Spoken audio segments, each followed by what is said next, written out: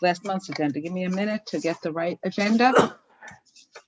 Welcome to the May 4th Zoning Board of Mamaroneck, Zoning Board of Appeals of the Village of Mamaroneck. The first item on the agenda is a public hearing on the draft environmental impact statement for 416 Waverly Avenue. It is case number 15A 2018.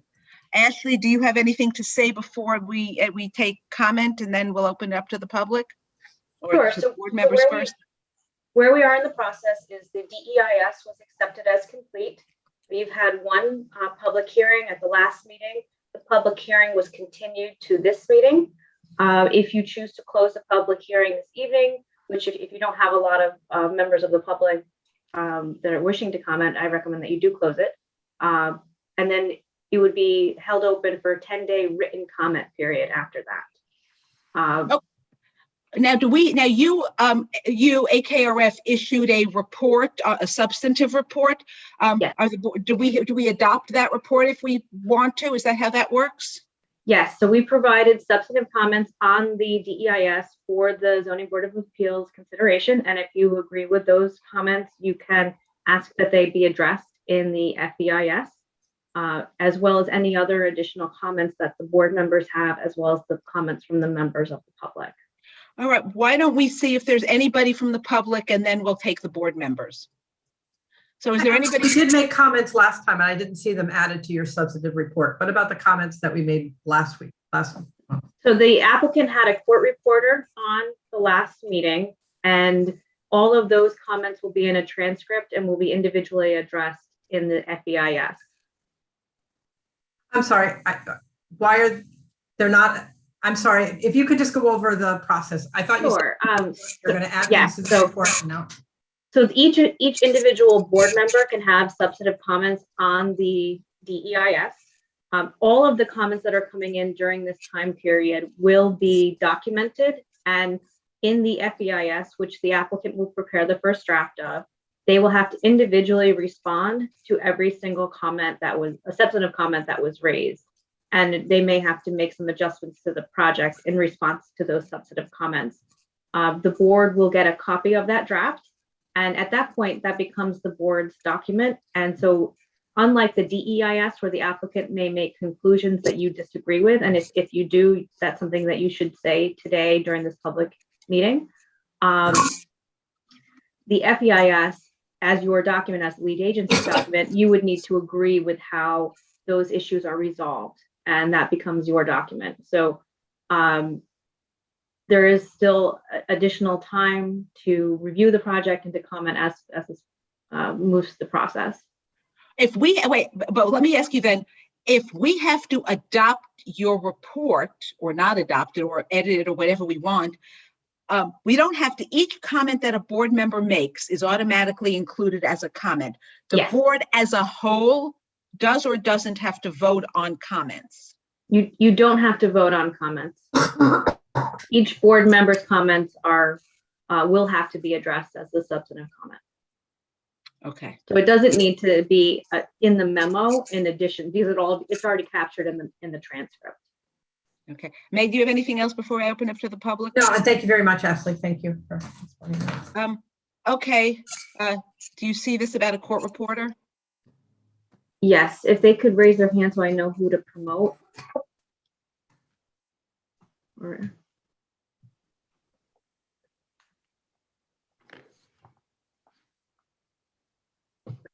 is it looks like it's and forgive me if I'm pronouncing this, Esta Marie, parenthetical CR. I'm assuming that's court reporter.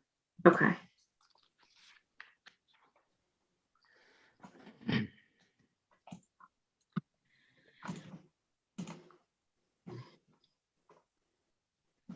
Thank you. Okay, so now I'll open it again to the public. Are there any members of the public who wish to comment on the DEIS for 416 Waverly Avenue? If so, please indicate, raise your hand, or otherwise indicate. There are 3 people with their hand raised. So we just start with the order that they're appearing in the box. Is that That's fine. okay? Stuart, you're allowed to speak. Greetings. I was actually just greeting you initially, so I guess it just had my hand raised. So that's not the matter of which I want to speak about. So you have no comment on the DEIS? Thank you. Okay. Andrew Spatz.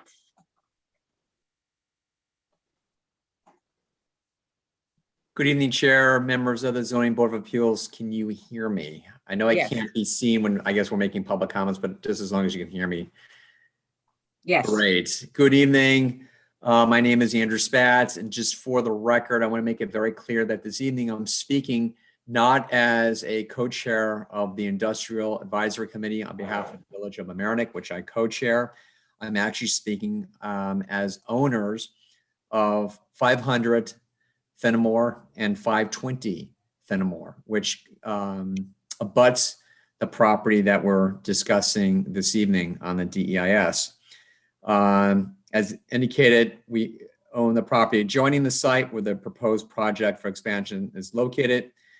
And obviously, as expressed during the course of previous presentations, and based upon our immediate location to the proposed development, it was imperative to assure that the issues of flooding, runoff, and continued ingress, egress along Railroad Way, both to vehicle, tractor trailer, and railroad use were addressed in the DEIS. And based upon the representations made by the applicant and its consultants in the material provided to date, it would appear that the nature of the concerns have been addressed. And I want to break these down, specifically the traffic and transportation, chapter 4, period H. It was absolutely imperative that there were assurances that the intersection of Fenimore Road and Railroad Way would not be blocked during business hours, thereby assuring the flow of traffic by vehicles and tractor trailers, making deliveries and pickups for all of the buildings and properties that are located along Railroad Way. There was a letter dated February 19th, 2019 from Cuddy and Fetter, which proposed that the hours of construction would be from 8 a.m. to 6 p.m. Monday through Saturday. Obviously, with the applicant coordinating in advance with the building department, we feel very confident that the intersection and egress and access to Railroad Way would remain open so that the businesses could receive their shipments from these large tractor trailers. There was also reference to the removal of a curb cut near a barn, which we don't oppose. This was also made reference to in the DEIS, as long as no additional obstructions were installed. Because again, the access is absolutely imperative from Fenimore Road into Railroad Way. That's how the vehicles go from I-95 and gain access to all the buildings along Railroad Way. And it indicated nothing in the applicant's reports indicated that they were going to replace that curb with anything that could be serve as an obstruction to the traffic and transportation. Communication that would be held with CSX Rail. This is absolutely imperative in advance of any construction, as we do have active railroads that, I should say, rail cars that come in late at night. The applicant addressed these issues. During construction, the applicant would ensure that no impediments were placed in the required clearance envelope, which was discussed and relayed in the DEIS. And also, it would not interfere with the CSX crews operating on those tracks. Unfortunately, I'm not sure if you've actually been down there, but you can imagine having a railroad car, an engine, I should say, there's very, very little room for error.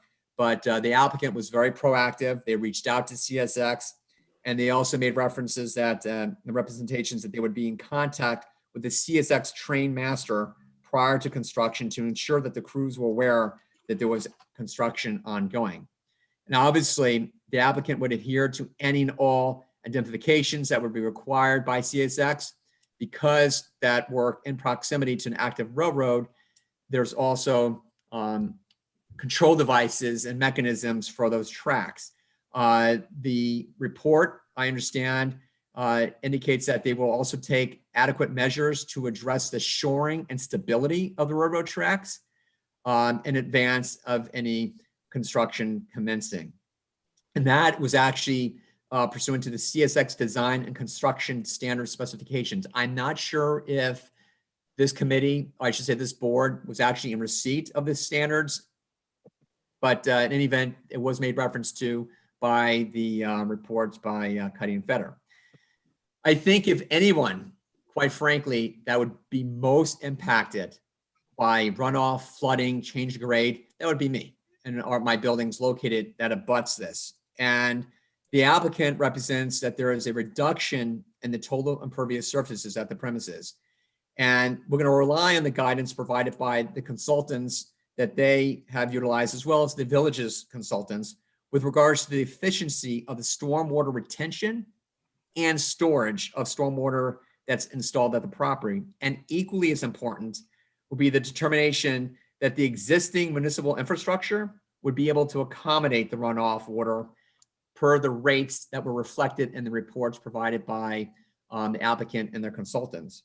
And obviously, Chair and members of the zoning board will defer and rely on the consultant's guidance that the project with respect to the regrading proposed will not result in a net increase of runoff from the property that could contribute to additional ponding and standing water, not only on Fenimore Road, but also on Railroad Way.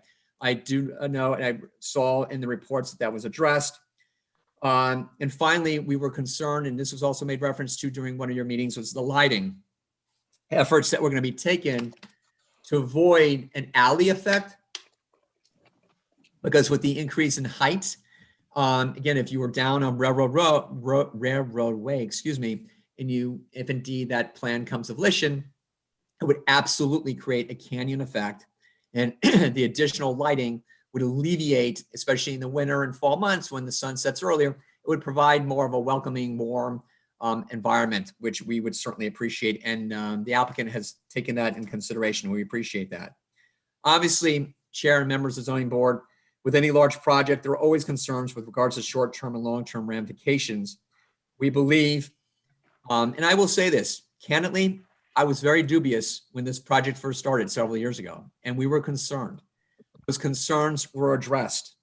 And it appears that the applicant has worked diligently to arrive at a concept that will enhance the industrial area and address the environmental and logistical concerns that my family has expressed to this board and the planning board in the past. And obviously, as a community, we feel that this would serve as an opportunity to enhance and rejuvenate the industrial area, especially in light of the unprecedented local and global events, and will further encourage growth and employment and versatile uses in the area. So I thank this committee for doing its due diligence. I should say, again, I apologize to the board for doing their due diligence.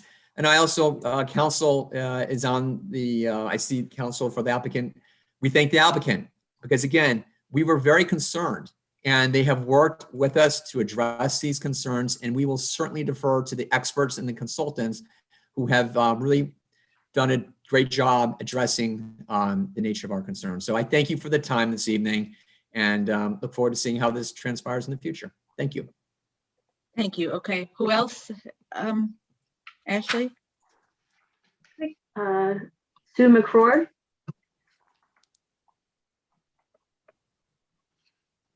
Hi, my name is Sue McCrory. I'm not within the notice area for this property, but am concerned about flood zone compliance and what's going to be done.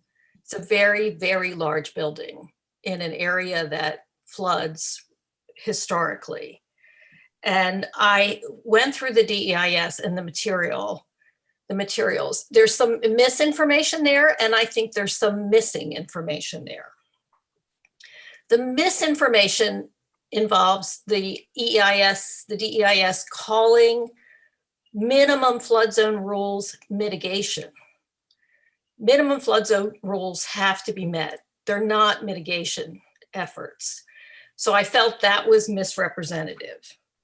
There was something in the EIS that said the owner needed flood insurance.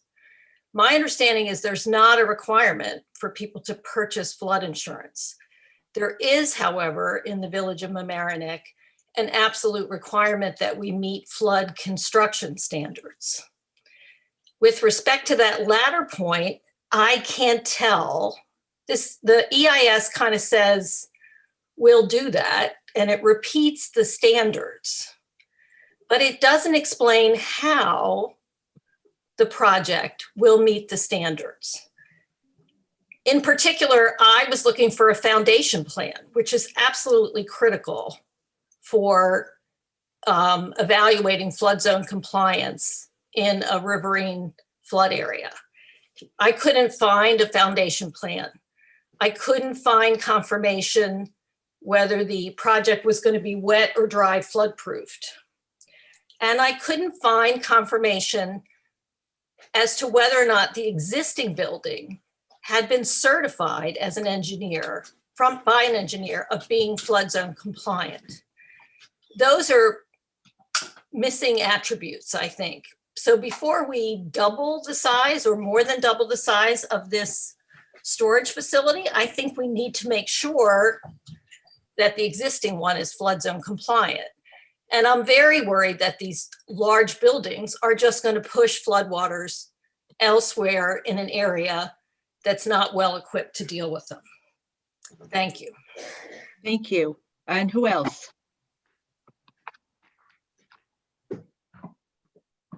Any?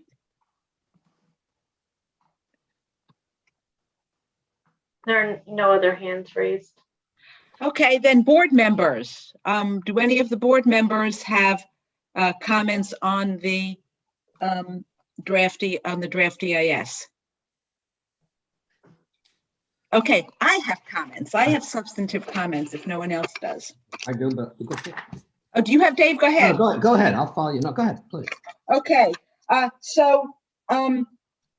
the DEIS, and this is actually in the executive summary, but it's also repeated in the chapter on land use zoning and community plans. It talks about, as demonstrated by the continued operation of the existing self-storage and is more fully documented, it generates no impact. Therefore, the self-storage is entirely compatible with the existing surrounding uses. And I disagree. I do not think that the fact that it is consistent with the existing building means that it will not have an impact or make it appropriate.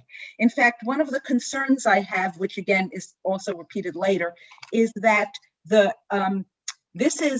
proposed future zoning will be the maker zone, which is discussed here. The maker zone seeks to have more foot traffic and other traffic.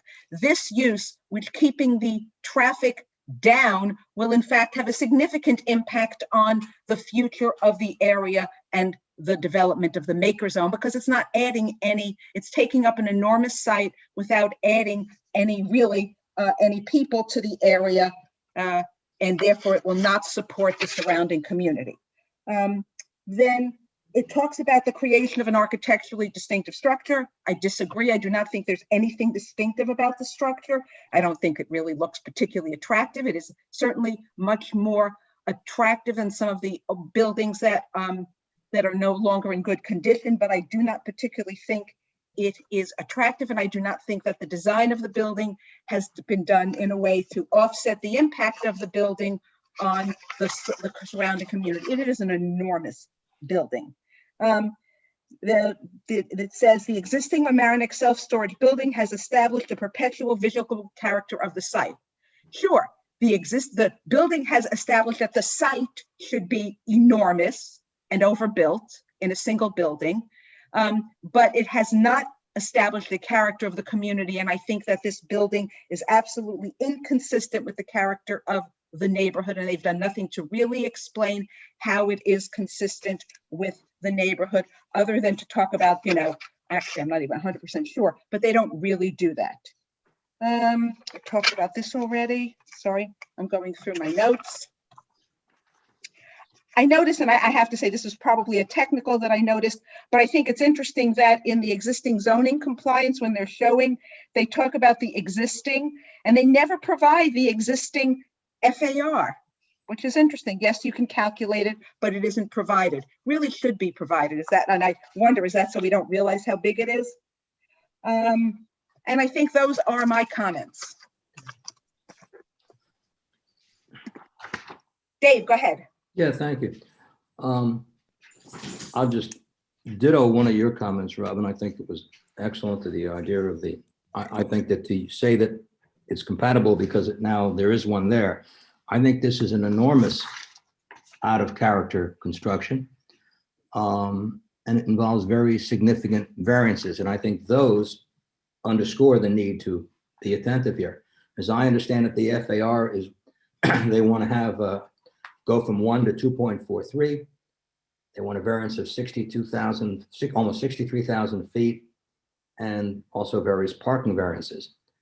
One thing that's unclear is that with regard to the variances, particularly the parking ones and some of the setbacks, I think they have to indicate what buildings and what improvements there are going to be serviced by those, for the existing, for the proposed, for the other buildings. I'd like to see, so we have a breakdown in a chart of how that goes, because we often run into a situation where parkings are given and then there's an argument over whose they are. We have a lot of different buildings here and a lot of different uses. We'd like to know what that is. I also think that with regard to the alternatives, I would like to see more in the way of alternative assessments, alternatives that would be less height, less size, less impact, less visual impact, and have those. They are mentioned, they mention a few of them there, but we don't see them. We don't see a real picture of how they would look and how they will impact. Which leads me to the visual aspect, which I think Chair just touched on. But this is completely out of scale to the neighborhood, a huge amount of variances. And I don't really see in the diagrams that I saw in the whatever the diagrams or the photo generations that were provided, it really doesn't show the impact. It shows a nice picture of it with the sky behind it. And that's not the impact. The impact is that you got to see it from different locations in as it presently is, and then how it will change. A photograph as opposed to an artist's depiction. And I think those are very important. There is going to be a huge change there.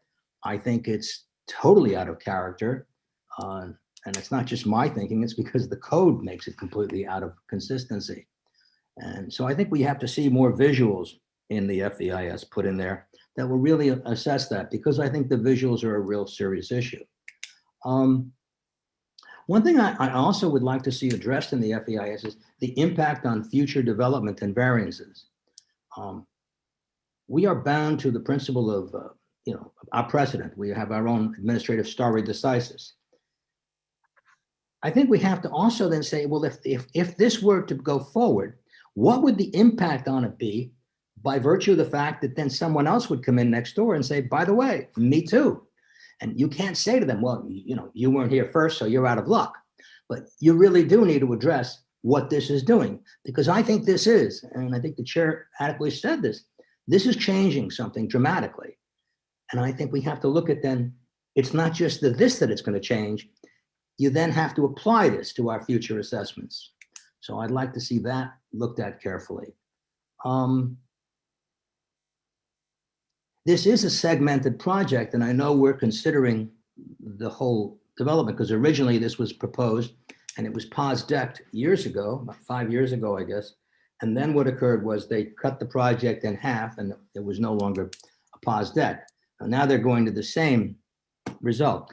I'd like to know more about the interplay between the buildings, and how much construction is going to change on them. And also, as I said earlier, how the different variances will apply to the different buildings and the different improvements.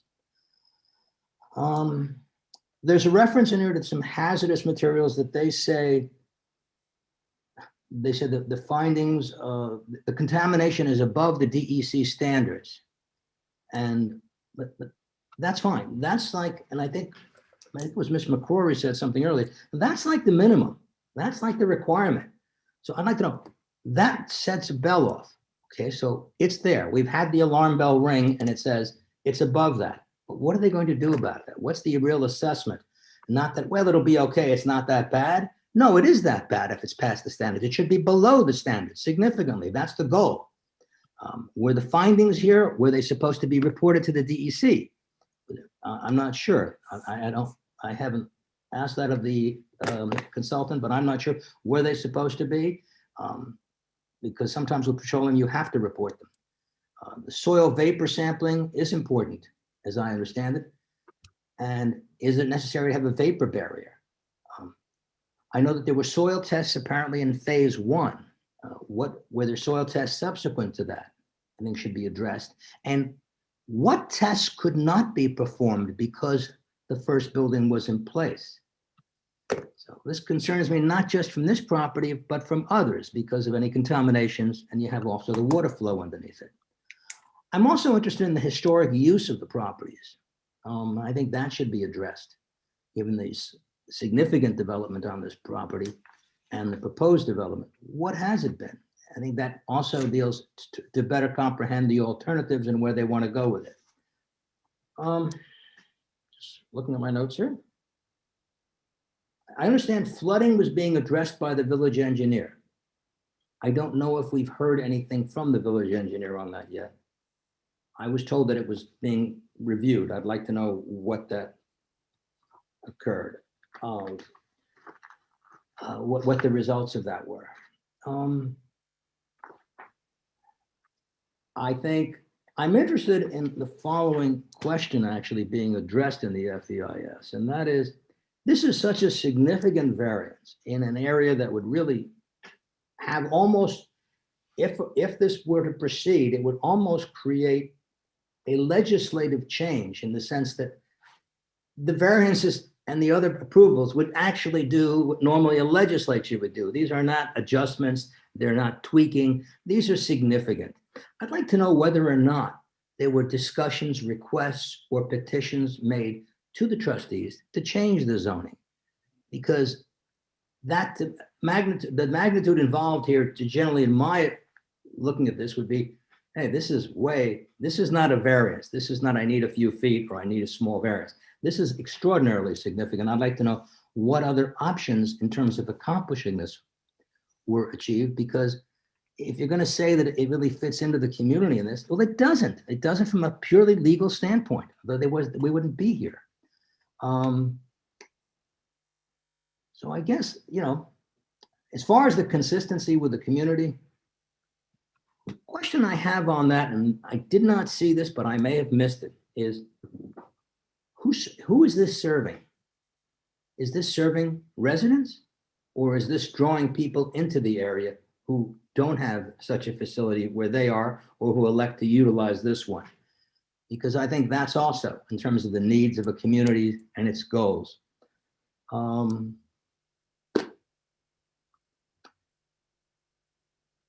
I'm disappointed overall in the magnitude, and I'm disappointed in the fact that this was segmented, because it's almost a bootstrap operation. So, but hopefully if they can address these issues and we can get that flooding report, then maybe we can include that in the FEIS and get some clearer understanding on this, because one of the concerns I have is that whatever we do here has to then be able to be utilized in terms of decision-making by others. And if we're going to mitigate, this is probably the place in the FEIS to try to do it. It doesn't remove the individual agencies from their options, but I think we should try to do it that way. Okay? And probably the biggest thing, I just want to end on this, was the visual. It's huge. And it doesn't fit in there. I think a golf course could fit in there better. It's a small one, and I don't play golf. But there you have it. I think those are my points. Thank you. Thank you. And Abby, go ahead.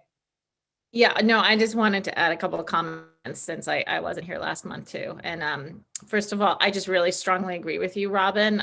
I feel like you kind of hit the nail on the head, that I feel like this flies in the face of the whole makerspace concept, everything we're doing with Vision Zero and pedestrian traffic. And I just want to make two quick related points to that.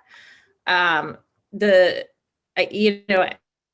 think the first is that from the pedestrian perspective, even if it's well lit, you're essentially creating a huge dead block right in the middle of actually where we have some really, interesting new development. So it's a dead zone, and I don't think that's what we want to accomplish here. The next point related to what Dave was just talking about, drawing customers in, is that you're actually not going to draw customers in for self-storage. They're going to come in cars, they're going to drop their storage off, and they're going to drive away.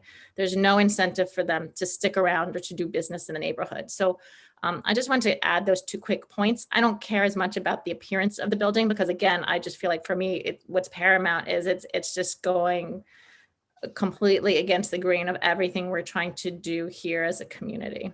So. Okay. Meg or Greta, do you have anything to add before we? I do. Go ahead. Somewhat what I said, but I'm going to reiterate or flesh out what I said last time, was that I was reviewing how there were 9 soil borings taken, but we only got the results from 6 of the soil borings. I wondered what happened to the other 3. I'm also interested I know that they reported there were 2 tanks that had to be removed, and there was a spill that has been administratively closed out. But I would be interested to know where those tanks were on the lot and how they relate to the borings and the testing that was done. This is somewhat what Dave was saying. I did understand that they found SVOCs above the normal limit, and their response was it likely represents background concentrations for these constituents because it's in a commercial corridor area. I was not satisfied with that. It's likely something because it happens to be in the area. I thought that was really avoiding and taking responsibility for doing further testing and understanding what the ramifications were of the results of those tests. I also, everybody's has been talking about how massive it is. I do think it's a massive, and I know that we have other warehouses, but they're not as large. When you have one that's this large, you have no breaks in the building to see the sky or to see the buildings behind it. So to me, it's not a village feel, it's an urban feel. It's what you expect when you go to a manufacturing industrial area that's actually in a large city rather than in our village feel. And just as Robin and Abby were speaking about, that's definitely the Maker Zone initiative, was to make sure that even though we have some industrial uses and we have landscapers and different car repairs, that we're keeping it a village feel by making sure we have a mix of uses that bring pedestrian traffic. I'm also very concerned that it definitely is a segmented project. The 2 buildings are going to connect exactly together. Clearly, when you built the first building, you must have had an intent that you were going to come back with a second building, because it seems such a simple thing to put them together that you've designed it that way. And I know I made mention of this last time in 4A-21, the applicant said that it cannot achieve the benefits sought without this requested variances, the size of the variances. And again, they built one building and said that came to the ZBA, said they wanted to build this building. I assume that was a profitable building. It sort of seems like, as now that you're saying you need more to actually make it profitable. Otherwise, if you don't need more, then that's not a good argument, that you need to make it a certain size to make it profitable, because you already built one that's still huge, but it's not as big. So that's either a false argument, or you were holding this second part of the project in your back pocket if you knew that you needed to add this extra space to make it profitable. And also, I'm going to add my comments that I do think that it's a large, impersonal building, basically lifeless building. I don't know why we would give such huge variances for something that is just a big structure to hold things, and that will increase the profit of the owner without giving back to the community. It's not as though we're building a theater that we don't have, and okay, so it's a little larger and there's some new spirit in it's a new kind of industry that we're looking for, and it's something that we're going to interact with, that a lot of people are going to get jobs with. We would be giving variances to build a massive structure to hold things, and that's going to stay quiet, going to stay dark, and not employ a lot of people. So I would not be inclined to give such large variances with so little in return for the village. And yes, I do think that we'd be setting a precedent, and I could see blocks and blocks of self-storage areas in the area, and that would just be a sad thing for our village, I think. Okay, Greta, do you have anything to add? I agree with just about every single comment that was made tonight. I share all those concerns. I see it as concerns localized to this specific project, but then also the concerns that's mentioned by probably all of you of just the domino effect that, this project goes through and then what's next? And it creates a precedent that would be difficult to control. So, there's the unknown about this project, but then there's also the unknown of the consequences of other projects down the road because we've approved a project of this enormous size. Okay, I just have one, hang on one second, Charlie. I just have one final comment that I forgot to make, which is the segmentation, but since it's been mentioned, to me, there's no question that this was segmentation, and given that they originally came to the board with the full project, which was this entire project, then they withdrew that full project and came back with essentially half the project, and now are coming back because the board voted to do to posdect it and voted to do what required an environmental impact statement, and the applicant at that point withdrew that full variance and went for half the variance, and now it's coming back for the other half that it didn't get the first time. So I do think this was segmentation I do think it was segmentation. Okay, Charlie, you had something? Yeah, just along the lines of segmentation, I think it would help this board if someone wanted to request that the applicant provide, and maybe with the assistance from Amber, the full administrative record from the prior approval, including the original application, the withdrawal of the application, Chair, that you had just mentioned, as well as any meeting minutes and approvals, so that this board can properly assess what had happened historically versus what is happening now. Very good point. Sure, so if we need to say that, because I don't know if Charlie's comments get noted, but if not, I would support his comments. Thanks. Yeah, I think that's excellent. There was two sets of applications. There was the first application for the whole, and then later on, a couple of years later, there was the other one. Okay, if no one else has any comments, Ashley, is there anything else we need to do? You need to either make a motion to close or continue the public hearing. If you close the public hearing, it would still be open for a 10-day written comment period in accordance with the SEQA regulations. Can I inquire as to what is the story with the flood assessment? I understood that the village engineer was reviewing that. So the village engineer has been provided with a copy of the DEIS. They have provided some comments on the DEIS in the past. I sent a follow-up to him yesterday. I haven't heard back yet. The deadline for the written comment period would be May 17th because the 10 days actually falls on a Saturday or Sunday. So he can provide those comments by that date, and they would need to be addressed in the FEIS. So if we can, kind of nudge him if he's listening or not, if you could please do that in the next time, in that 10-day period, it would be great. Dave, yeah, go ahead. Just one question. I know we can take this up next time, I think, but one of the questions that has to come up is whether or not we're going to oversee the FEIS or how that's done, because the FEIS, as I understand it, Charlie, is our document, right? You're muted. Yes, that's correct. Typically, the way it works is the applicant would provide a draft. Then that includes a response to the comments as well as all the documentation needed, including meeting minutes. And then this board would review and manipulate as it sees fit. Manipulate, huh? Edit. Edit. You have full editorial control. Yeah, we have edits. We can edit it. The document. We can have it reviewed by our expert, right? Yeah. Yes. Okay. All right, anybody else? So we don't have to vote already. Oh, we have to vote on We have whether to vote on anyone want to that. make a motion to close the hearing, or my 2 cents are, you know, as long as we can get the village engineer's comments, I'm happy to close it. Because there aren't that many public comments. I think the board members have given their comments. So does anybody disagree on the board, or, and I'll make a motion to close the public hearing on the DEIS?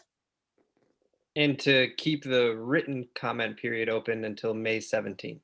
Yes. I'll second that. Second, whatever. Okay. Anybody have anything to say? Otherwise, we'll take a vote. Okay, Meg, Yes. Greta, Yes. Dave, Yes. Abby. Yeah. And I vote yes as well. So the hearing is closed. The public hearing is closed, and the written record will remain open until May 17th. And just for a point of clarification, that's the public hearing concerning the DEIS. Right. So the public hearing related to the underlying applications, I believe, remains open and adjourned. I do have one question, which I think we didn't take care of, and I have to go back before we leave this, but I guess it's a written record, so it's fine. Ashley, does the board have to adopt your comments? You don't need to formally adopt them. You could just recommend that they be addressed. Okay, so we recommend that DEIS. that the comments provided by AKRF and or Ashley, I don't remember how it was done, be addressed in the FEIS. Do we need to vote, Charlie, on this? No, I have full confidence that the applicant will address those. Okay. comments. Fine. Okay. Thank you, Ashley. All right, thank you. Unless there's anything else, I was going to sign off. I don't think so. Okay. Have a good night. Thank you, Bye. Ashley. Okay. The next item on the agenda is case number 11-2021, 946 East Boston Post Road, which is an application for an interpretation of 34230A1H. Is the applicant here? Robin, I would like to remind the board, this is for direct Yes, petroleum, you were and I'm recused. I'm recused from this, so. Right. I even have it down in my notes, but thank you. This is an interpretation matter? This is what they asked for. They asked for an interpretation. So if the applicant could raise their hand so that they can be promoted to speak.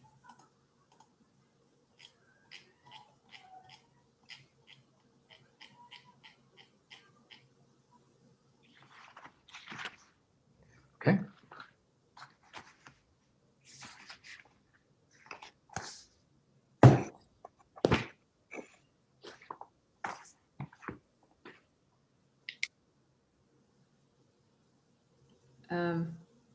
Sorry, actually, Christy Derrico, are you looking to speak on 946 East Boston Post Road?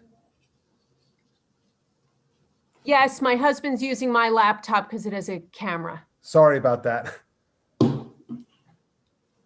Would you like should I turn on my video? Or is that not necessary? Be nice to have a video if you can do it. I'm not sure that you can, but if you can, it's nice to see people.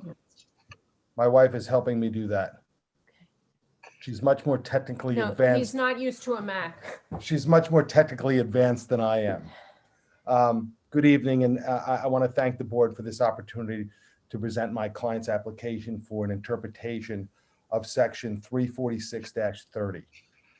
My clients are proposing to open and operate a high-end used car dealership at the location, which we all are uniquely familiar with. I am a lifelong resident of the village of Mamaroneck, and I recall the debacle with Ralph's Ice Cream there and the problems that it caused for obvious reasons.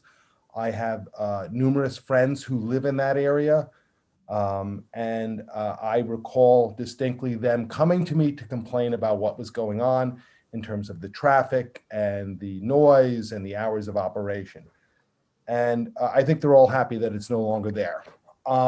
That said, the contemplated use, I think you might be familiar with from television, from seeing those Carvana commercials on, where they have the cars stored and you buy the car on the internet, and then you come and you pick up the car. That's essentially, for all intents and purposes, what we're proposing. And my client, I want to point out, is the owner of Storm Auto Group, Christian Petriusco. He is a resident of the Village of Mamaroneck and is also a business owner. He owns Motorworks Garage in Mamaroneck. He's been there for about 10 years.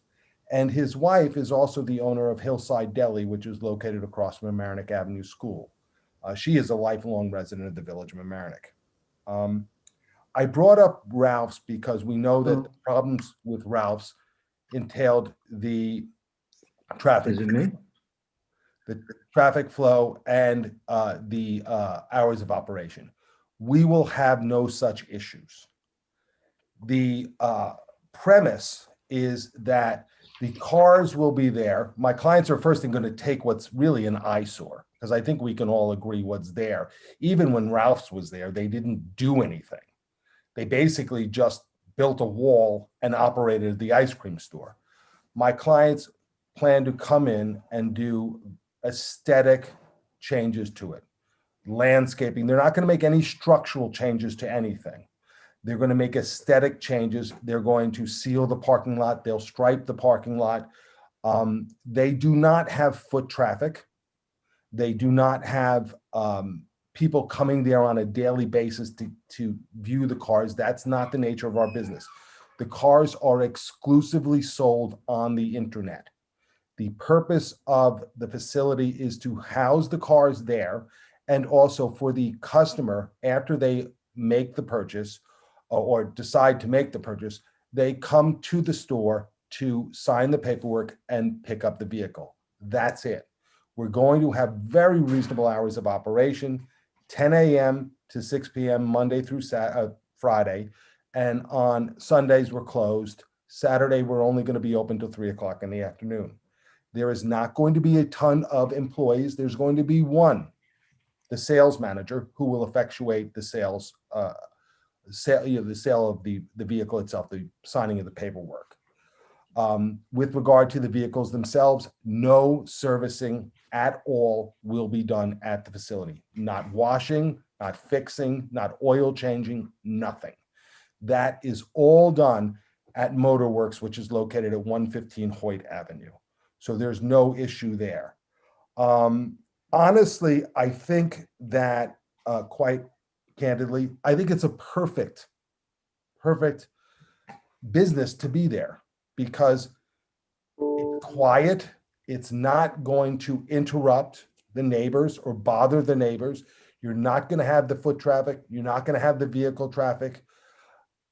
I think it's just a great opportunity in the village. And Section 342-30 does permit this to a certain extent, because I think when that was written, and I believe it was written in 1999, that's when they talked about the sales of used vehicles in relation to the sales of new vehicles. Obviously, I would assume that was premised upon the car dealership down the road. I don't think this use was ever contemplated when the statute was, or that section of the law was written. And with the advent of the internet and how much it has exploded, I don't think they thought this was a contemplated use. So I think really at the end of the day, we only have about 15 to 20 sales per month. We don't anticipate more than that. I think it's a perfect use. I think it's a legitimate use. And I think that it would not, I think it would make the property look really nice. They plan to do some really nice landscaping there. And they won't even know they're there. That's the reality. It's going to be something that looks nice. And I don't think it would be a burdensome to any of the neighbors. And I would hope that they would welcome this enterprise. Mr. Derrico, I have one simple question. With your argument and discussion, it's been like about about an area variance. The nature of it's not inconsistent. We're going to do a great site, or a rezoning to allow this use. I don't understand, and you've made no argument to explain why this is an interpretation. And you've come for an interpretation. So please explain to me why or how, what interpretation is it, and why that's an appropriate interpretation.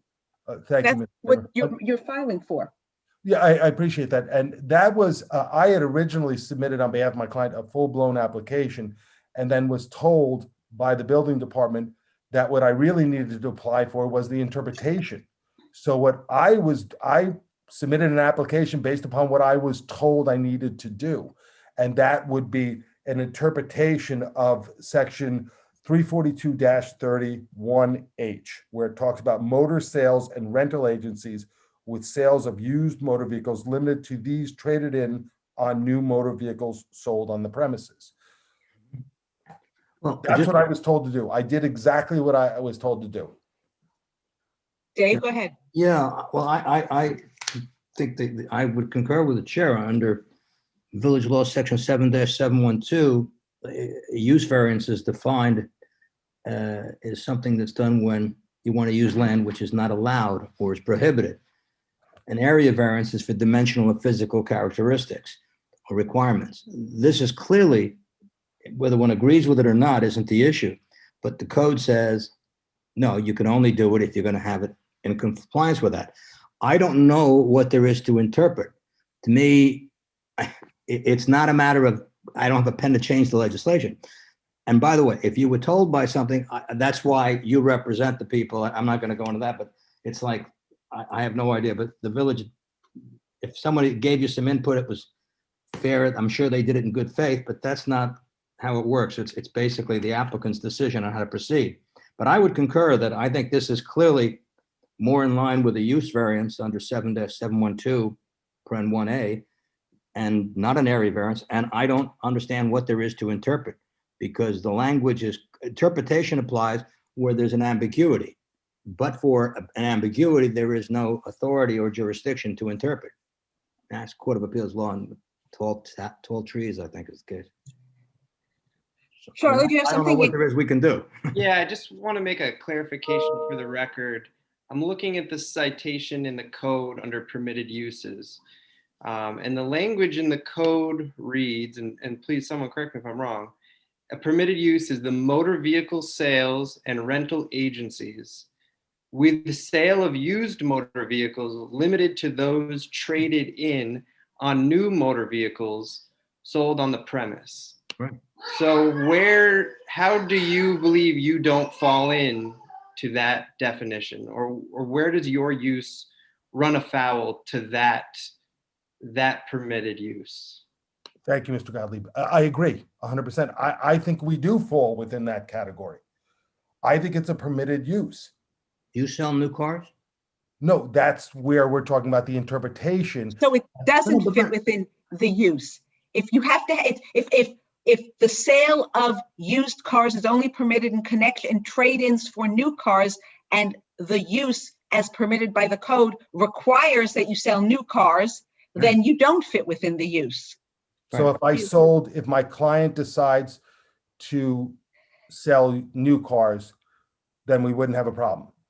If the used cars were traded in, not if I wanted to sell my used car, but unrelated, but I wasn't buying a new car from you, then you wouldn't fit in. It would only fit in if I was buying a new car from you and in return. So the question is, so Charlie, the answer to your question is because that's not what they're doing. They're not selling new cars. Right. That's what I wanted to clarify. Yeah, I think I just see this as they're saying basically, I suppose if you take a car in on a trade, then you wholesale it or find another way to sell it, but you can't sell them there. But how is, isn't that really a distinction without a difference? I mean, it's really, I mean, it's not a distinction. But we're selling cars. Yeah, but the code is very clear. New car, used car. Yeah, Mr. Neufeld, I don't, it just seems ludicrous to me. I have to be honest with you. We're selling a car. Whether it's new or used isn't that irrelevant? I mean, it's not like we're having some, I'm perplexed. I really am. I have to be honest with you. It sounds like, I see these things where they tout the village as the friendly village and promoting business. And it just sounds like you're looking for a reason not to do this. That's really what it would appear to me. I just don't understand it. I'm asking for an interpretation or a I guess a variance or What you're some asking, leeway. or if I may just respond, since you, the chair, is that all right if I respond to that? Absolutely. I mean, whether you think it's ludicrous or not, and I don't suggest the trustees were at all ludicrous. I'm sure they had their reasons and I don't understand them, but that's not the point. The point is that that's the way it's written. That's the English language and that's what it says. Now, if you don't like that, you have to get a use variance, as I see it.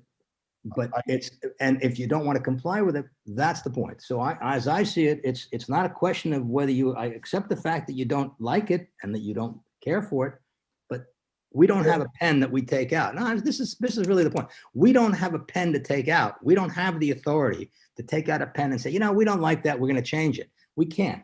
And the state law is very clear on that. It limits us to a use variance on this, and the code is very clear.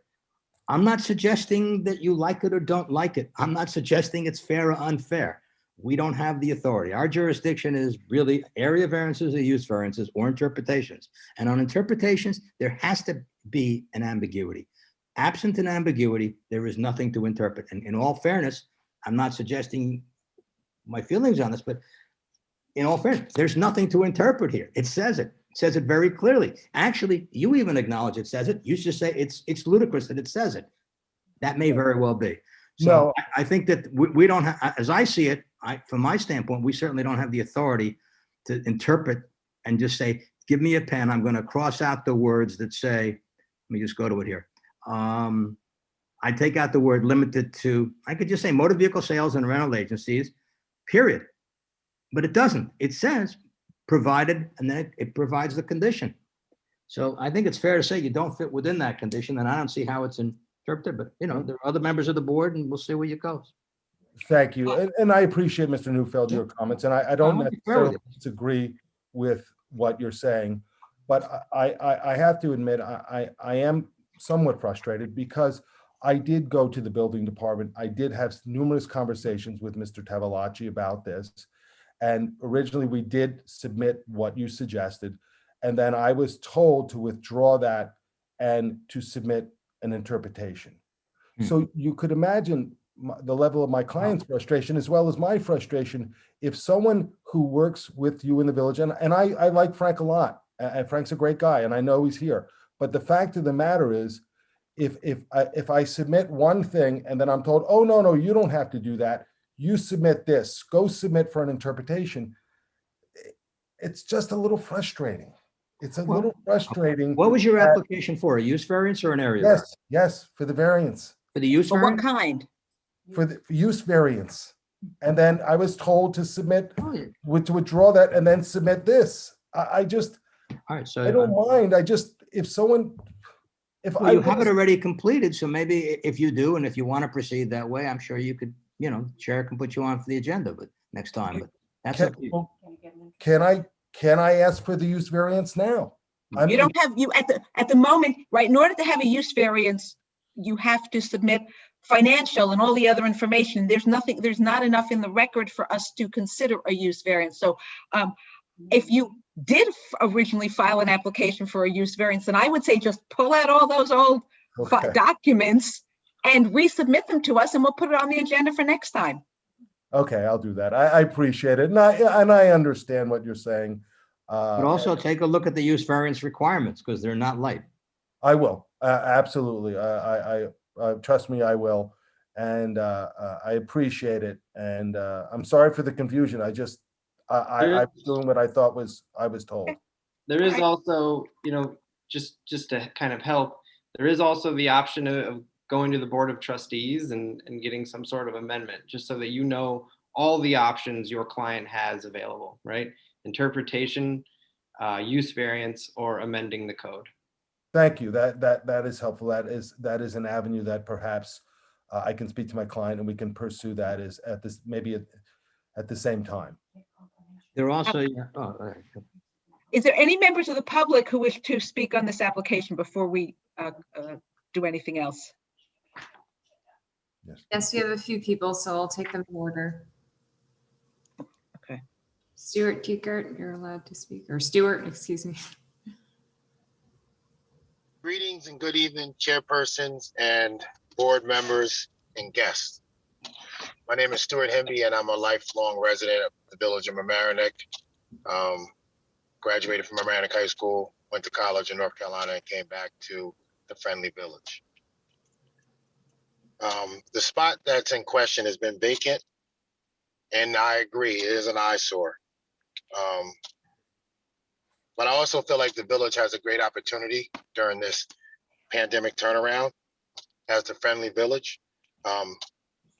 We have new neighbors that are transitioning from the city, the other 5 boroughs, and other states. And as Mr. Newfield had said, he quoted 3 things which I thought was very important. He used the terminology historic, visual, and he used the word pedestrian. So in terms of a historic standpoint, we know that it is an eyesore to have a vacant building, dwelling, right? We can all agree on that?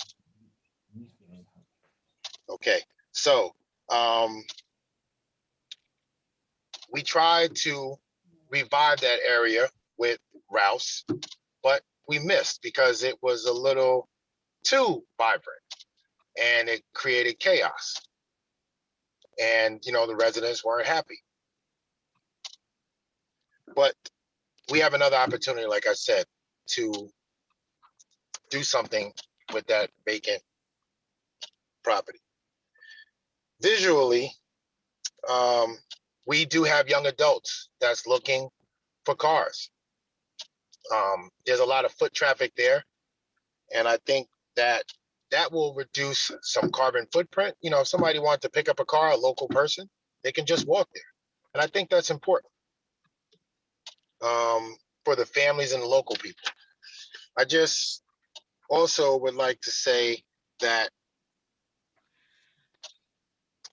we need to do something, and I hope that we can revive other locations in the village of Mamaroneck, because as you've seen on Mamaroneck Avenue, when the stores were desolate, we have a lot of people here and they're migrating here and they want to purchase cars, they want to dine, and they want to be out and walk along the water and see things. So I just hope that we can do something with this location. I think the business that is being suggested is a great opportunity for the village and its family members. So thank you for the time. I truly appreciate it, and have a good evening. Thank you. Madam Chair, may I ask briefly if I submit the amendment supplemental, would I be on the agenda for the next month? I just want a confirmation that my client would be on there.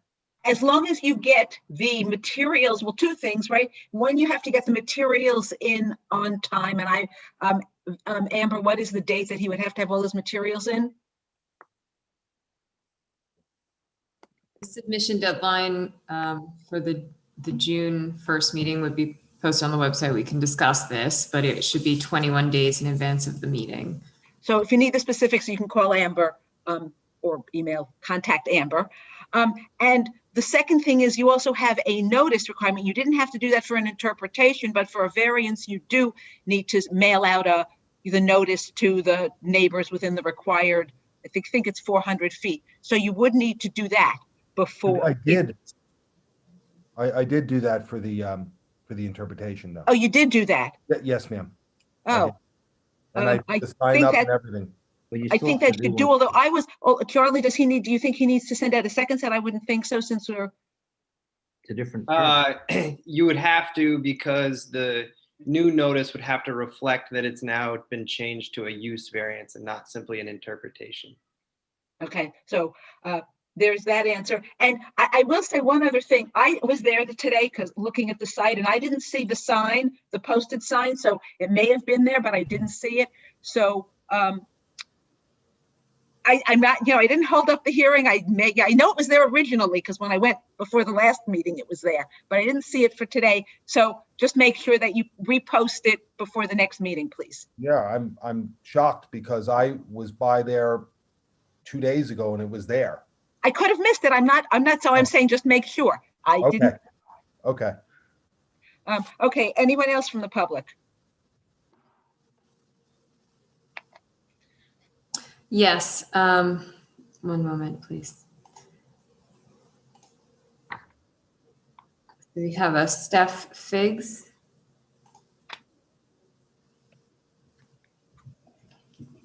Hi, how are you? Good evening. So I am a neighbor of this property and I was affected by the Ralph's situation. I just want to say a couple of things. I agree that, you know, this property is an eyesore, and of course we want something to go there that is going to benefit the neighborhood and, you know, the people who live here. We do have some concerns as a neighborhood. And we also have to remember the code is the law. We don't want to make another mistake as we have in the past. So whatever goes in this property, we want it to be what is best for everyone and for the village of Mamaroneck.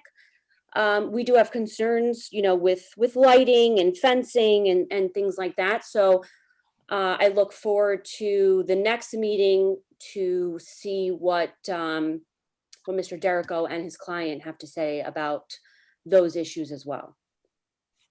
Okay, thank you. Yes, please keep an eye on when you hear the next, if you have actual more substantive, you know, in terms of the concerns that the neighbors had, you should please, you know, happy to hear them. Yes. Anyone else?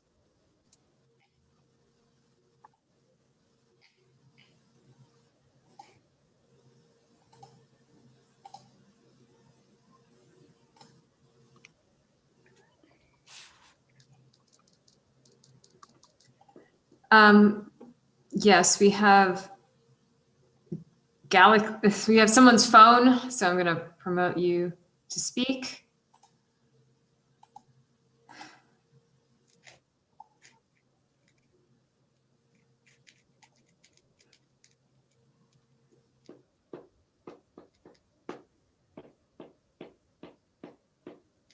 Hello?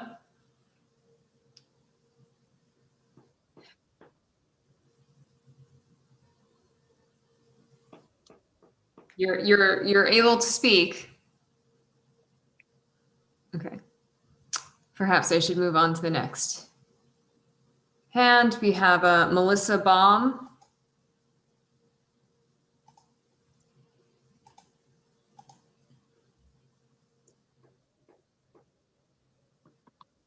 Good evening, everybody. This is actually Erica Selly. It's her wife. I'm using her laptop, so apologies for any confusion there. I've lived at 117 Frank Avenue for the past year and a half or so. I think we're about 200 feet from the lot. We've loved this community. We came here from Brooklyn, where we lived for about 5 years, and fell in love with the village. We walk our dog every day, through that lot to get down to the creek, things like that. It was actually a little surprising to us from our perspective when we saw cars being parked in that lot in September of last year. I assume that the permits, however variant, would be approved at that point in time. But I was a little surprised to see the notice that we got about 6 weeks ago for the variance or the interpretation that is now being requested. So, from our perspective, we would just like a little more information, as Stephanie noted, as to how they're going to be operating on the property, such as signage, number of cars in the lot, when deliveries would be made, in terms of, just what it would really look like from the community's perspective. This lot is a little different in my mind from the Toyota dealership, for example, that's a little north on Boston Post Road. I don't think that is next to any homes. I think there are some homes behind it, but this lot here, it faces 2 homes, for example, and I could see it from my house. So, we do want to have a productive business in the community, and I totally understand that the Ralph situation was awful. My neighbors definitely have talked about it. I do love Ralph's Italian Ices, but you know, that they said the garbage and all that other, the nuisance there was a tremendous problem. So, you know, I appreciate the operating hours that have been proposed here are better than what Ralph's could be or was. But there are other questions left unanswered. So, you know, I do look forward to hearing what the applicant has to say moving forward to be a good member of the committee. I want to thank you for raising those because I think that's excellent. And I wrote all those down so I can address that when we address the board, because I agree with you. Those are legitimate concerns. And as a person that lives near there, those are things that I'd want to know.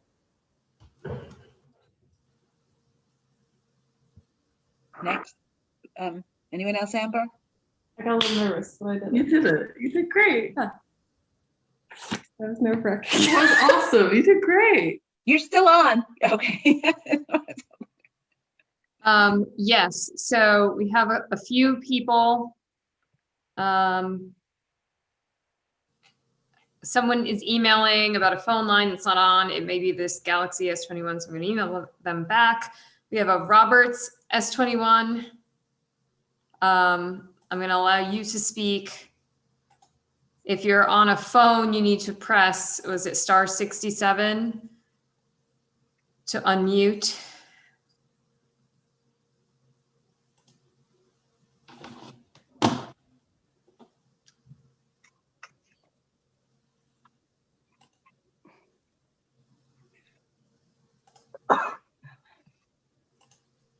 Good evening.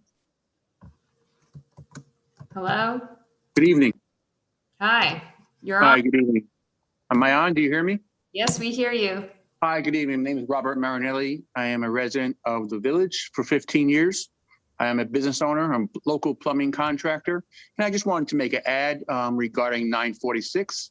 After hearing all the details and the highs and the lows, short and sweet and brief, it would be great to see something new.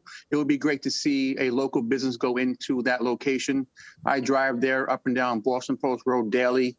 And it's been an eyesore, as it may be at this point right now, and I was looking forward to something new coming there. I understand 946, the previous business Ralph's was obviously a no-show. It was bad, and then we obviously made changes in going forward. But yes, regarding the used car lot, well, the high-end used car lot, from what I understand, I'm looking forward to something like that, and it's a great location. After hearing the hours of usage.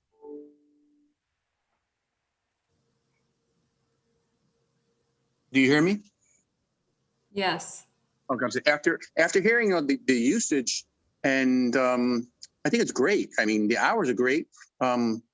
It's a great add to the community. I recently was looking for a used car, and I was looking to purchase something, and going online was a little difficult, but knowing that something local might be coming here is a great add. And I have friends that ask me all the time. Clients ask me that I reciprocate other businesses, and I love to help other businesses grow. So looking forward to something like this would be amazing. I would love to see something like this. It's great. Hopefully next meeting we can put our heads together and everybody can, make the changes needed to actually make this happen. It'd be very exciting to see this. I hope that would work out for him. I really, really received that. Nice. That was all I have to say. I thank you very much for allowing me to share that comment. Okay. Thank you. And we have another caller. If you could press star 67 to unmute.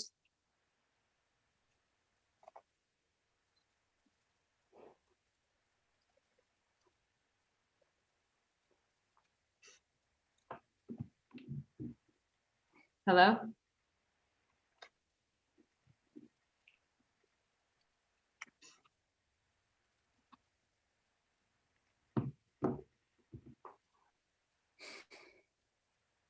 Okay, I don't believe we can hear this person.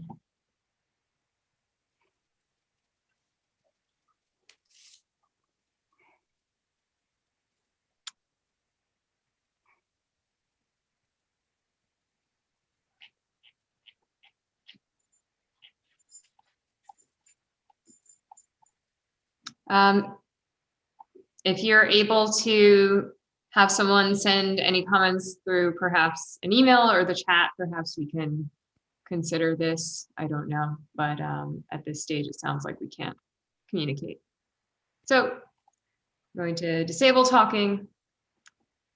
And that is it. We have someone called Jefferson Avenue. Is this someone who's wishing to speak?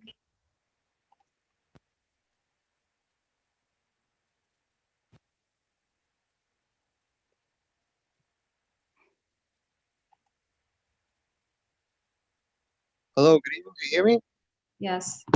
Hi, good evening, members. My name is Rocco Ruscido.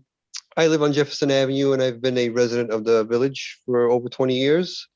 As a resident, I mean, everyone on here has made some good points. I don't want to repeat all the points because a lot of them were very good, but you know, as the years go by and this area has been vacant, it is an eyesore. As the weather is getting nicer, you know, there's more people driving around and and I'm sure I speak for most of the residents, we would like to see something that is useful to be placed in that area. And something like a used car lot is something that is useful.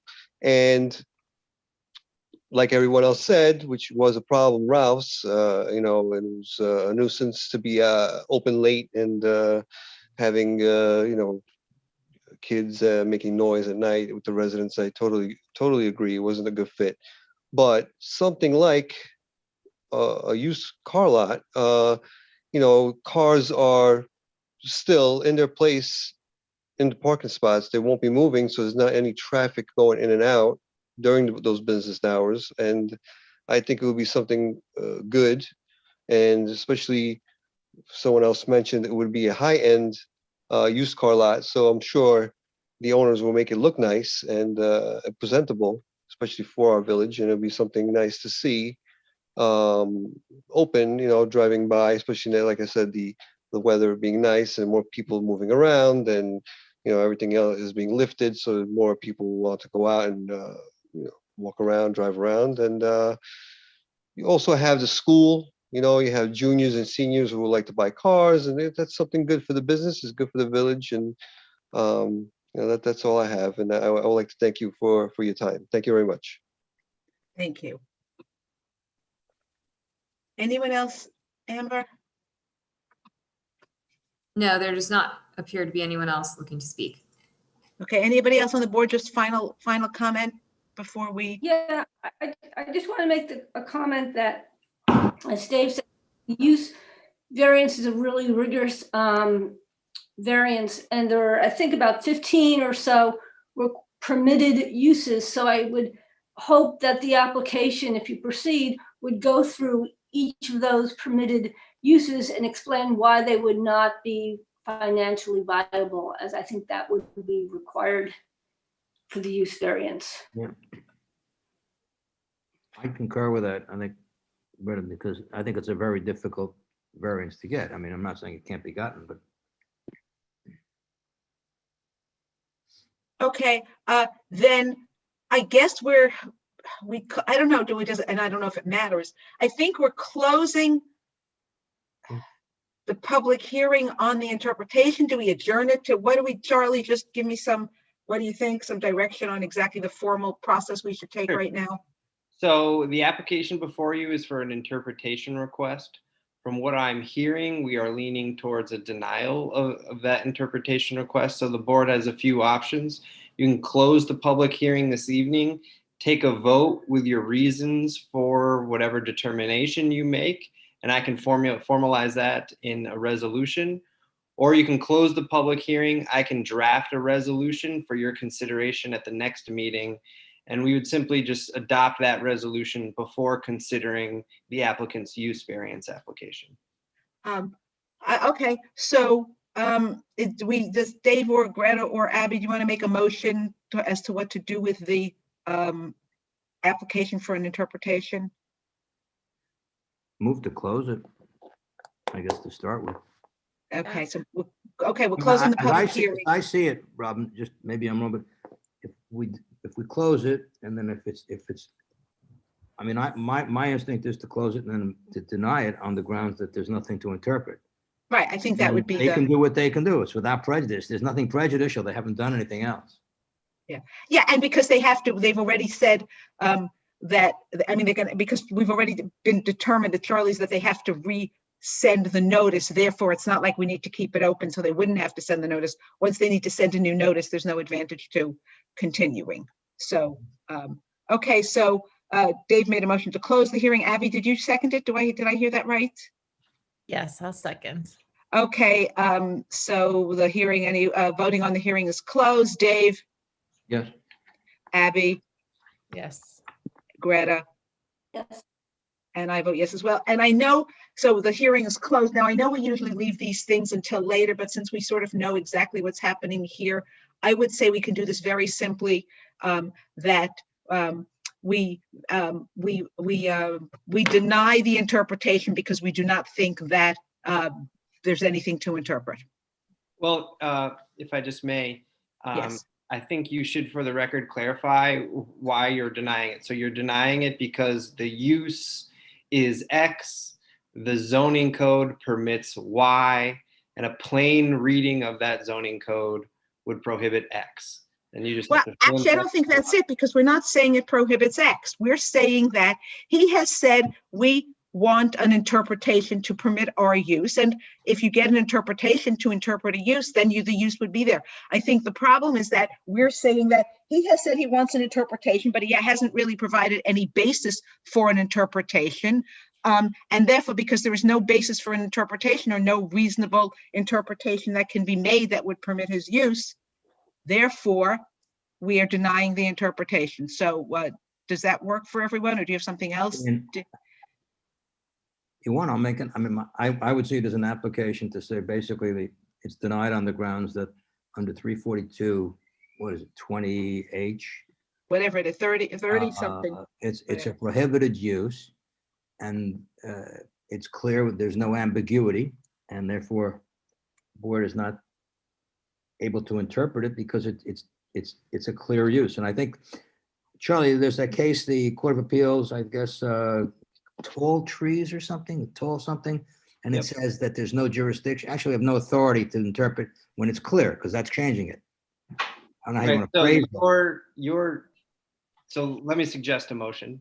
Sure. The motion would be to uphold the building inspector's determination, which found that the proposed use, which sells used cars, does not fall into the definition of permitted uses, and therefore the building determination is But upheld. that implies that we've tried to make an interpretation, and we have not. No, we're not. We are saying that there's no basis for an interpretation. Right. And because there's no basis for an interpretation, therefore, we can't grant the interpretation. Yeah, yeah, I agree with Robin, because I wouldn't say we're upholding or denying anything. This is an application for an interpretation, and it's an interpretation of a section that has no ambiguity and is very clear, as section H. I can work with that. It's just, that is your determination on the interpretation. Yes, because, You're interpreting the code to read it as it is written plainly. but the Court of Appeals in New York has said that if that's the case, we don't have the authority to change it or to interpret it, because there's nothing to interpret. Yeah, no, I understand what you're saying. We're saying the same thing, just two different. Yeah, ways. I think so, yeah. I just don't want to be in a position to say we affirm the building inspector. We're not even dealing with the building inspector. There's nothing to deal with. Gotcha. They didn't come here. If they came here on a variance with an interpretation, then I would, it's a different issue.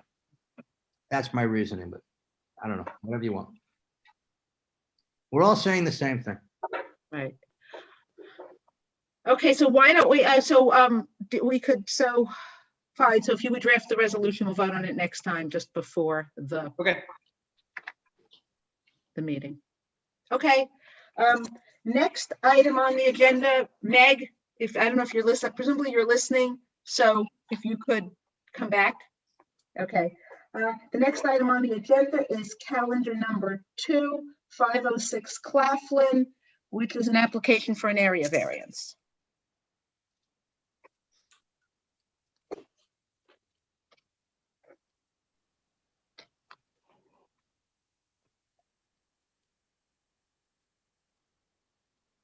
Yes, hello. Good evening, everyone. My name is Michael Links. I'm the architect for the proposed addition and the applicant for the proposed addition for 506 Claflin Avenue. My clients Simone Bagelman and Bambi Fisher have requested to take a look at a variance for to build over an existing garage, an additional 1 story over the garage to add roughly 430 square feet to their small home. The existing home, as we discussed last week, but for those who are not here as part of the discussion last week, the existing home is on a small corner lot on Claflin Avenue in Sylvan. And the existing garage is projecting just over 5 feet into the existing setback area. 5 foot 8.5 inches to be exact over the existing setback from the side. Because it's a corner lot, it has 2 fronts at 25 feet setback, and it has 2 sides, one at 15 and one at 20. This would be the side setback that we're projecting into, for the shorter of the 2 sides. The zoning code is written in 342-65 nonconformity other than use dictates that an enlargement or expansion of any such building, unless the proposed alteration increases or expands the existing nonconformity of the building or creates new nonconformities, shall not be subject to a variance. We've applied for a variance on the fact that we're expanding the area over top of the pre-existing nonconforming use. But we are not expanding the footprint of the building at all outside of the setback lines, and we're only expanding the footprint within the setbacks a small amount to include a stair up to the 2nd story space. So I can give a little bit more details to the background, given the current climate with COVID-19. My clients have been using their home as an office and as a living space. They have family visiting who have young children, grandchildren of theirs, and they would like a little bit more space to have some privacy in some areas of their home to expand in what was otherwise a relatively open floor plan with 2 bedrooms. There's no existing basement on the property, and an expansion to either side of the home would require building over the top of of the setback area. The position that we've studied, and we've studied every position over the top of the house. I've included that in the package, the different studies that we had done, including some massing studies of what those might look like for reference for the community. The idea is that building over the existing 1 bedroom would produce a smaller space and would be 15 feet closer to an existing residence than where we've proposed. The proposal to build over the top of the garage is in excess of 40 feet, 45 feet, I believe, from the existing 620 Sylvan, who had raised the neighboring property that had raised some objections last month when we met. Their current home, just for reference, is only 40 feet from their neighbor on the other side. So the spacing between the properties, the actual physical distance between the properties, is not insignificant, and it's not right on top of any of the other or the other home or the adjacent home at 620 Sylvan. Subsequently, we met with Mr. Leitner, the owner of 620 Sylvan, and discussed some alternatives for building. And we relayed some of the concerns of my client and myself as to why we were less likely or less inclined to build over the existing 1 bedroom, as he had previously stated. In doing so, I think he felt there were other avenues for building still, but he reluctantly. I believe that he wasn't in favor of the addition, but he was hopeful that we would reduce the height. So we've taken 2 feet off of the height by lowering the slope of the roof to a more minimum slope to try to lower and be less impactful to his view. And we would continue to use that roof slope and the height of the building as best we could going forward with construction to try to alleviate some of his concerns. But we feel that the location of the addition is the best location on the property for various reasons that I've already stated.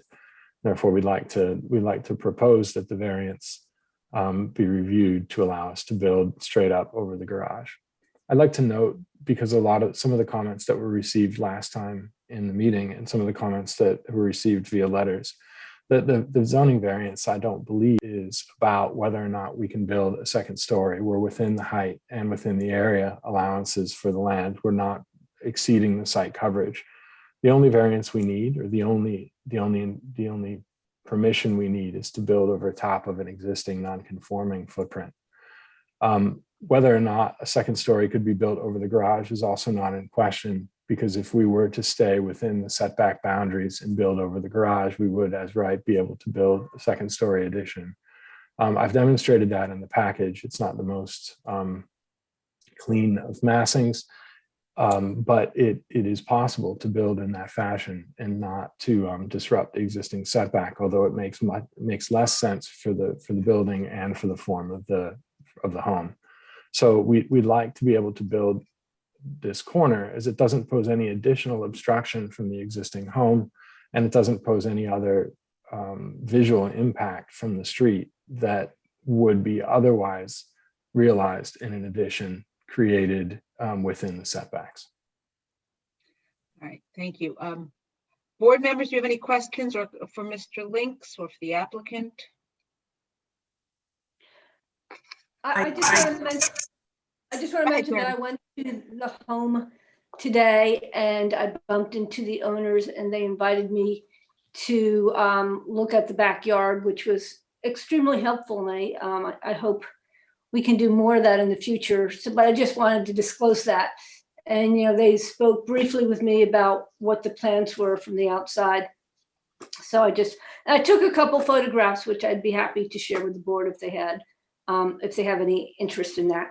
But anyway, I just wanted to disclose that I did go to the house and I did bump into the owners. I do have a question. When I looked at the application, the application mentioned a 67 square foot expansion. But then when I looked at the plans, it mentioned 432 square feet. So I'm just wondering, what's the 67 square foot versus the 432? Sure. The 432 square feet is the additional area for the entire addition. The 67 square feet that you're mentioning is the ground floor expansion related to the staircase and the relocated laundry that was in the covered breezeway or enclosed and conditioned space in between the garage and the home. In order to reconfigure the laundry and locate the stair, we had to expand the footprint slightly. It's over an existing patio and no existing site coverage was incurred, and that portion of the addition is not over the setback. It's within the setback area. And of that 432 square foot expansion, how much of that is part of the is covered by the pre-existing non-conformity? It's a triangle whose dimension is 5 foot 8 feet. I can probably get you a number if you're. I can measure. Yeah, an approximation would be helpful. Sure, just a moment.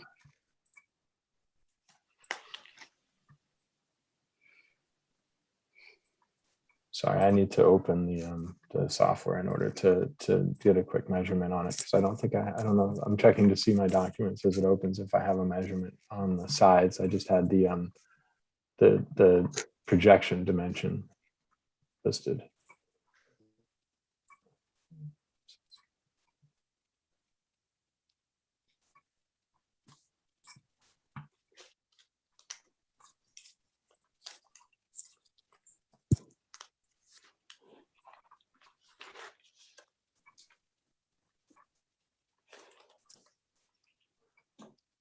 It's 31 square feet. Okay.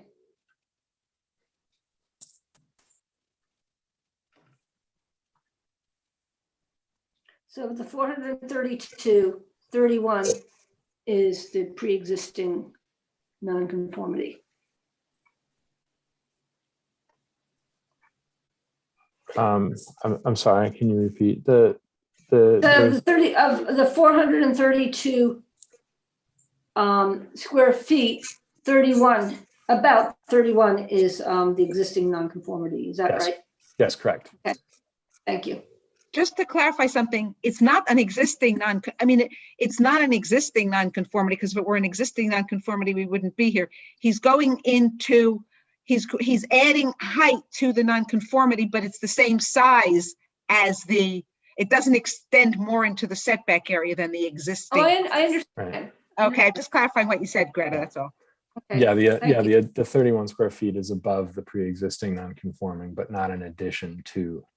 Right. Thank you for clarifying. Thank you. Appreciate it. Anyone else?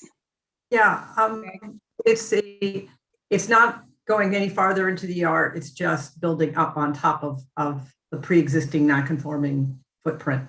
And I don't know if the other members of the board got to review the letter that we received from a member of the public, in which asks, is this truly require an area variance? I don't know if anybody's open to consider that. I know we've done this in the past, that when somebody's building a second floor, we believe that does require an area variance, but yet it's so hard to measure since you're not actually encroaching any farther on the yard or across the yard.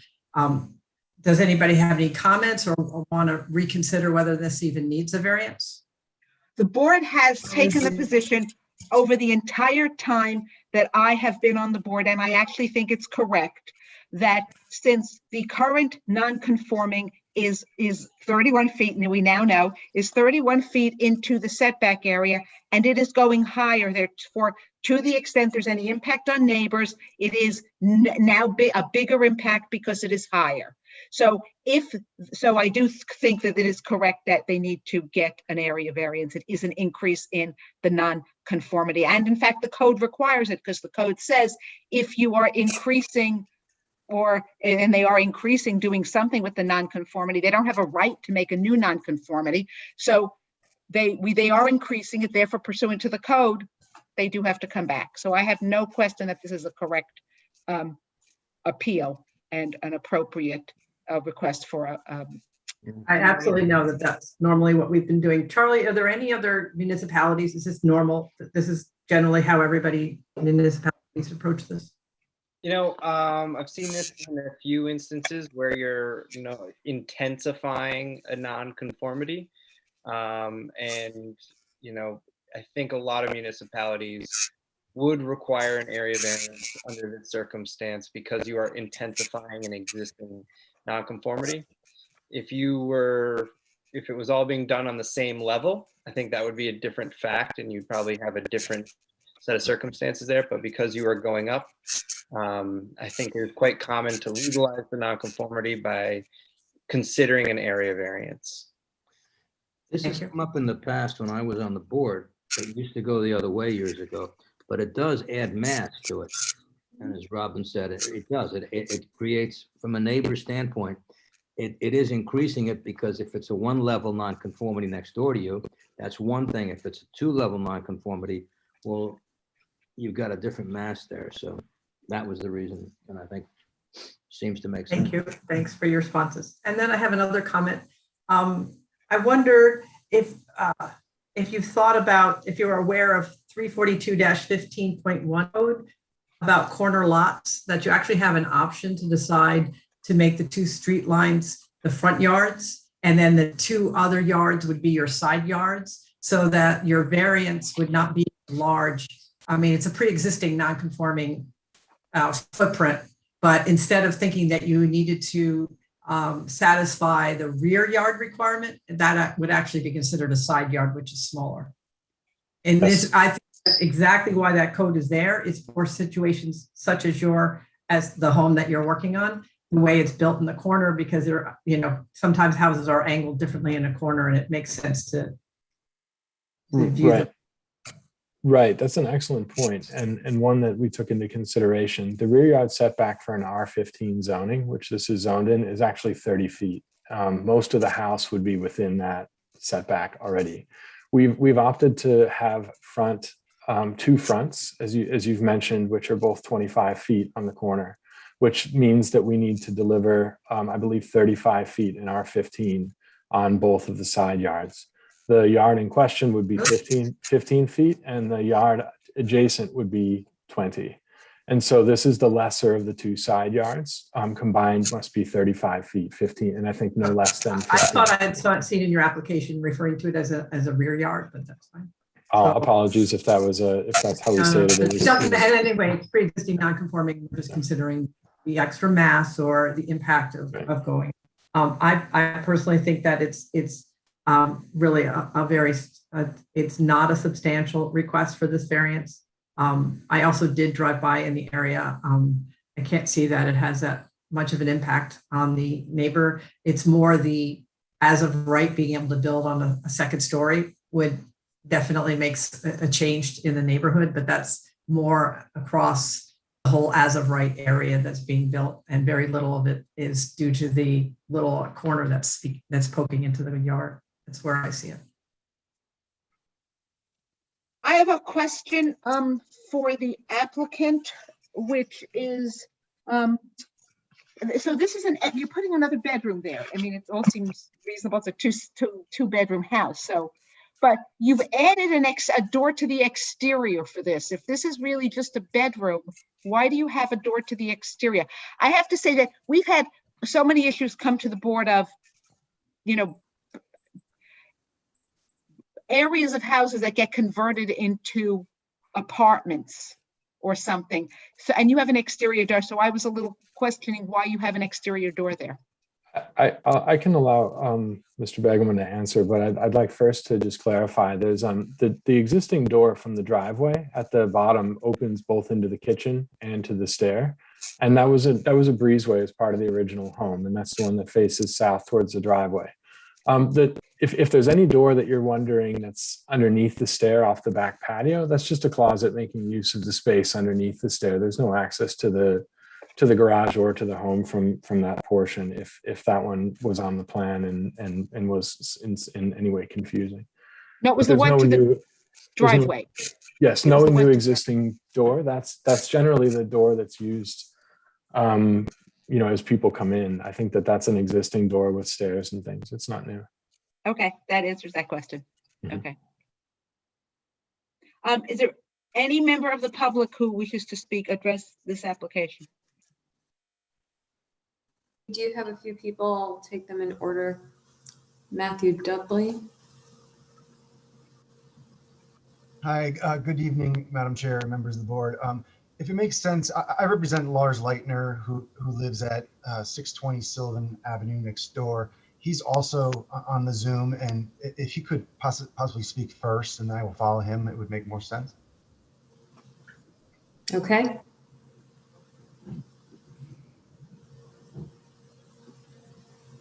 Good evening, everyone. Can you hear me? Yes. Yes. So my name is Lars Leitner. I live on 627 Avenue. And we talked last time about the same topic. So we reached out to the neighbor and to the architect to try to clarify it. I only want to make it clear from our side. We really wanted to get here and try to solve the topic. But unfortunately, we did not feel the desire from our neighbor really to get the topic solved. And I can tell you also why in detail. And we summarized that in our letter on April 19th to the Zoning Board of Appeals. But let me shortly summarize it. What we absolutely don't understand. So let's start with the impact. This has a massive impact on our property. This is a massive structure in front of our house, directly in front of our living room and our bedroom. It blocks our view. It changed, I see it a bit different. It changed really the structure of that corner massively. And you see it very well. There's nice pictures where you see a lovely small garage. And now you see this big cubicle. So I don't know how somebody can say it's not changing anything. And, I see it, I'm in construction industry, and building codes have reasons why building codes are there. And especially that building code, it's a safety code and it's a fire protection code. And we have, by the way, a property where we can build in that area. So it makes a huge difference, building into these setbacks or not building into these setbacks. And what I don't understand is really, we have here ways to solve the problem of the neighbor. And we talked about it. I don't want to repeat what Mr. Link said about the other side of the property. We still think that's a viable option. But let's make it very simple. If you take the garage, the existing garage, who, by the way, anyway, has to get totally redone because the garage cannot carry the load of the new second floor. On top of that, you need underpinning on the foundation. So I would say, take the garage, move the garage to the front, parallel to the house. So you're properly in the setback, and that fits perfectly if you do this. And then you can build what you want to build.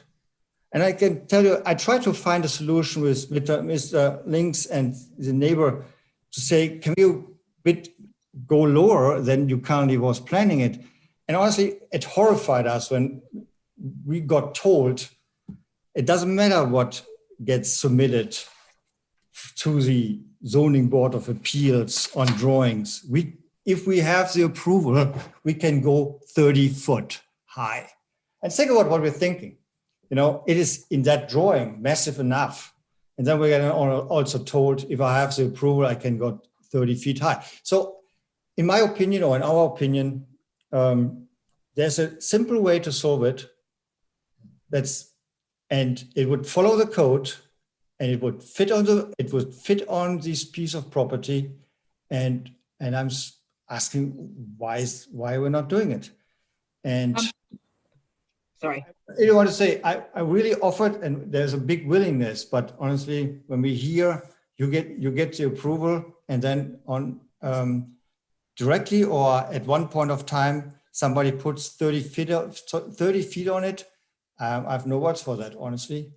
But my real reason is really several solutions out. By the way, you could also increase the height of the building, which is also not a problem. And if that is a problem, I can even I can technically assist here to find this solution. So, that's why we really are opposed to that plan here.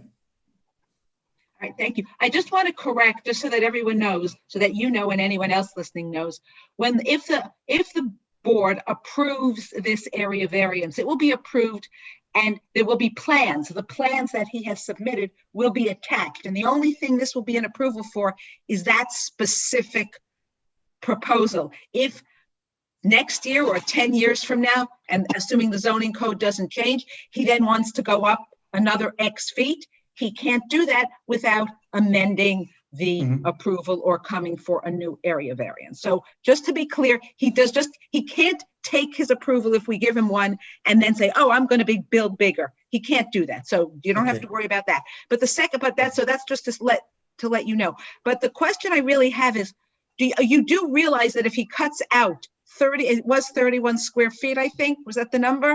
If he cuts out, if he reduces the size of this second floor by 31 feet, he can do that as of right, and he doesn't have to be anywhere except he just gets a building permit.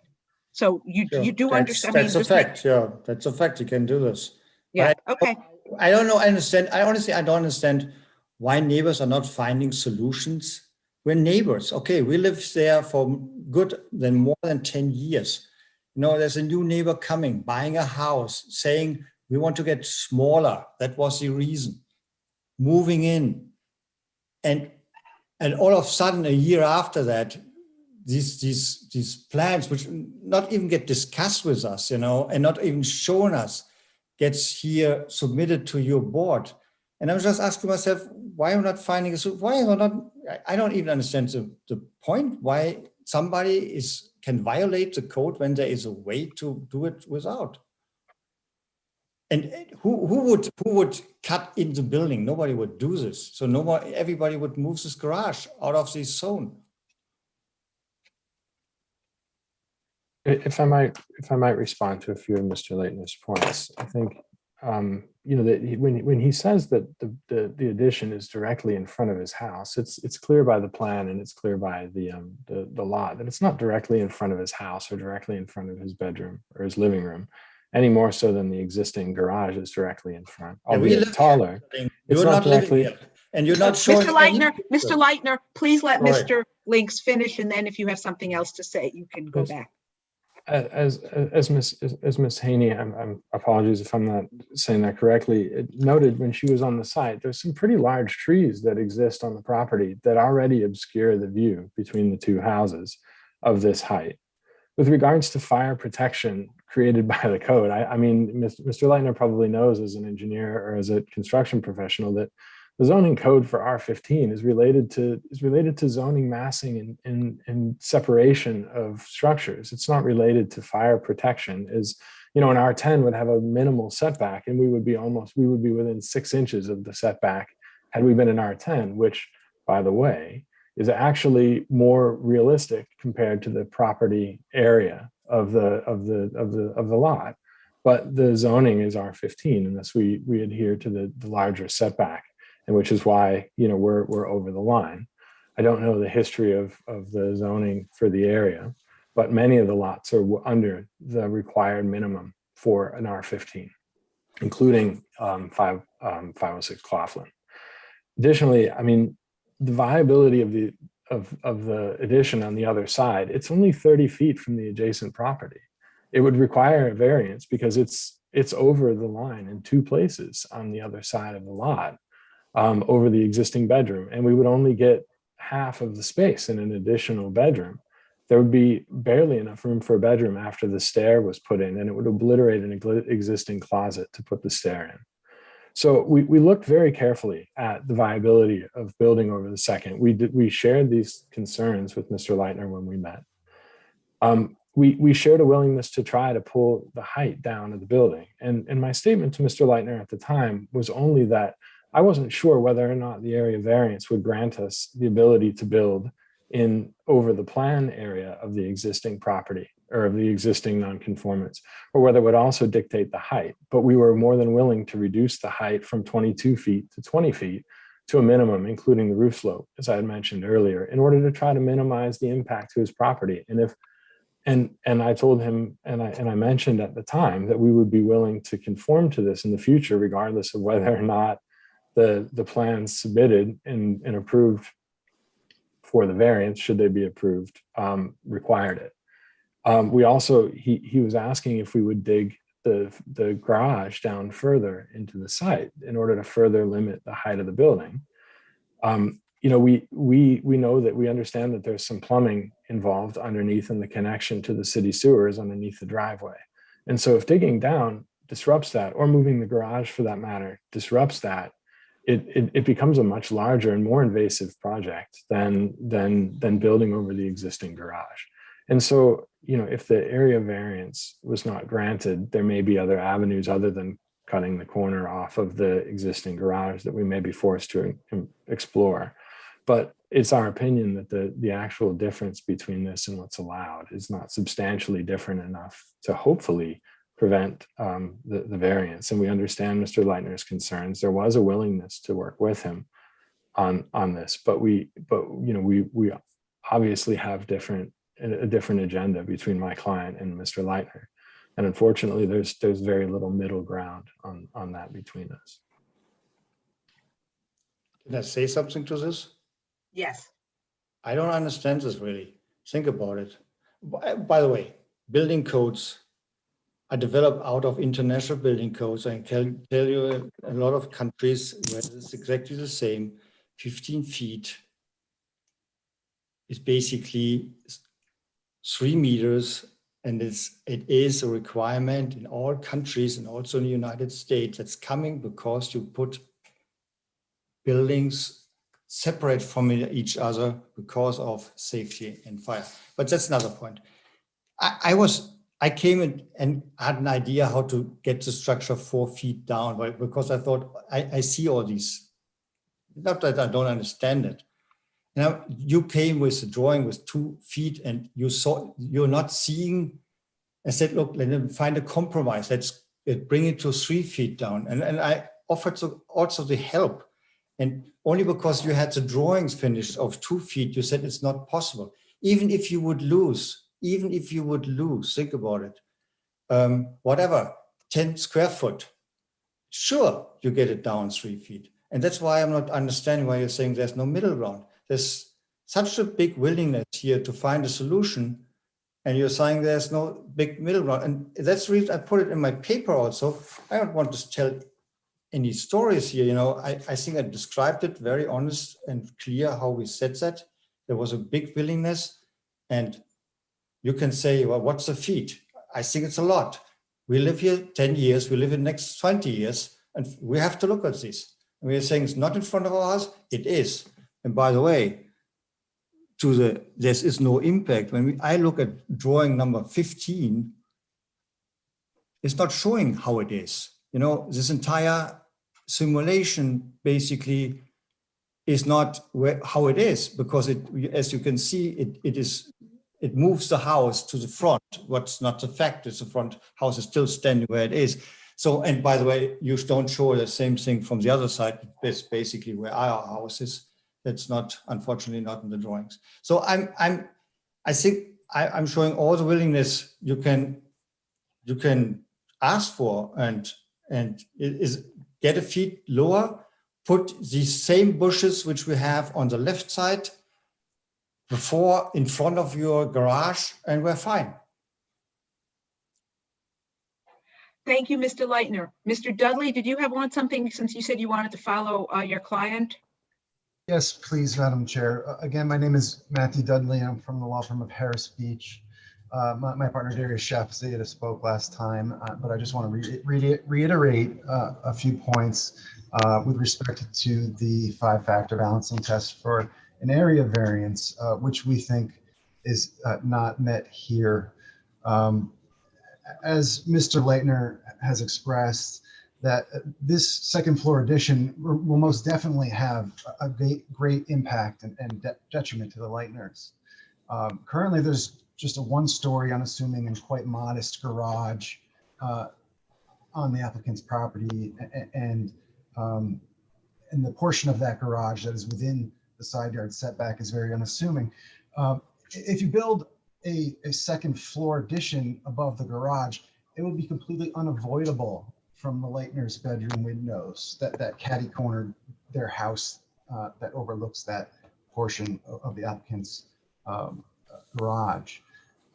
Secondly, in the letter that Mr. Leitner sent to the board dated April 19th, 2021, he lays out what we believe are feasible alternatives, and that's what the law looks at, not whether there's desirable or most optimal alternatives for the applicant, but whether there's feasible alternatives. And we believe that letter and also the comments that Mr. Leitner provided tonight do provide some feasible alternatives to the proposed addition. Thirdly, this requested variance, and I thank the chair and council for explaining that under the relevant code provision of the village code, section 342-65, any increase or expansion of a non-conforming building does require an area variance, and that's why we're here tonight. And I submit that this requested area variance is, although it might be over the same footprint that is within the setback now, is doubling the size of that non-conformance in height, and therefore it is substantial. And additionally, something that we haven't quite discussed tonight is whether the need for this area variance is self-created. I know that there might have been some mention that due to the COVID-19 pandemic, the applicant and their family have been home a lot more, but now that the government is opening up and there's regulations are being lifted, I don't know that is so relevant now. The need for an area variance here is certainly self-created. So we believe that when balancing all these factors, it greatly weighs in favor of denying the requested area variance. Thank you. Is there anybody else who wishes to speak on this application? Oh, Charlie, go ahead before. While the public hearing's open, I would just ask Greta if you have those pictures available to send them to Amber so they're included in the record. That would be helpful. Absolutely. Thanks. I'll do that now. Public. Okay, back to members of the public.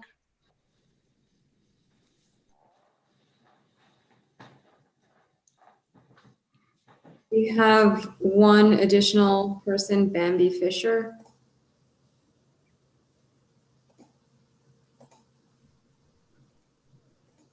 Yes, hi, this is Simone Bagelman and Bambi Fisher. I think what I intended to address was already clarified. Robin Kramer asked about adding an entrance, but I think it was addressed that that's an existing from our breezeway and to our garage, to our driveway. And that actually is the primary entrance that we use to the house. That was the reason I wanted to raise my hand to clarify that. Thank you. Thank you. Yeah, no, I got it explained by your architect. Yeah. So. Is there anyone else, Amber? That appears to be all. Okay, board members, any additional thoughts, questions, or comments?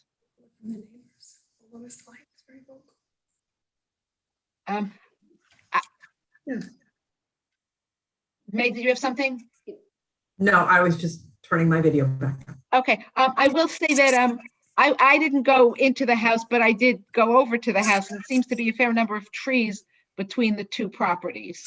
So I think there's landscaping there. Yeah, and my pictures will show that. And the other thing I would say is the property, it's not direct. It's at an angle. So it's not like you have two properties, two houses right next to each other, and one window is directly looking into another window. It's kind of at an angle, so that they're not parallel. They're not parallel windows. Right. I'd also like to note we've proposed, and we would be happy to remove windows from the back side if it's amenable, and we would use a skylight in the roof instead to bring light into that side of the space if necessary to avoid any cross viewing concerns.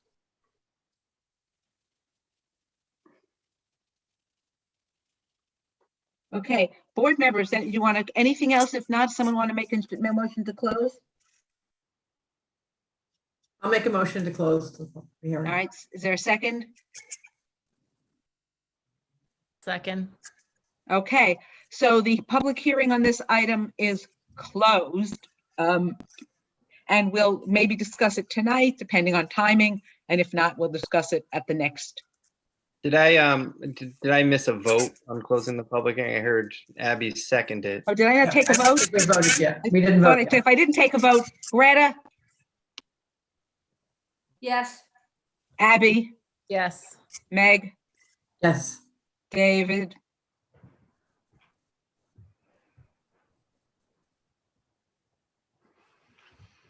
You have to unmute yourself, David. I'm sorry, I didn't realize that. No wonder you weren't listening. Yes, vote yes. And I vote yes as well. Okay, sorry if I missed that. So now It'd be the nice hearing to is have closed. Zoom in person. So, as I said, we'll either discuss it tonight or we'll take it up at the next meeting. I can't answer the question. I know you'd like it as soon as possible, but I don't have an answer for you. Okay, next item. Before we begin, I need to step away for a couple minutes, so maybe we, board members, we could, everyone can take a break, a 5-minute break. Sounds good. If that sounds good. All right, we'll take a 5-minute break from and then we'll be.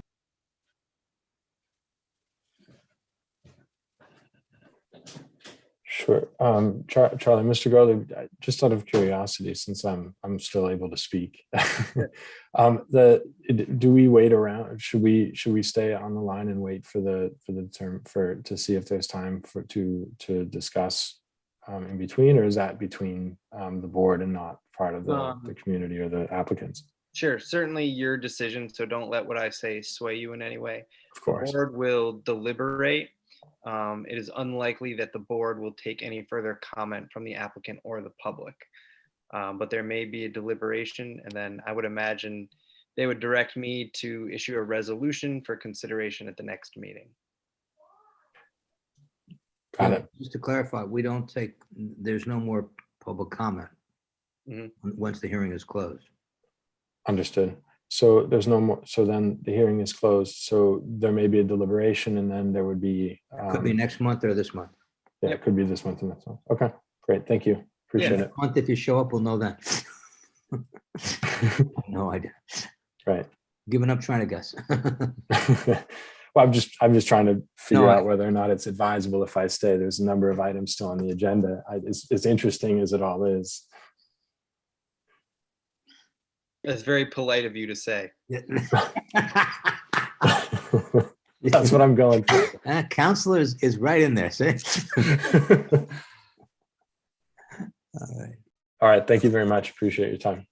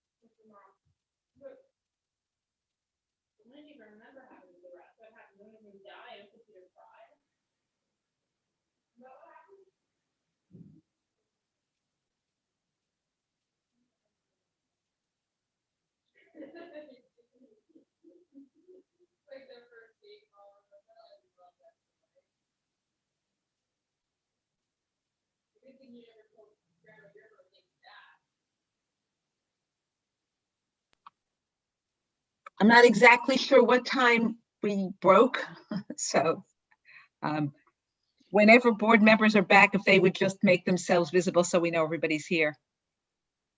You were actually directly at 5 minutes, Robin. So. You have the egg timer? Did you have the thing going? I forgot to look at my watch, so I didn't. Okay. Is Greta, are you there? I guess we're not. We have another. We'll give Greta another minute to come back.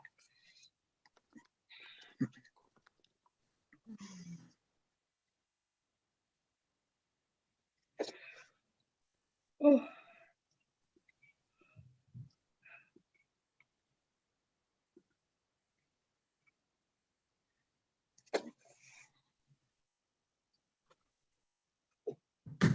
Did anybody get outside today? It was such a beautiful day today. I thought It was colder than I anticipated. in the afternoon, the sun was shining. There was a little breeze. It was very nice. If someone can reach out to Greta, I don't know if she must have stepped away. Oh, there she is. She's coming back. Okay.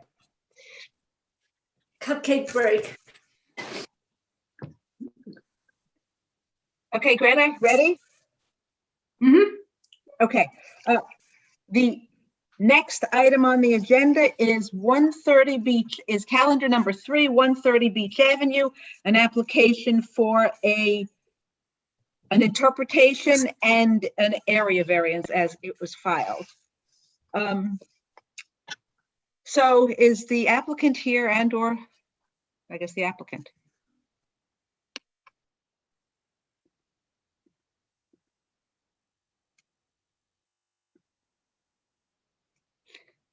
All right, so the applicant's attorney.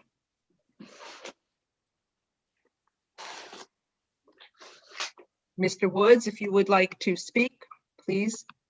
Just identify yourself first and your role. J. Justin Woods, the law offices of J. Justin Woods for the applicant, the petitioner, Mr. Teekert. Okay, go ahead. You can make your presentation. I'd like to start, Madam Chair, by asking you to recuse yourself from this matter. There was as you know, there was a subsequent article, the previous Article 78 in place, to which there was a long affidavit you provided that said a number of things the applicant was seeking were baseless and without merit. And the related natures of these, we would suggest that as a prejudicial to my client and getting a fair hearing here on this matter. I do not believe that is a valid basis. As the chair of the board, I presented an affirmation in which I presented what the board discussed and what the board found. And that is what I did, and that is valid, and that is not a grounds for a recusal. So actually, I would suggest that a number of the things in there go far beyond what the findings of this board were. And it appeared more that you were advocating against what he was rather than defending a position.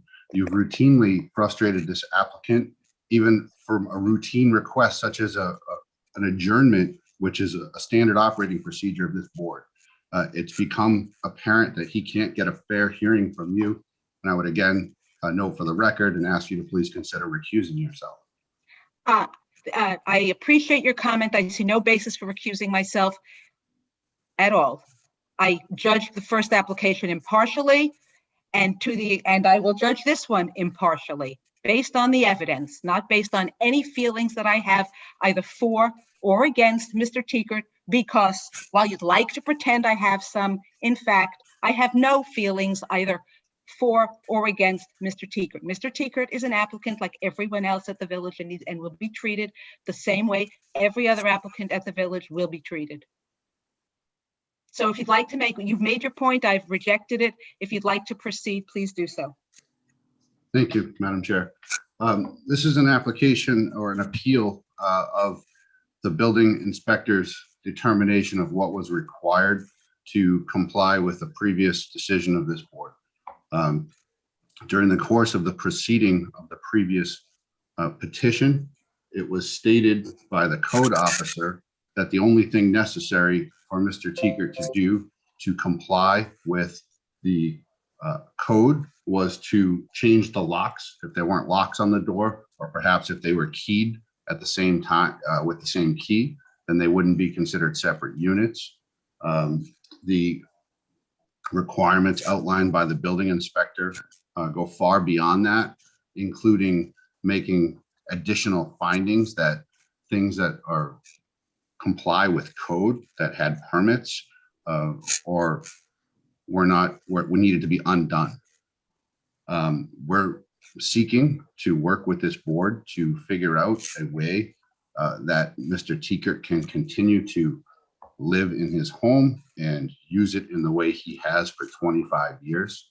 And we're open to suggestions from this board of what is necessary to comply fairly with the code.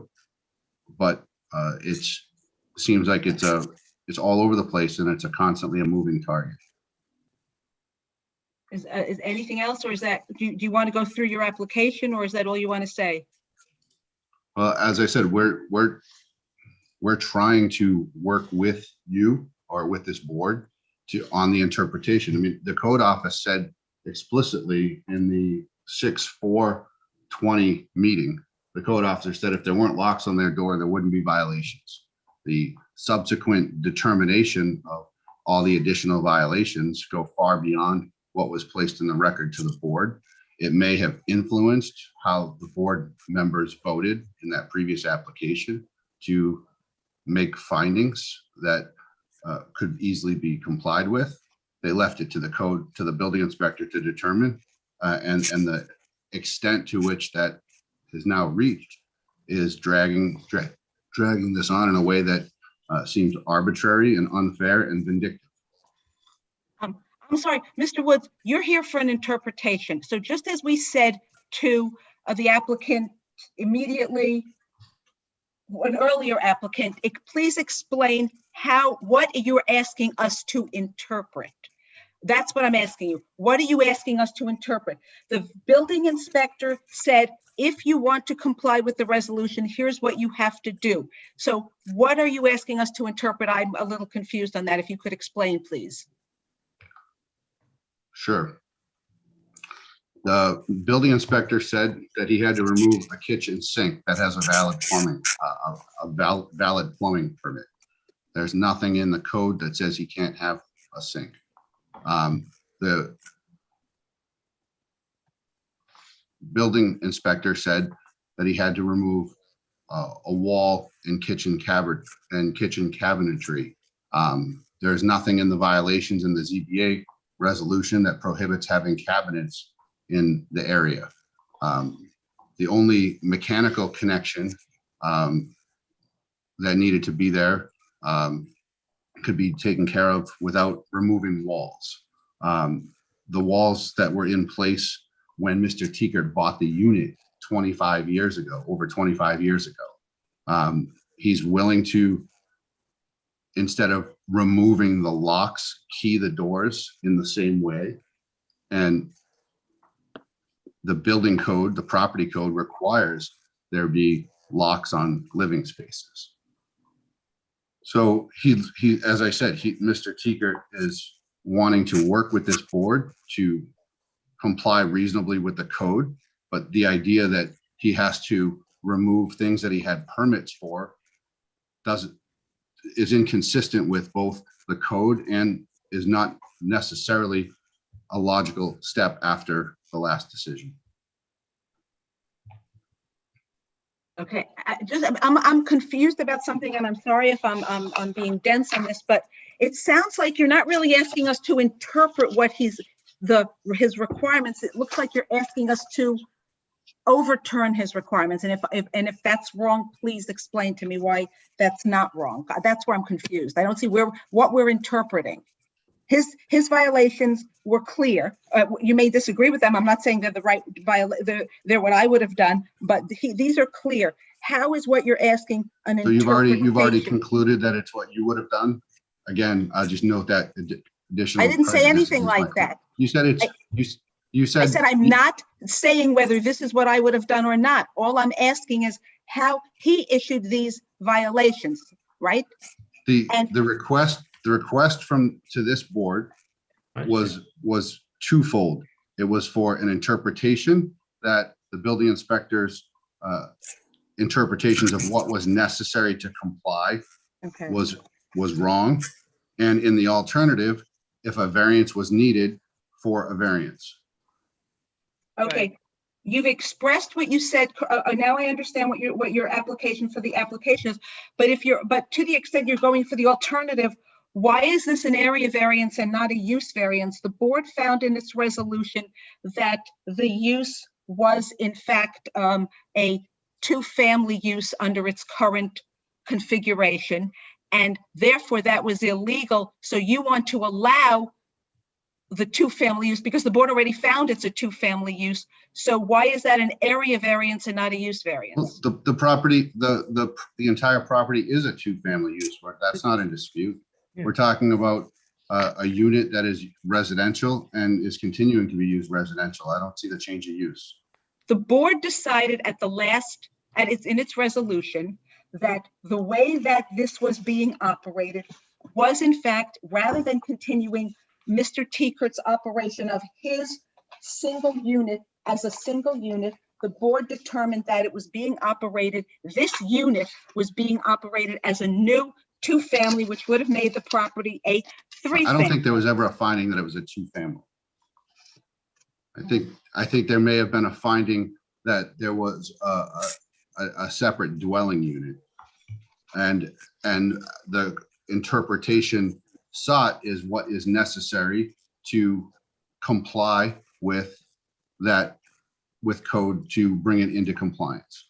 As a third separate dwelling unit? No, Or not as a third separate dwelling unit, as part of the unit that Mr. Tekert owns and lives in. Okay, but if the board already, and this is where I'm confused, if the board already found that it is a third separate dwelling unit, what are you asking us now? We've already made that determination, whether, right, that's what the determination, that's what the resolution was. The resolution said that he illegally created a third separate dwelling unit on his top floor. So, and I'm not sure so how are you asking us to determine it's not a separate unit? We made that interpretation that it is a separate unit. We're not asking you to make the interpretation that it's not a separate unit. We're disagreeing with the building inspector's remedy. Yeah. That's the first point on your interpretation, correct? Yes. So you're saying that the building inspector is requiring alterations that shouldn't be enforced because they're unrelated to the zoning board, right? Yes. And then the other one is the variance to allow the third floor to be occupied by a room. Yes. If I just may clarify something for the record, and Frank, this might be where you come in, were the items you listed as a remedy what the building department feels as though is necessary to get rid of the third dwelling unit that was identified by the ZBA in the prior appeal? Because I think the question that is being asked is, what constitutes a dwelling unit? And it would appear as though that's the question. And the building department said, if you get rid of these items, it will not be a dwelling unit. And the applicant is seeking to appeal that determination. Is that a fair characterization of what's going on? Yes, so if you take the totality of everything that was done without permits, the enclosing of the stairwell walls, the locking doors and hardware, the installation of the kitchen cabinets, kitchen sink, kitchen range, which, by the way, were all done illegally. Mr. Woods was saying that they were permitted. They were never permitted. There was no permit ever taken out to install that kitchen sink. There was no permit ever taken out to install. I'm sorry, we're not rehearing that the situation. It's just the situation is what it is. If we could not. What the Board of Appeals resolution was, right? And effectuating it. So the space is what the space is. And Frank, you believe that these changes need to be made in order to bring it into zoning compliance. Yeah, exactly. They should be removed, so it should go back to what it was before, which is a non-conforming two-family. The way it's configured now, it's considered a third dwelling unit. That's what your board voted on, and that's what has to be changed back. So I would agree that definitely we need to eliminate The separate dwelling unit, the resolution found, had been configured on the third floor. But I don't think that you're correct to say it has to go back to what it was before. I don't know what you're referring to. And that's not what's before us. What's before us is we have a resolution that found the way it's currently configured is a separate dwelling unit, and we need to remedy that. We're not talking about what it was before or what transpired before. And the way to remedy that is to remove the walls, remove the kitchen, remove all the appliances, and put it back to what it was before, which is a den. But that's not what was said to us this summer when we asked that question. What was said to you? Well, I believe it was me specifically asked the question. So if there was no lock on the door, would you consider the matter, remedied? And the answer at that time was yes. So by myself? I believe it was Miss Mountain. Yeah, I remember specifically asking Ms. Mountain, what can we do to remedy this? And she said specifically, remove the locks. Yeah. That's my recollection as well. I think what might also be helpful, and I don't know to the extent board members have looked into this, is the definition of a dwelling unit under the zoning code. And then you can take a look at the definition of a dwelling unit. And then if you choose to compare it against the resolution of the matter that the building department came up with, and that might be a good starting point. Yeah, so I would look at the definition of a dwelling unit, and it says that it has complete housekeeping facilities. So clearly, there must be a prohibition against any kind of stove or oven or range in the unit. I believe without a stove, a permanently installed stove or oven, it would not have complete housekeeping facilities. This is a precedent of the board.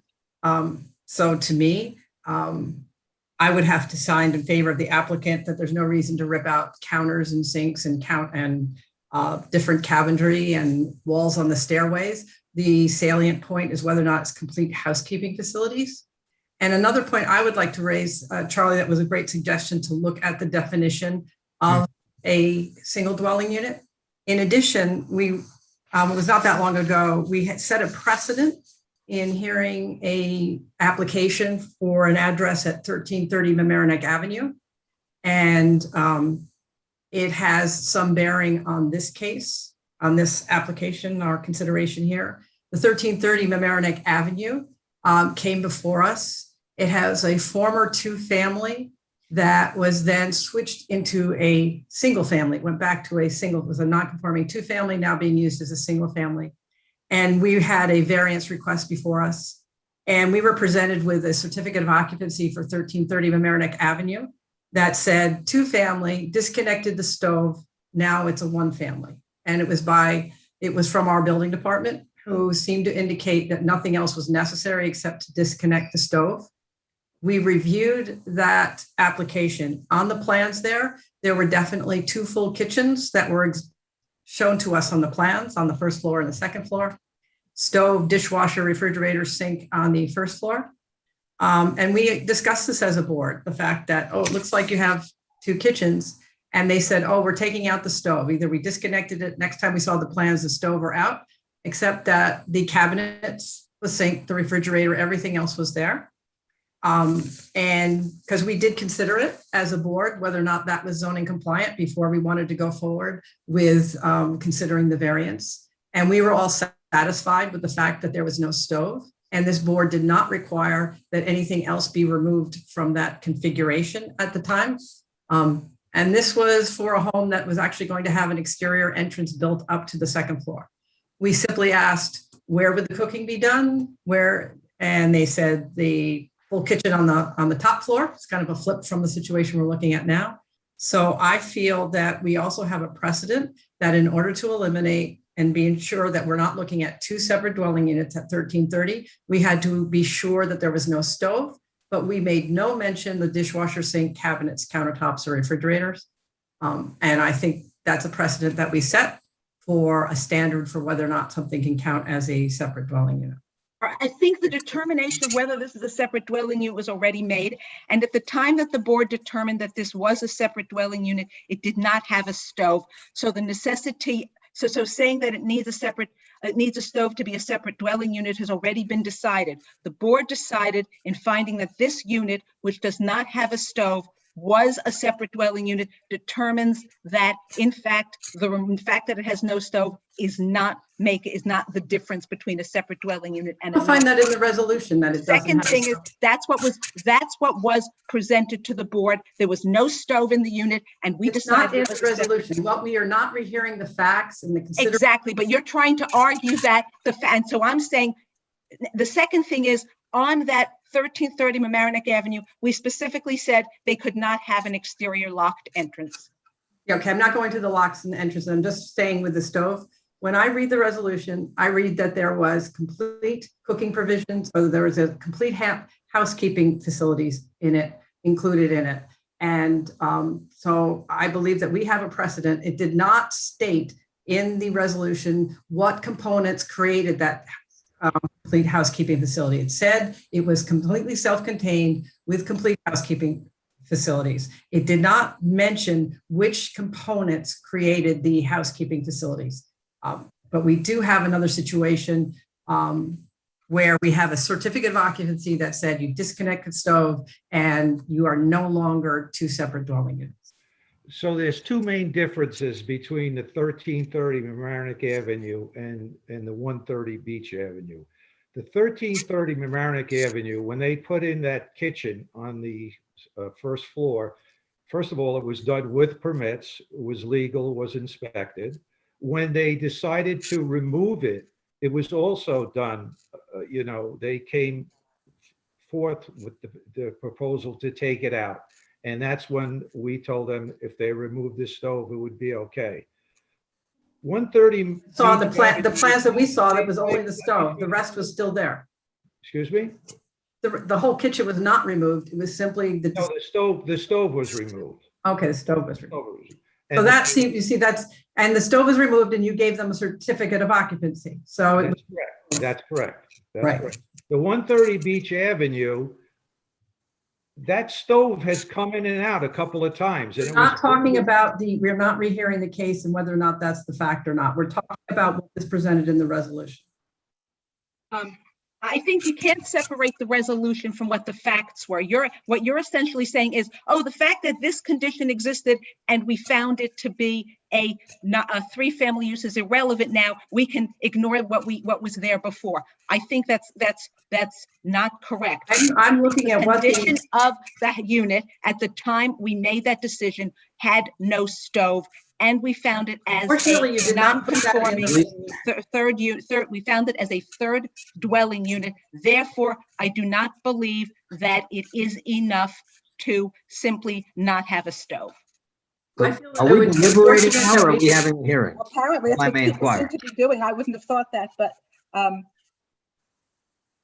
anyway, I think I would feel it's unfortunate if we give some latitude to one applicant that we're not extending the same latitude towards this applicant if we're going to treat kitchens and stoves differently for different applicants. Okay, is there anybody from the public who wishes to address this application? I think Charlie wanted to say something, Robin. Oh, one other thing to focus the conversation, other than the definition of a dwelling unit, I would advise the board to look at the definition of a family, and that is no more than two unrelated people living together in one dwelling unit.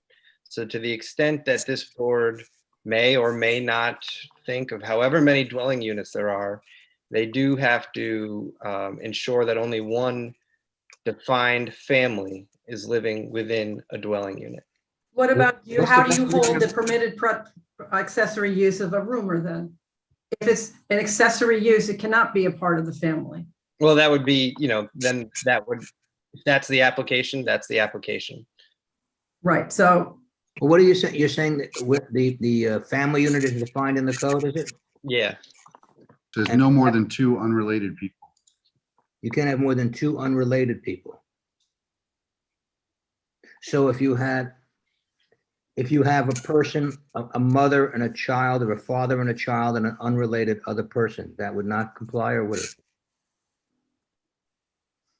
That's good. That would, well, this would be the building department's But determination. I'm asking you, since you raised the issue, I just want to understand it. In other words, I just want to understand, if 3 people live together as a family, they decide it's a family, maybe they're religious grounds or whatever grounds, and one of them is not married to the other, and they have a child that maybe is a cousin who they're a foster parent for. In other words, am I to understand? I just want to know that the village prohibits that, right? They get arrested, warrants, I don't know. I don't get this. I'm out of my league on this one. That's the other difference between 1330 and 130 Beach. 1330 is a mother and daughter that had that kitchen set up that was removed. Yeah, but I I would received a just say letter by from the the code, village. this is no more, by the code, this is no more than 2 unrelated people. And I received a letter from our village attorney who just said, it doesn't matter who's living there or using there. It's a dwelling unit is a dwelling unit. It has nothing to do with who's living in it. That's what I've been told. The dwelling unit does not talk about, it talks about you can only have complete housekeeping facilities for 1 family, not for 2 families or 3 families. But it doesn't talk about, it describes the facilities that need to be in the dwelling unit. But this board found that this was a 3rd dwelling unit. That's Absolutely, absolutely. No, Frank, no one's arguing that, I don't think. I read the resolution, but I want to understand, Charlie, you mentioned the code says that family, where, is that in our code that it says so? So the definition of, and again, this isn't my determination to No, I'm make. asking you where it is in our code, that's all. It's in the terms, in the Fine. terms at the beginning of the code, 342-2. And it says 42 1 what? or more In section persons. 3 of the code where it defines terms, that's where it is. 342. But by doing this, Charlie, by asking us to look at the family, are we considering what makes up a dwelling unit again? Or are you asking about who can occupy the space? So the way I see it is, this board has already determined that there cannot be 3 dwelling units. Right. So that means the question is, what is needed to bring that 3rd dwelling unit into compliance so that there are only 2 dwelling units on the premise? And then the question becomes, who is living in those dwelling units? Because the code defines family as, under 342-3, 1 or more persons occupying a dwelling unit and living together as a single housekeeping unit in a familial relationship, or not more than 2 unrelated persons living together as a single housekeeping unit. So if we eliminated some components to make the 3rd floor not a separate dwelling unit, and so we consider all of unit B to be 1 single dwelling unit, we have 2 unrelated people, or we have a property owner with a roomer. So I don't see that it is an issue to have 1 other person living with the property owner. Well, now, if I look at dwellings, I'm trying to find this, Charlie, I'm sorry. It says a building used exclusively as living quarters of 1 or more families. Right, and it's a definition of family. The code has a definition of family as well, and he was referring to the definition Oh, of I family. see. Okay, 1 or more persons occupying a dwelling unit and living together as a single housekeeping unit in a familial relationship of not more than 2 unrelated parties. Right. We also have a permitted accessory use of up to 2 roomers or boarders, so you can have more individual Right, I sharing. understand. Right, but the definition of boarder doesn't say whether or not they have to be using it as a single housekeeping unit or not. That's a separate question. They're 2 separate points. 1, can you have can you have a boarder or roomer? The answer is yes, the code provides. Second is, what makes it a roomer or boarder? At what point is something what do you need to have it so that it is a roomer or boarder and not some other use? That's the question. And Oh, it's silent on anything. How you do that. Since the Determining what code you need is to do to make it be a roomer or boarder, which would not be a 3rd unit. The code is silent on any restrictions or restrictions on roomer or boarder. Yep. Yeah, I'd like to ask the chair a question. It seems like we're moving towards deliberations as opposed to a hearing. That's my only inquiry.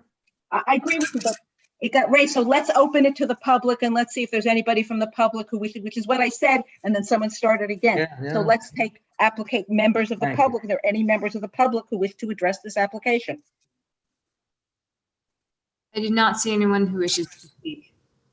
Okay, so I guess, so Mis- the Mr. public Teeker, hearing do is you- on, so we still have the public hearing on, and I guess we have to do the seriatim, because first, how do we, the interpretation issue, and again, I'm confused on how this is an interpretation. Unless because he issued these, so we're interpreting his order. His order was to do this. So it's either an appeal of his order saying, I don't have to do this. That's not an interpretation, or it's an interpretation saying this really means something else, or it's an appeal, or it's an interpretation of our resolution. So that's where I'm confused on what the applicant is actually asking for. Well, it's not an appeal of your last resolution. No, I understand that. I'm saying an appeal of the building code's decision, if that's what. Isn't it true that when we have a directive, when someone appeals a directive of the building inspector, we are approaching it as a de novo review. We are, as a ZBA, supposed to look at what should have happened when there was a request to find the right remedy in response to the zoning non-compliance that was identified in the resolution. But that's not what the application is for. The application is for an interpretation. It is not what an interpretation. I'm sorry, if I could ask. It's for an interpretation of what is necessary to comply with the initial resolution that this board didn't issue. But isn't that the standard definition of an interpretation of a building inspector? Isn't it become a de novo review, and that we stand in to supply what should have been the correct response? And that is an interpretation. So if the interpretation is an interpretation of the village code, the ZBA's resolution to interpret how to comply with it, but not an interpretation of the building, what the building department said. And if he's asking us to, which you're suggesting, Meg, that he's asking us for a de novo review, that's not an interpretation, that's an appeal. I want to know what we're saying. No, I'm sorry if I'm wrong, but the research I've done, that's what is entailed whenever the ZBA does an interpretation. It's a de novo review, as though we were the building inspector, as though we had gotten that request from the zoning board and said, here's the resolution. And the applicant, I guess, wrote to we saw emails, what do I have to do? And the building inspector gave him a set of actions that should happen.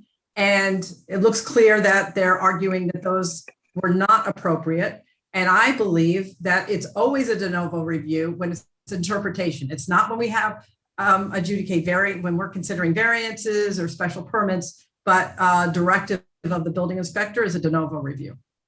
Yeah, and as I read what he wrote, the application says it's a request to interpret that the building inspector's letter requiring those alterations is not enforceable because it's unrelated to the zoning board resolution. And then he's saying in the alternative, or this, to have the third floor occupied without requiring the changes. So it's sort of, I don't know, I've never seen. If I may try to clarify it, because a lot of times appeal and interpretations the terms are flip-flopped, and I see that confusion a lot. So does it sound correct that this application might be characterized, and Meg, I do agree with you that it is a de novo review. It would be an appeal of the building inspector's determination as to what constitutes a dwelling unit, which requires an interpretation of the zoning code as to what is a dwelling unit under the facts. Didn't we decided that this is not a dwelling unit? So I'm not sure. So so are you suggesting that we have to make that determination again, even though we've already determined this is a dwelling unit? No, what I read this is saying is that after this determination was made by the board, the building inspector, the building department issues a letter saying, here's what you have to do to comply with us. Right. And he's saying, that's not what you said. I shouldn't have to do that. You need to interpret why that doesn't fit in with the resolution, which I think makes sense. Whether it's artfully drawn or not isn't the issue. I've seen much better and I've seen much, much worse. And the other one is he's saying, and then I want a variance so I don't have to take down and reconfigure. So as I see it, building inspector has issued a letter somewhere in here that goes over, these things have to be done. Yeah, there's 7 things on the 7 list. things. It sounds like a major item. Removing walls, removing doors and deadbolts, removing lower sections of sheetrock, removing wall and base cabinetry, restoring it back to a den. I didn't know that there was anything required it to be a den. I have no idea. Maybe there was. I didn't read that in the resolution, but could be made into a playroom. Could be made. I don't know. But anyway, that's what he's raising, I think, right? Maybe I'm missing it, but Those are all sure, is that things- what you? Yeah. Those are all things that the building department has advised need to happen so that this unit is no longer considered a dwelling unit. Well, or not, excuse me, but I don't quite concur with that for the following reason. It says the letter to Mr. Tykert begins, as a result of the zoning board resolution, the following steps are necessary. So it's not a generic item. It's saying the board said to comply with this board, this is what's necessary. And as I see it, he's saying, the applicant is saying, no, you have to tell them, you have to interpret this to say that's not what's necessary to comply with what you did. I'm not arguing the earlier resolution. I certainly, from what I read, didn't see anything in there that said it has to be a den or it has to be this or it has to be that. And you've got to rip out walls. I didn't know that. Maybe it is there. Maybe I'm not missing it. You know, that's fine. I would suggest, since the hearing's still open, Yeah. I would suggest that what Mr. Tykert would advocate is that keying the locks with the same key would bring the living arrangements in conformance with the family definition, as there would only be one set of cooking facilities and one key that would work for the entire unit. And his hope is that would meet this board's definition of a dwelling unit under the zoning code without these other changes. It would note that there is to be no stove or other facilities in accordance with the precedent the board's established. And there would be no reason to remove a sink that had a plumbing permit or electric that has since received an electrical inspection and an electrical permit. Well, if no one wishes, so we have the interpretation first, because if we determine that he doesn't have to do these things, if we interpret or take this as an appeal, that he doesn't have to do these things, there's no need for a variance. So we have to vote on these and consider them separately. So I think the only thing we're considering now, because that's all you've presented, is really the interpretation question, and that we should be deciding first, because we're not going to decide two. And in any case, this is not anyway. So we have to decide that first. So if well, I think, Madam Chair, I think that the question to this body is, what is necessary? Is everything in this letter that the building inspector said is necessary to conform with the resolution you issued? And if not, what is necessary to bring the unit into conformance with your resolution? Because I've read the resolution and it's confusing. There's a long history here. So to boil it down simply, what is necessary to bring the unit into conformance? I don't know that removing a sink or removing electric in the wall is necessary. That's ultimately your decision. That's why we're here. But I would suggest, what we want to come away from. Could I ask you to address each of the requirements and your position on them all? So we can be kind of clear on that. Abby, I just want you to know, we got a chat that the raise your hand option is no longer viable. I don't know if that's true. And it looks like Mr. Tykert is trying to add in, so I would let him first, and then supplement as necessary if Stuart's looking to come in. So Stuart is already a panelist, so that could be why. Can you hear me? Yes. Oh, okay. Yeah, I just wanted to mention, and I said in the chat, that Before the you walls. speak, I'm sorry, could you just identify yourself for the record because you're not visible or anything? Yes, it's Stuart Teeker, the applicant. Okay, thank you. When I purchased my condominium unit, walls, doors, locks, and wiring were there. The wiring had been inspected by a licensed New York State inspector, I'm sorry.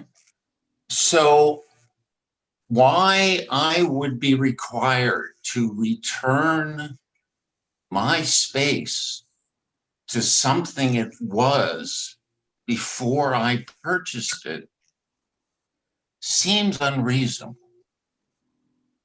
And I'm not sure what that would mean for perhaps hundreds of other owners in the village. That's all. Thank you. Amber, there's somebody in the Q&A that says she wishes to speak. So if you could let her make her ability, allow her to speak, please. Sure. Hi, this is Alana Stone. I've been following this. Here's the thing. This is a single family zoned home it's non-conforming. So it's a two-family home, right? And his argument is that each of these units is allowed to have two borders. So I'm very concerned that this is a slippery slope, that what you're doing is you are permissioning every home in Mamaroneck that has a non-conforming two-family to have 6 unrelated people living in the house. I live on Park Avenue. If you drive all the way down to Park Avenue, right before you get to Harrison, there's a home there that has been sliced up and there were 8 units there. I know a lot of you guys don't live in areas with non-conforming two families. I do. And I'm very concerned that this is a precedent that's going to be set, that's going to allow somebody in a non-conforming two family to slice it up into so many pieces that you now have 6 unrelated people living in a single family home. And I know that there's not a lot of clarity in the code about this border, these rumors and borders, but the code says in a single family district, you're allowed to have 2 rumors or borders.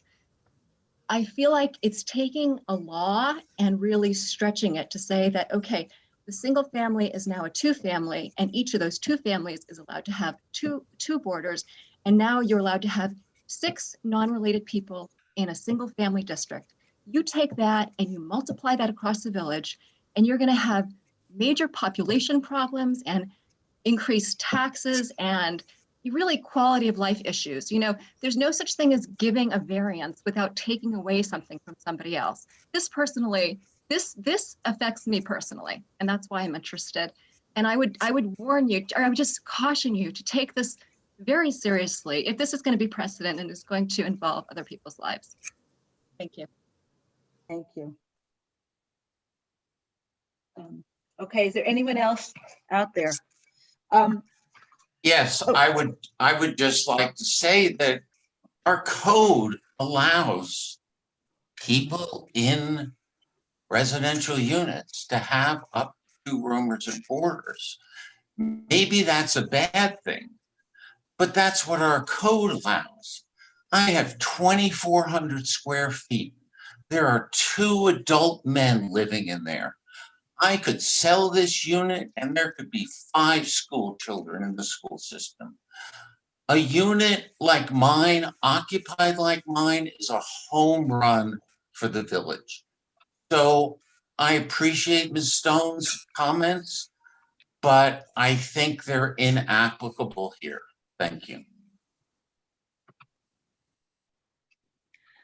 Thank you. Okay, so no one else from the applicant wishes to speak. We can close the hearing on the, I should have opened them separately, but I didn't. So I don't know whether we can close the hearing on the interpretation or how we do this. Charlie, do you have a suggestion? Oh, David, do you have a suggestion? No, I have a question. Oh. I'm still baffled with trying to understand, since as I read the application, he's questioning Frank's 7 items. Oh, right, you had asked that. You're right, and he was explaining going. And I just don't, I would like to understand, like, it says here, remove the 220 volt line. I don't understand, is it illegal to have a 220 foot line? I'm assuming if it's used for something improper, I understand, but removing the line, I don't quite grasp. I'd like to understand that. I'd like to know cabinetry and countertops. I mean, I don't grasp the reasoning. In other words, if someone's doing something improper, they have a second dwelling, fine. But if somebody's not, and I don't understand why we get that intrusive with what goes on inside the confines of a home, provided that it's not something that's violating the actual use. So if somebody, for example, wants a photo lab and they're going to do there as a hobbyist, they have a sink, or they have a cabinet, I don't follow it. And then to expose, you have to remove the sheetrock. So maybe someone can explain this. To expose penetrations that were made to extend mechanical utilities. If I would think if someone has a mechanical utility that can't be used, so they have to remove it and seal the unit. I didn't know you had to go inside the walls to remove them. I've never heard, I mean, maybe this is the way it's done. If it is, I'd like to know where else this is done in the village of Mamaroneck. Remove the walls and enclose the previously open stairwells. Remove the doors and deadbolt locks. Are we not allowed to have locks inside a home? I wasn't aware of that. I mean, I have one, I will confess. Some of the bedrooms here have locks, bathroom doors have locks on them. I don't know. I just don't grasp it. I'm not saying it's wrong or right, but I don't have a clue. I can tell you, in my view, I mean, I don't get it. I can understand the use being one thing. So maybe someone can explain why the electric line has to be removed, why it has to become a den as opposed to anything that the individual in the freedom of their life and their property may wish to use, provided it doesn't violate it. Is there a requirement in the code that requires something to be a den? I don't get that, that's all. Maybe it's me, maybe it's my lack of understanding of this. And I'm not, but I've never, and I've served on a board for probably over 20 years. I have never in my life seen anything like this, nor have I seen it in my private practice of land use. So I'm just trying to understand why and how. Are these standard items for people? Because we've always run into problems historically with people utilizing some portion of their house and they then tell you, oh, it's a family, it's a mother, it's a what have you, fine. But I have a question about this and that's all. If it's my own ignorance, so be it. So if we just focus on the electric line. Sure. The only reason you would have a 220 electric line in that space, unless you were going to have a welding machine or something other than that, would be for an electric stove. And it was not installed, it was not gotten with a permit from fire underwriters. It was installed illegally. Okay, so then you open up the walls and you check the penetrations is because there's holes through the floors to get that wire up. Well, I understand what you just said, Frank, and I do. And you're saying to me, if there's a 220 line, 220 volt line that was put in improperly, I can understand that's a separate issue. But I'm asking a different question. I'm assuming, what if I have a 220 line and I have one in my house, and to my knowledge, it was put legally, and it's not for a welding machine, it's for a dryer. And do I have to remove it if I'm not going to use it? And I'm really serious. I'm not being a wise guy. This is requiring someone to remove it, which means to take it away from the house. I'm unaware of a restriction in the code that says thou shalt not have a 220 line. I'm not talking about its use.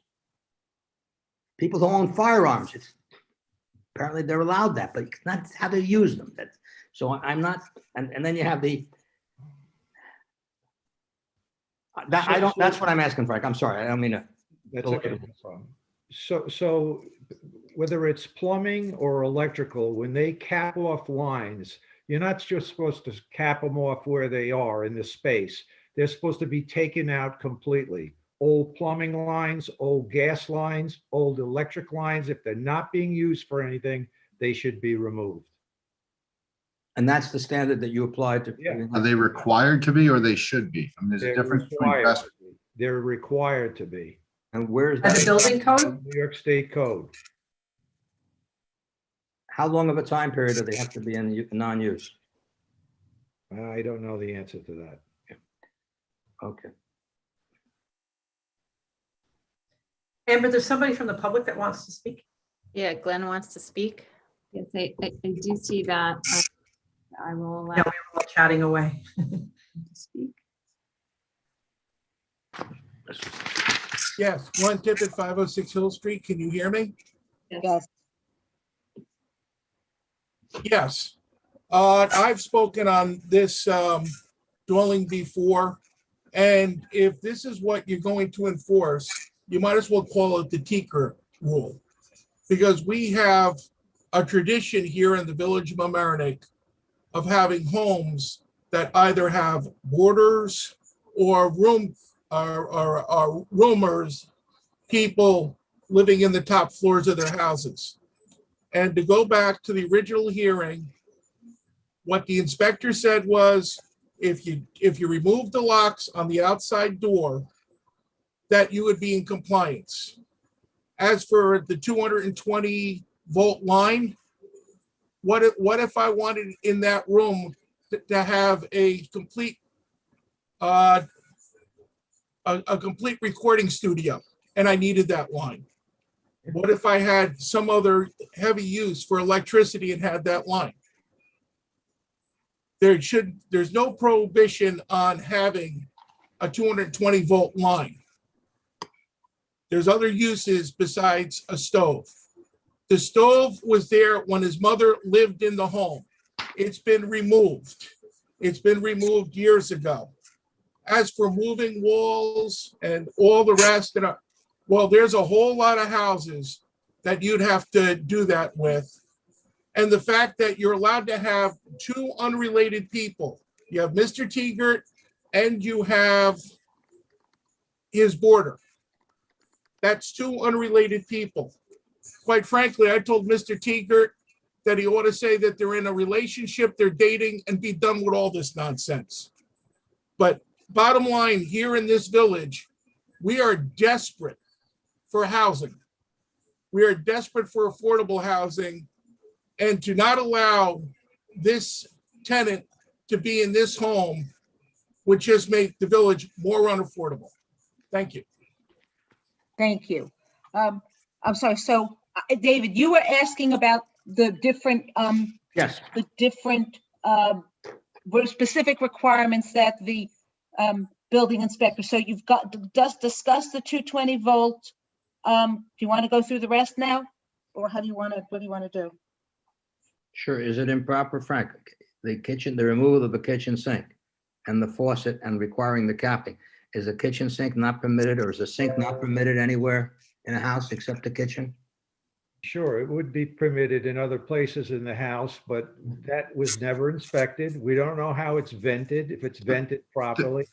There's a plumbing inspection. If you've ever heard a gurgling sink in someone's house when they run the water and it's not vented, you know what I'm talking about. So Frank, no, it's very helpful. So what you're saying is it's because it wasn't inspected.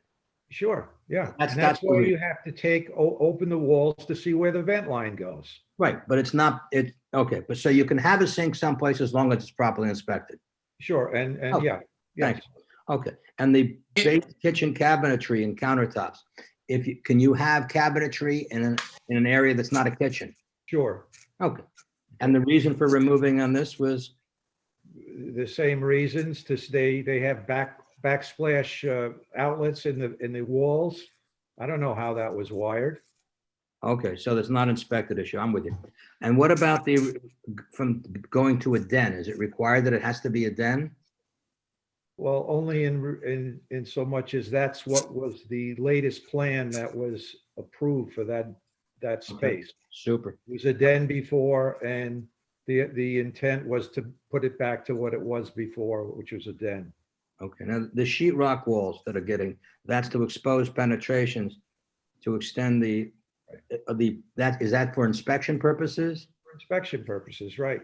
But it's not, The walls in the stairwells is another thing that we don't know how it was framed, how it's nailed.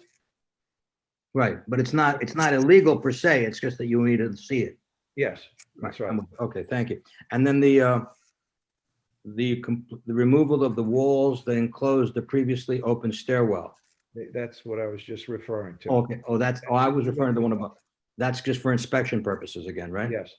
Okay. And is it, the last item you put, Frank, was to remove the doors and deadlock bolts at the entrance to the third floor stairs. Is it improper or not permitted to have a lock inside a house, the doors? I believe it is. I think it normally is permitted to have a lock inside a house, sure. You believe it is? Could you cite to a section of the code? Excuse me. Sorry. Thank you. Thank you, Frank. Okay, so okay. All right.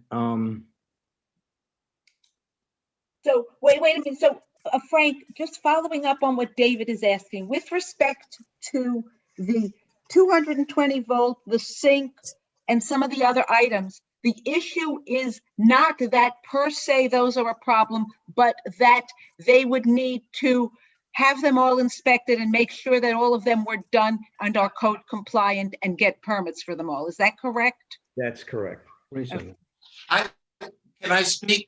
Are you aware? I believe. Excuse me. I have a question. Frank, one last question.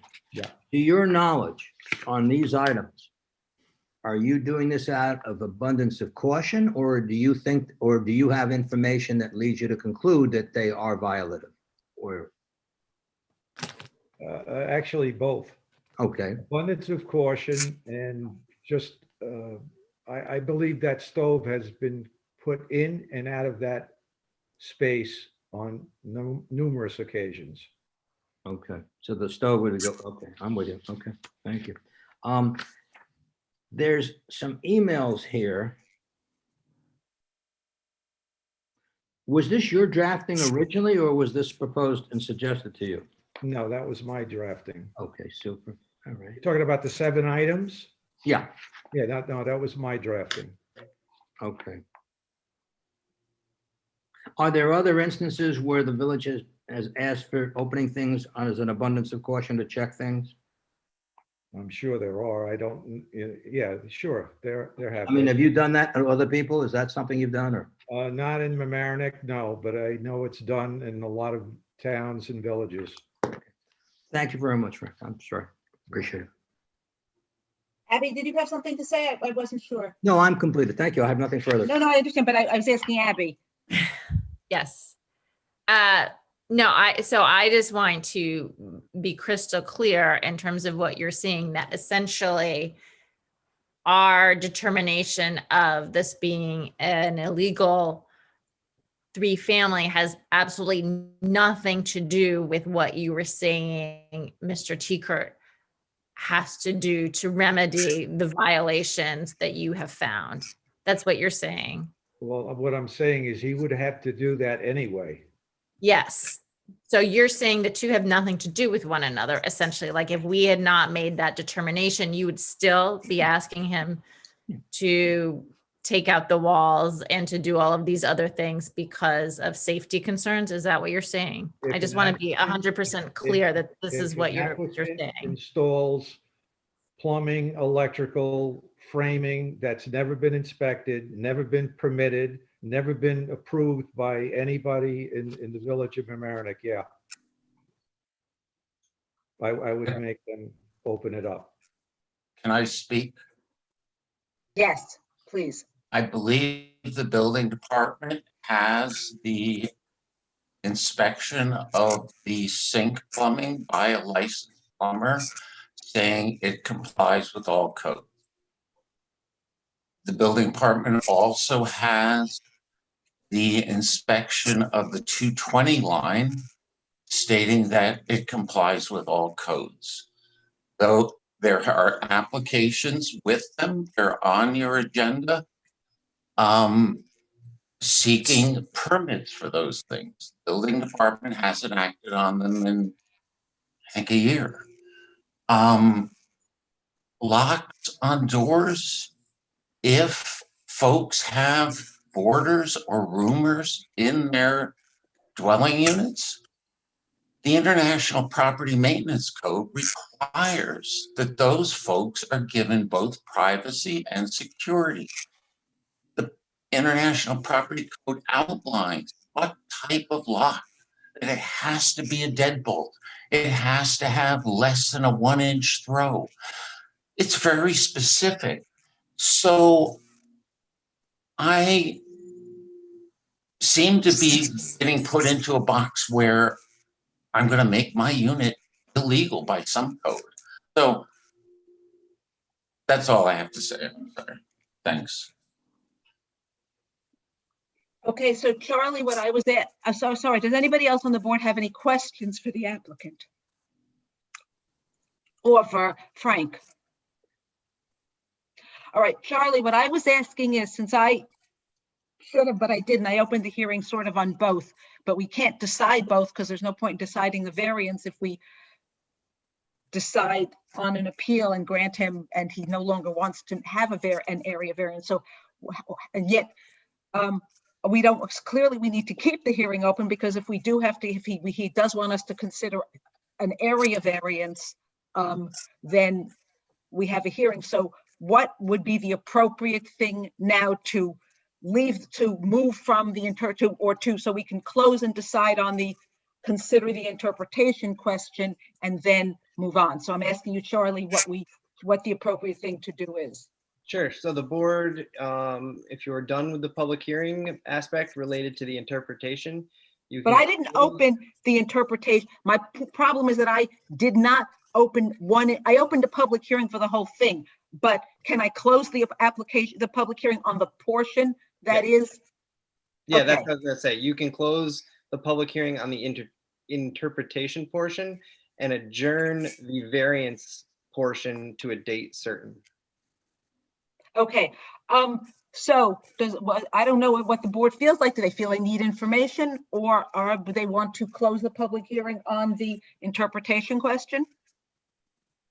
Well, Robin, I'm confused because, I mean, this whole thing, of course, is quite confusing, but I am confused about the interpretation question, given that we're hearing from Frank that it's not about him interpreting our ruling at all. It's completely separate matter. So I would, defer to those of you, you and Dave or whoever on your thoughts on this, but I'm confused. I guess the answer would be, he did say that he would have to demonstrate that everything was code compliant and get permits for everything. So I guess the question would be that we would interpret which of these things are necessary to bring it back to a non-illegal dwelling unit, and separately, then if there's something like, with respect to the other things like the 220 volt, and the real issue is, or not the 220 volt, the plumbing issue would be, we could presumably interpret it to say that he doesn't have to remove it, but he does have to obtain a permit and show compliance. I have a question for Charlie after how Robin just summed that up. I know that we're going through these items and we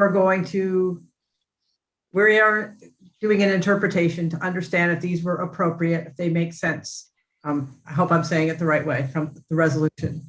But I thought also, since this was a directive to decide how to bring the space into zoning compliance as a result of the findings in the resolution, we must do more, that we actually need to decide what would have been the appropriate response when Frank was asked, what do I need to do to bring this into zoning compliance.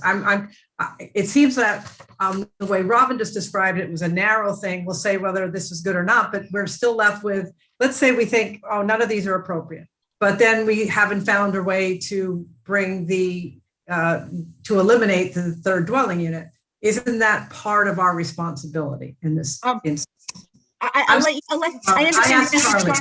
understand you're asking Charlie, but I just want to remind the board members of one thing, which is that, and actually, Meg, you mentioned it last time or some other time, at the public hearing, we were on the resolution itself, when we were considering the application, we were asked if we could tell Mr. Teekert how to legalize. And at that time, we said we weren't going to, that we were leaving it for the building inspector. So if we were now going to tell the applicant how to legalize, I think that we are doing something that we decided already. So I'm asking Charlie, in my mind, that is what our responsibility is. Once, I mentioned this to you, Robin, when I suggested that the majority opinion put a remedy in there, and I said, okay, then we're just going to have to do this when he comes to appeal the building inspector. And that's exactly what's happening here. I believe we can't just leave it hanging that now no one is telling him what is going to happen next. Or do you think the building inspector is another version, Charlie? Or is that our responsibility now to, I'm sorry, Dave also wants to speak. Yeah, I just want to say one thing, and that is, I think that he's made a direct application to us for an interpretation on whether or not these 7 items were directed by us and by the resolution. And I think we've heard, at least I've heard enough to be able to decide that, and that doesn't preclude other items. My own personal feeling is if there are items here that were not directed, they're independent. I mean, if there's violations, that's not our issue here. The question here is, this letter is based upon, and it begins with as a result of the resolution. And I think, I feel comfortable. I mean, I could deal with the interpretation. I think if we all have enough on that, if not, fine. And then I guess close that hearing and then adjourn it like for a month or 2 on the area variance issue. I don't know how that sounds. I don't know that we would have to adjourn it, Dave. Why would we have to adjourn Well, it? We don't you mean from tonight, adjourn it from tonight? You don't for the area variance issue. You just mean adjourn it from tonight. You don't mean adjourn it from if we don't make the decision tonight. You don't. No. I would just say we would close. What I would think logically is we would close the hearing on the interpretation, depending on what people feel, and then not close it on the area variance, and we'll have that'll be framed based upon the other decision. Yeah, that's what Charlie. That's what I think that makes sense, and I'm comfortable closing it on the interpretation. We've heard everybody on that, and I'd like to review everything, and I think it's kind of clear what they want. They've been very specific. I think Frank's been very specific and helpful in that, in the letter and his understanding, and we can make an interpretation. Is that it's very simple. They're saying those items are not required by the resolution, and everybody's spoken to that. So we now is that the entirety of our responsibility, Charlie? Is to weigh in on whether or not we think this was appropriate or not, these 7 items. So it's really again, tricky situation, but it is up to this board. If there are other things that are outside of these 7 items that this board feels are necessary to happen in order for the use of this property to come into compliance with its prior resolution, I think it would be beneficial for all parties to vet that now and to get that out in the open. It might be a moot point because I don't know if there are items outside of Frank's list of 7 that we're currently debating that are out there. But yes, it is within your jurisdiction to do that, Meg, if this board would like. Well, aren't you an application for an interpretation, Charlie? That's different, right? Yes, it's not the same thing, right? That's where I was a little. Yeah, I'm with Rob. I think the interpretation was, are these items included? Yes. And that's the answer we give. Not, or should we? So then what happens next? So let's say we should decide that none of these are necessary. So then What happens We'll next? take that as it comes. We'll just deliberate. Obviously, when we deliberate, we'll discuss those things, I suppose. I think it's within the context of the application to do two things, both determine what of this letter is or isn't necessary, but in terms of interpreting your directive and your resolution, I think we're asking and we need to have your direction of what's necessary to bring the unit into compliance with your previous resolution. And I think in the alternative, what Mr. Teeker has asked for is a variance. And I don't see anywhere in the application where it necessarily says it's an area variance. It could potentially be a use variance. Because you filled out the application section on an area variance. That's why there are two separate pages on the application and you filled out the one on area variance. That's the answer to why I say it's an area variance. Thank you. No other reason.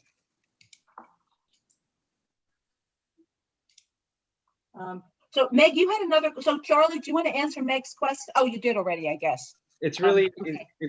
It's up to the board. If there are other things outside of Frank's list of 7 that you feel need to happen in order for the property to come into compliance, I think. So you are suggesting that even though the board at the hearing on the original application said we weren't going to do it, that we reconsider that position? So are you suggesting we're reconsidering something with connection with the application originally? I mean, we said specifically we weren't going to do it. And I know Meg thought we should, but it was done. So you're suggesting now, even though we said that as part of the original consideration, we should now do it? No, I'm not suggesting you take any action at all. I'm just saying it is within your jurisdiction to do so, and you as a board can decide whether or not that is something you want to entertain. Okay. Yeah, okay, so going. Oh, sorry. No, go ahead, Dave. No, I was just gonna say, I think we got to decide if you want to close the hearing or not. I mean, Right. That's the only thing. The rest we can deliberate on. I agree. That's what I was going to say. Yeah. So going back to that question, does someone want to make a motion to close the hearing on the interpretation? I'll so move. Is there a second? I'll second. Okay, so so let's vote on the closing of the hearing on the interpretation. Greta, Yes. Meg, Yes. did you say yes? Sorry, I didn't hear. Yes. Abby, Yes. Dave, Yes. and I vote yes also. Okay, this is closed. We will consider it when we have the chance to consider it. I could consider it either tonight or at the next meeting. And then after that, depending on what we decide, we will hear your application for an area variance or not, because it may or may not, you may not feel it's necessary, or you may feel it still is necessary. Can I just ask whether I will need to do a noticing to the 400-foot radius when you move to the variance application? We don't want to make, did you already send a notice to them? No, I did not. Then you will have to. If we are considering a variance, Okay. you will have to send a Okay, notice. that's fine. Thank you.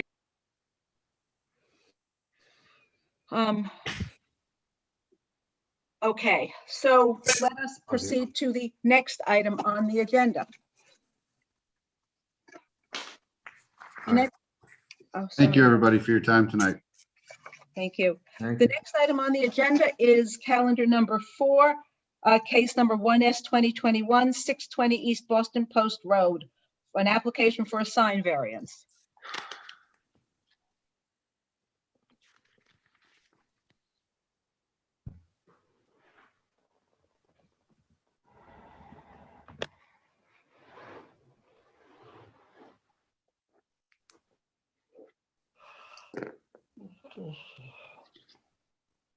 Good evening, Chair, members of the Zoning Board of Appeals. Andrew Spatz here for the applicant.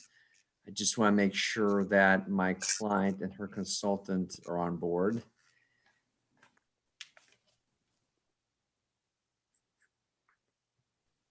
While they're joining, Chair and members of the Zoning Board, my kid said, "Dad, what are you watching? You must be watching something on Netflix." I said, "Oh yeah, it's must-see TV." Needless to say, I think they lost interest after about 3 minutes, but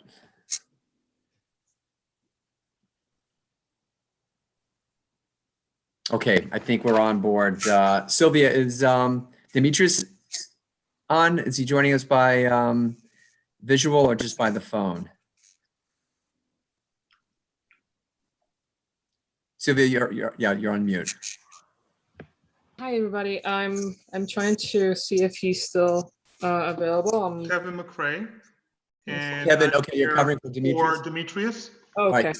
Great, From great. All Global right. Consultants.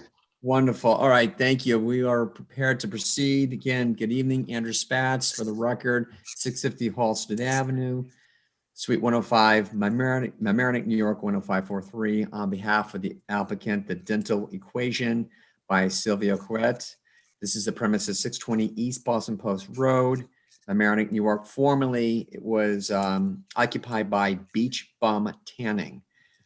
The applicant, Dental Equation, seeks one variance from the sign code 28612B3, where an accessory sign must be 50% or less than the facade sign.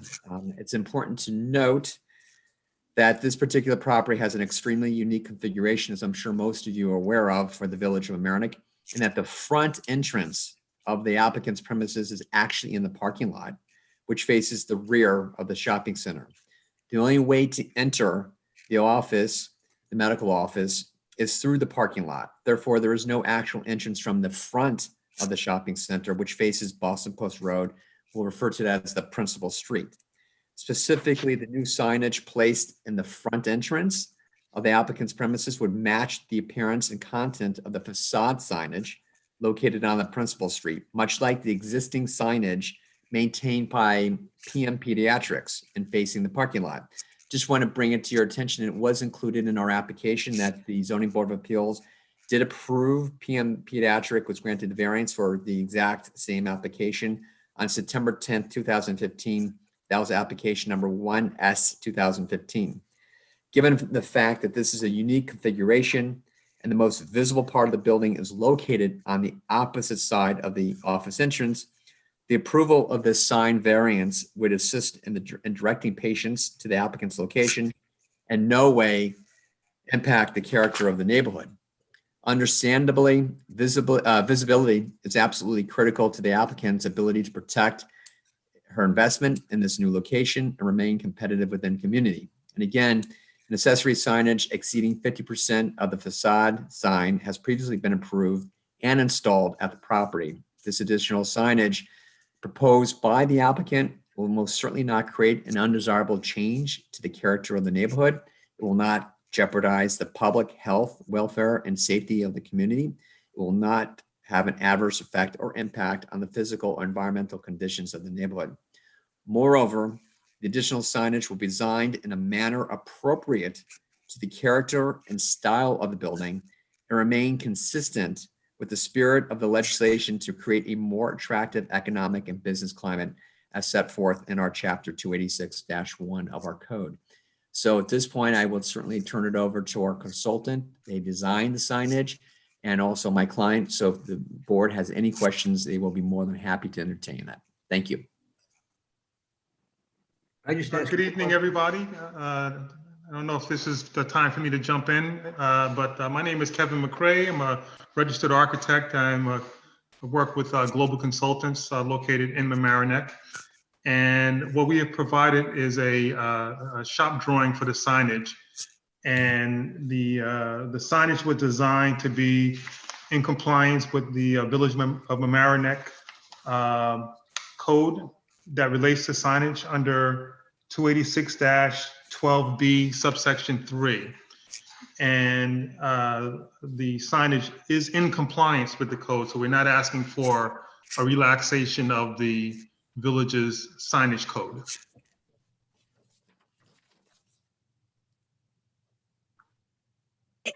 I'm sorry, it is not in compliance, just since you said it is in compliance. If it were in compliance, you wouldn't need the variance. There's something not in compliance, the second sign, correct? So you do need a variance. Right, and you can clarify that, Andrew. Yeah, that's why we are here tonight, Chair. Yes. Sorry, he just said it was in compliance. Yeah, I'm sorry. I was being very broad, and I didn't want to interject, but Chair and members of the zoning, yes, this is exactly, we are here tonight because we have one signage The other signage would be required to be 50%, but we're asking for a similar application that other tenants in the same property have had, asking for that same signage that's facing West Boston Post Road that would also face the parking lot. Thank you for. So the sign. Oh, so simple question is this the same size as the sign on the pediatric facility, or is it a different size? That would be something I would defer to Mr. McRae on in terms of the dimensions and dynamics, and that's. All right, let me ask, is it the same size, Mr. McRae, or is it a different size since since the application is based in part on the fact that there's another variance here? So is your sign consistent with their sign? I would say it is consistent, and I don't see it being any larger than that. I don't have the dimensions in front of me of the pediatric sign. I'm looking at it right now. I mean, I think there was there was a photograph provided to the members of the zoning board. I think if you looked at the context of the photographs, I believe what Sylvia also was seeking to do was remain consistent. She was looking to go bigger, Chair. She wants to remain consistent and tasteful with the existing signage at the property. Does that mean it's the same size? Can I ask, I just want to ask, the sign that's facing the Boston Post, I'm sorry, Brenda, the sign that's the Boston Post Road, is that zoning compliant? You're not asking for a variance. It's not larger than what's the zoning code allows for the one facing the Boston Post Road? Ms. Yergin, thank you for asking that. I believe the applicant, my client Sylvia, who's on, she would like to maintain, obviously, the acceptable legal size signage on Boston Post Road, and just would like duplicative signage facing the parking lot. So the variance is just that you don't want to go to 50% less when you put the second sign. That's yes, ma'am. You're correct. Just as a point of clarification, if I may, the pediatric sign that's facing the front, if you look at what the signs are attached to as a sign banner or a sign wall that you would fix the signs to, that the sign that we're proposing isn't any larger than the height of that sign banner. However, the pediatric sign is slightly larger than that sign banner. It does project a little bit above, and our sign is not doing that. Is either of these signs or both of them illuminated? Yes, they are. I believe the channel signs. Very well. It's in the same illumination that's used for the other signs in the shopping center, or is it a different illumination? No, it's the same. They're basically aluminum channel signs that are illuminated from the rear. Ms. Kramer, may I interject? Both signage that we are proposing, they're in compliance with the size and the shape for the letters and for the horizontal and vertical. A size that the code requires, and they're definitely not as big as the ones that PM Pediatric has, which we're actually probably even double the size of what we're actually proposing. So both our signages, the one that goes to the parking lot and the one that goes to Post Road, they're both in compliance with the code. With the exception of not being 50% Correct. parking lot Correct. side. Yes. I have a question for you. According to the resolution, the pediatrics resolution was 48 inches high, and I think this proposal is 30 inches high, and the letter was 36 inches. And this proposal, I believe, is 18 inches, so it seems like it's smaller. That's right. If I'm telling Ms. this right. Haney, I believe you're correct. I don't, and yes, because I did attach the resolution from 2015 in there. Kevin, you could probably confirm that. I don't have the resolution in front of me, Andrew, but the height of the proposed signs that we have here are 2'4" and not the I guess 48 inches that the pediatric sign has. So It's going to be smaller. We're significantly smaller. Right. Yes. So that's an affirmative, Ms. Haney. Do you intend to keep the illumination on at night or weekends as well when you're closed, or is it just to help people find you, as you said? Mr. Newfield, I think it's twofold. It's just have people locate. I would suggest, and I would have no opposition to remain consistent with whatever PM Pediatrics, whatever is currently happening at the property, we would remain consistent. For example, PM Pediatrics have a shut off of like midnight or what have you. And there's no need to not going to be performing procedures late at night. So we would certainly, in the interest of the neighborhood, do what the other tenants. What would you like? What would you like for your son? Sylvia. I would like for like Andrew, like what Andrew said, to, you know, remain competitive in the market. And it's important to me as a business, and especially as a new business, it's a new office, to be visible and to be visible at night so that everybody can see me. And I know that my neighbors are they have illuminated signages that are all the way into probably midnight or. So if I can, I think Mr. Newfield, because PM Pediatrics, because I've unfortunately had to take my children there before, they are open all night. So I believe they're illuminated all night. But again, you know, we want to be respectful to our neighbors, and it is an important component of remaining competitive, especially since it's a new business. This is Sylvia's first investment in her own practice, and she's choosing here in the village of Mamaroneck. So whatever we can do to help would be great. But again, respectful. And obviously, if there's ever a complaint, well, I'm sure, you know, God forbid there's ever a complaint in the future, this is something that we would work with the village and the building department, whomever else, to you know, work with that. Is there anybody from the public who wishes to address this application? I do not see anyone who wishes to speak. Okay. Any board members have any other questions for the applicant? I just have a comment for Mr. Spatz on the EAF, just a couple picayune things. I think you didn't answer number 16. I think you didn't answer number 3. And on number 9, I think you answered it wrong. I think you didn't. Let me take this in. I didn't actually prepare this. My client did, but let me go ahead and yeah, just look at 3, 9, and 16. Go ahead. Okay, I'm sorry. 3. Oh, number 3, 9, and 16. 3, 9. Let's Does the see. proposed action meet or exceed state energy code requirements? I'm not certain. What was the question? I mean, what was the Does the proposed action meet or exceed the state energy code requirements? Kevin, is that something that? I would say yes, because in this case, it would be relating to the electrical wattage consumption. And this application does comply with the energy code as it relates to electrical consumption. And is And then 3 and 16 and the project located in the 100-year floodplain? I don't believe that is in the 100-year floodplain. I think that's actually the highest point in the village. That I don't know, but the fact that it's several feet, you know, more than 10 feet above the ground, I don't think this is applicable to a typical, you know, boiler or that type of installation. I think they're just talking about the actual foundation, but I believe, Ms. Haney, thanks for bringing that to our attention. I do believe that that's outside the 100-year floodplain. As I said, if anything, and then number 3 needs to be completed. Number 3.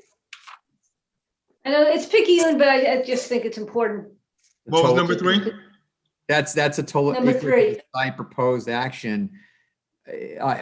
Sylvia, would be whatever the square footage of your unit.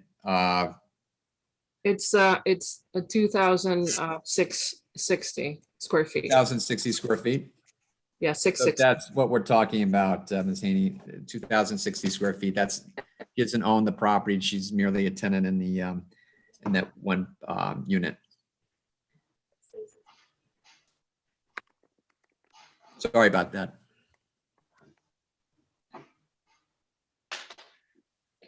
Sylvia, when do you plan on opening? We are expecting to open May 26th. Right. So it's been very important for me to, you know, to get signage ready. And I know I'm not gonna be there for a big, nice illuminated signage when I open, but I hope that soon enough we can Sooner after. get this we can get this started. Thank And you. we'll contact Frank. I don't know if we'll have to go to the BAR on that. We may. I don't recall when that we're going to have to do that, but. Would the applicant be able to discuss temporary signage options with the building department? Is that something that we can do to?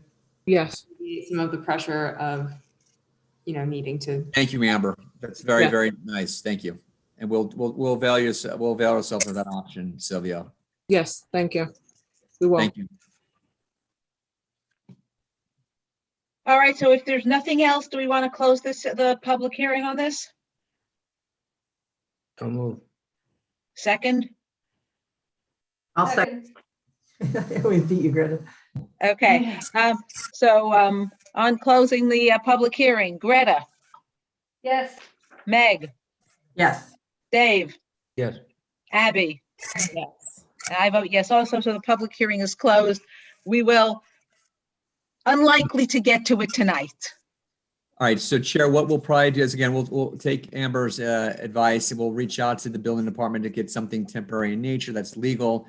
Certainly we want to welcome Sylvia and her new business here in the village of Mamaroneck, and then we'll wait a vote in the near future. And Andrew, if you Yes, don't mind just submitting a revised EAF so we have a complete one for the record. And I'll note that it's the square footage because it's a unit, if that's okay, Mr. Yep. Gottlieb. That Okay, sounds good to very me. good. Ms. Haney, thank you for bringing that to our attention. We'll resubmit that. Everybody have a great night. It's been a pleasure, and we'll see you soon. I don't think I ever had such a short presentation before in my life. It's the first for everything. Thank you. Thank you for everything. Thank you. Have a good night, everybody. Thank you. Okay, the next item on the agenda is calendar number 5, case number 4SP 2021, 100 West Boston Post Road. There's a special permit for a restaurant.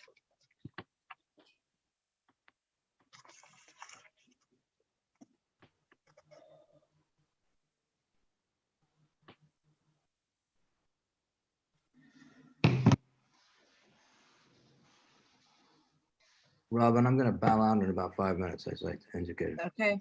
Thank you. Thank you. Mr. Lum, are Hello, you good evening. Hi, everyone. Madam Chairperson, members of the board, how are you? good? How are you? Good. Good. So my name is Eugene Lum, and I'm here seeking your approval for a special permit to operate a restaurant at the premises 100 West Boston Post Road. Just a quick background, my family has owned the property since 1971. We operated a restaurant at this location for 45 years, from 1972 up to 2018. After we closed in 2018, we leased a space to another restaurant that unfortunately was only able to stay open for less than a year. And after that restaurant's closing in January of 2019, the location has been vacant.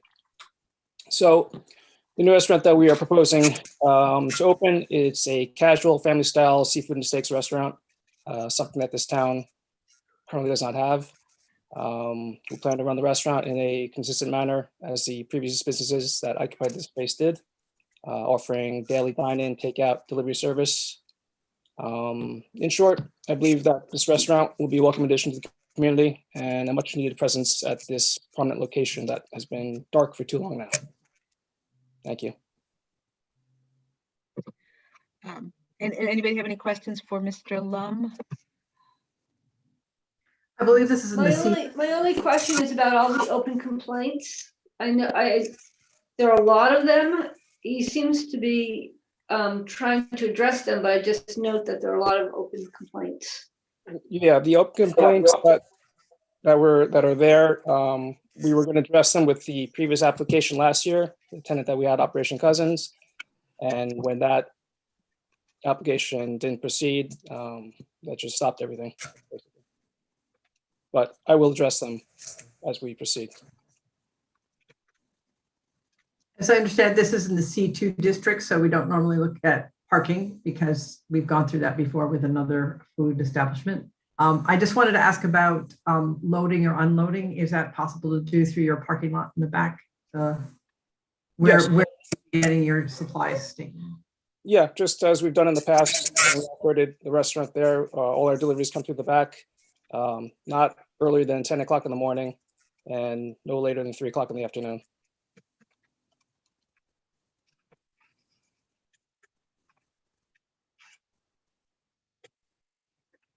All right, does anybody from the public wish to address this application?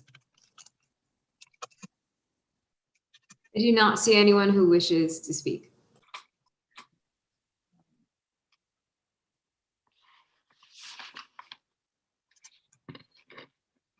Okay, if no one else has any comment.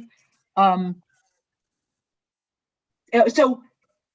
I'm sorry, Mr. Lum, could you just say when you were going to have your loading? No earlier than 10 o'clock in the morning, no later than 3 o'clock in the afternoon, Monday through Friday. Thank you. I wanted to get the exact time down. Sure. Okay, anybody, if no one has any other questions, do we want to close this public hearing? I'll move to close. Second. Okay, on closing the public hearing, Abby, Yes. Dave, Yes. Meg, Yes. Greta. Yes. I vote yes also, so the public hearing is closed. Again, we may or may not get to it tonight. My guess is not, but if not, we'll take it up next week. Okay, thank you, everyone. Have a great night. Thank you. All right, and the last public hearing is calendar number 6, case number 5A2021, 413 Soundview, which is an application for an addition to a garage and an expansion of the garage. Robin, I'm going to recuse myself from this matter. I know the applicant. My husband works with her, so I think I should recuse. Okay. So I'll write that. I'll just note that. Okay. Do we? Okay. Is the applicant here? Yes. Hi, good evening. Paige Lewis, Lewis & Lewis Architects, here representing Christy Derrico, Don Derrico as well. We're here this evening to discuss an addition to their garage, their existing garage. If I could I share my screen with you so I can walk you through the drawings? Is that good? Amber, you're going to do that? Yes, good. Okay. So here's the cover sheet, but I'll start with the site plan actually and walk back. So existing site plan on the left side of the page, the proposed on the right. So their existing garage is located in the left rear corner of the property. And here is their driveway and curb cut off sound view. So unfortunately, the driveway does not connect to the garage. And it makes it rather difficult. And here's their steps, front steps up to the front porch, rather difficult to get automobiles into the garage. So Christy and Don came to me and they are proposing to add an addition to the front of the garage and then add a driveway expansion so then we can pull a car in and then pull into the garage instead of having to like do some interesting 3-point turns through their property. So I'll zoom in a little bit. And what we're proposing to do is then add to the front of the garage so that we can actually pull in this way 2 cars. And then we are wanting to add some space here to make a stairwell up to a attic space above the garage and a toilet room off the kind of tucked under the stairs so that if we're in the backyard, because unfortunately there's not a bathroom that's close to their rear yard, as well as if Don is in the garage tinkering on his cars, the bathroom would be a lot easier to have in the garage. So that's the site plan. And I'm going to zoom back out for a second and walk you through some photos of the property and neighboring properties. So then the front of 413 Soundview, as well as looking down the street towards, you kind of see a little bit of the garage in the corner of the photo and the existing house. And then looking at more the front of the house. And this is what you're standing in the garage now, looking towards the rear of the house. And then looking at some of the neighboring properties. And then I want to show you an overall map of the neighborhood and within the radius, the 400-foot radius. So you can kind of see where 413 Soundview is here, and the neighboring properties, and then where the garage is now, and then the darker areas showing the addition. And then, so we have the existing garage plan, floor plan here, and then the proposed, this is a demolition of the existing area, but the current garage is here. There's the overhead door, and then there's this planter bed area that there's a door you can step out into. So then our proposed, I'll zoom in a little bit to save our eyes. So we'll have two doors, two 9-foot wide garage doors, and then, 2 bays for the cars, some shelves along the rear wall, and then a door that will lead from the rear yard into the foyer, and then we'll have a door into the garage. Then we'll have a stairs up leading up to the attic level and their powder room here. Given their current house, they don't have much basement space or much attic space because the height in the basement is rather low. So we're looking to get some additional storage in the upper level above the garage. So then you come up the stairs, we'd have a walk up stair, and then you'd have a finished storage room in here. And then in the lower eave, you'd have a lower section there. And then lighting, we'll just have, some lighting, work lighting, so we can see what's going on in the garage. And then the attic, we'll just have the slope ceiling and some lights in the ceiling. And then elevation. So this is, when you're looking at the front of the house or front of the garage, this is what you see now, this side. But really the overhead door where you pull a car in is on the side. So when we look at the proposed, here's our new front garage with a dormer over the storage area. And then this is the side where that faces the house with the door into the foyer. And then the other two elevations. So then this is the existing left side, and this is the proposed left side. So we're just keeping 2 windows in the attic area.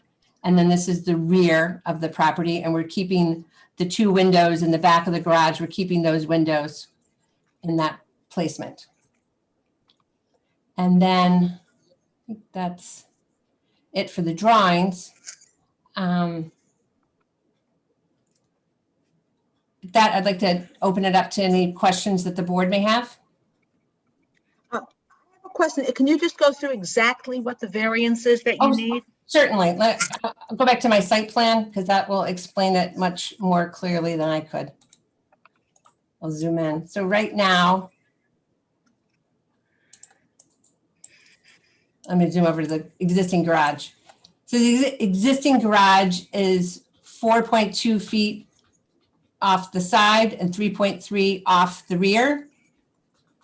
And the proposed, we're leaving the existing garage here and we're just adding to the front. So, and by way of the where the garage is sited on the lot.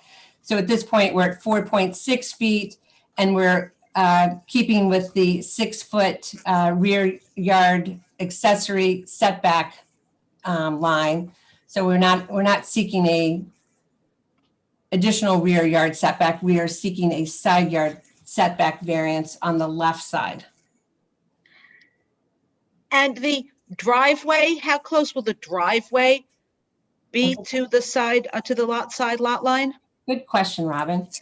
But so the garage is 4.6, and then the driveway would probably be, we would hold it in, probably another foot, so we're at 5.6. We could probably push it, so we're right at 6 if we had to. So we wouldn't have to, we could pull that in.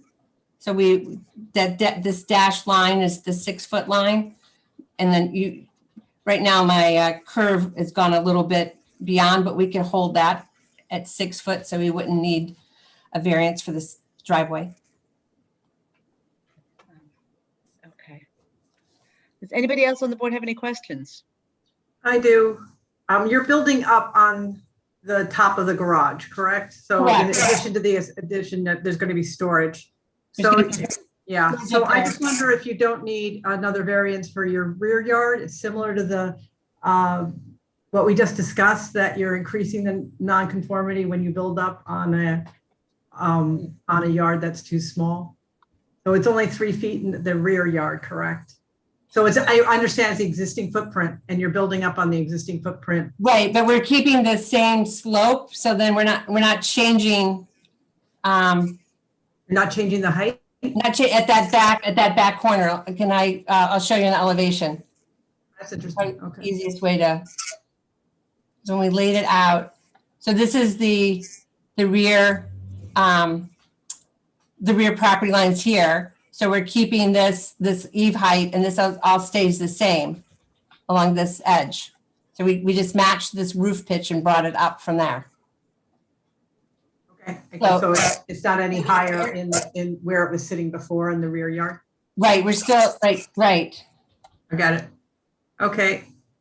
Then I also wonder, I've looked at code 342-21-5A, which actually puts a restriction on how high an accessory garage can be. And it says 20 feet. And I thought you're going to build this to be 21.5. Yeah, there was a typo in the agenda item, because actually when you look at the average grade around the garage and we go to the mean point, we are at 16.6 feet. So we are below the height limit. So we are not seeking a variance for a height. We are only seeking the variance for the side. But I thought I read somewhere that the height would go all the way up to 21.5. I don't understand the average mean. What's the tallest point of the garage? The tallest point is, hold on, let me back out for a second. I believe the tallest height, we are at roughly 20. I think that was the 21.5, but we follow the mean. We go to the midpoint of the sloped roof, because the entire roof, it's sloping, so that it's not all that height. Okay, I'm not sure how to interpret that. It just says in the code, an accessory garage shall not exceed 20 feet in height. So I'm not sure how we're supposed to measure the height. Then you're suggesting that it's the median. Of the is the height defined in the definition section of the code? How to determine the height of the roof? I would guess that it's not anywhere defined, but I'm looking, just to let you know, I'm looking at 342-21-5A. There is a definition of height, building height, in the code. Just sorry to go back to, I don't know, I just looked it up. It says for 1 and 2 family dwellings, the vertical distance is the measured from the average level of the existing grade. So this is not a 1 or 2 family dwelling for all other buildings. I mean, I'm not sure whether this is part of that 1 or 2 family dwellings, in which case it's measured from the average level of the existing grade. And then it says for all other buildings, measured from the average level. It's in both cases, it's measured from the average level of the existing grade, but it's a question of whether it's the grade at the lot line or it's the grade adjacent to the exterior walls, but it is measured from the average grade. Okay, but then does it just state to the height on the roof if it's to the mean of typically it's to the mean. It says, yes, sorry, I closed it. Hang on, and I'll open it again. It says, Average level. I'm just trying to find it again. It says to the mean level between the eaves and the highest point of the roof if the roof, wait. Oh, sorry, to the vertical distance to the highest level of the highest point of the roof if the roof is flat or mansard, or to the mean level between the eaves and the highest point of the roof if the roof is of any other type. Correct. Measured from the average level of the existing grade prior to construction adjacent to the exterior walls. But again, I don't know whether this is counted as the 1 and 2 family dwelling, since it's the accessory garage and the structure is not a dwelling, and in which case it's measured pursuant to the other buildings, which is the same thing, except it's just, as I said, a determination of where you measure.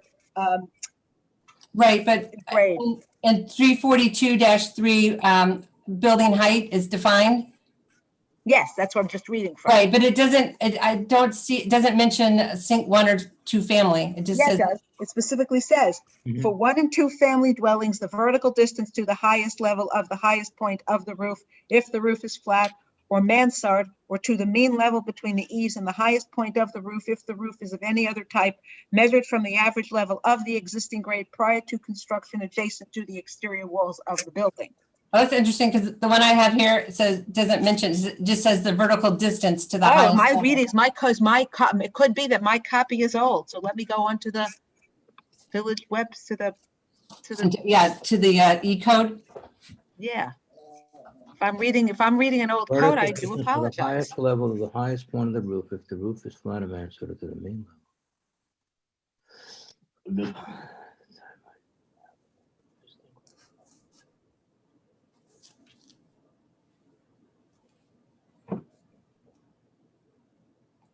So in the E code, it says building. It was amended in 2016.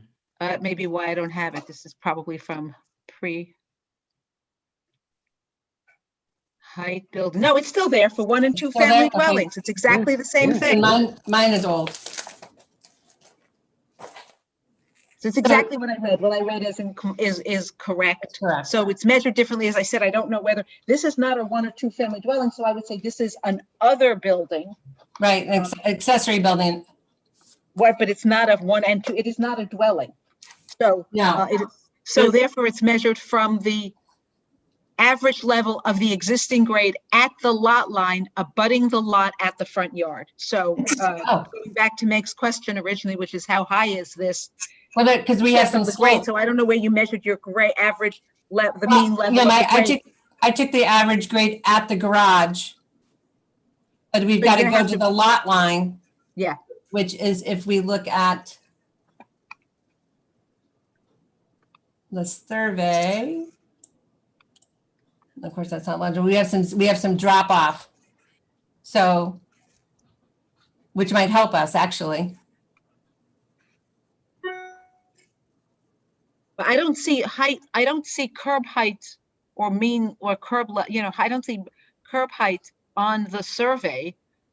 So, given that the question is a good question, and if it's so you take the average at the lot line of the front. Yeah, that's what it says. Right. Okay.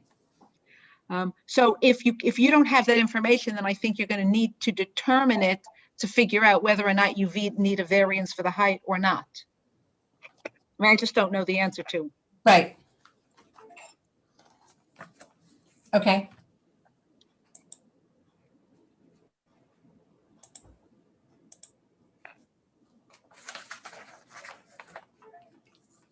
Are there any other questions? While I got your attention. I don't have any other questions. I was just looking at those things. Did we lose Abby? Abby's there. Oh, sorry. You didn't show up on my screen and I couldn't find you. I got you. Sorry. I'm here. Sorry. Okay, so then are there any members of the public who wish to address this application? Yes, we have someone who has raised their hand. I will promote them to speak.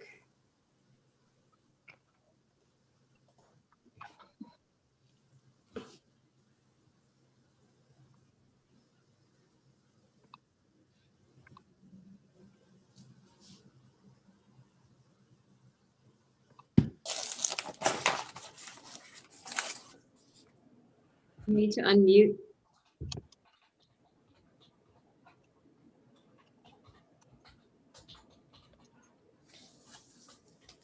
Hi, can you hear me? Yes. My name is Ann Wagner, and my husband Harvey and I live at 421 Soundview Avenue. Our house is directly next door to Chris and Dawn Derrick's home. And we've adapted to a lot of changes in the neighborhood in the past 45 years, but we have some issue regarding their proposal for this new garage, especially given their higher land elevation and the plans for a two-story garage. Our kitchen window and outdoor deck look out on their property, and it affords us light greenery and a lovely view. We are retired and spend a lot of time on our deck, eating meals, reading, entertaining family and friends. And it's an important part of our lifestyle. And our concern is that a two-story garage would infringe upon this and infringe upon the light and the greenery that we enjoy. So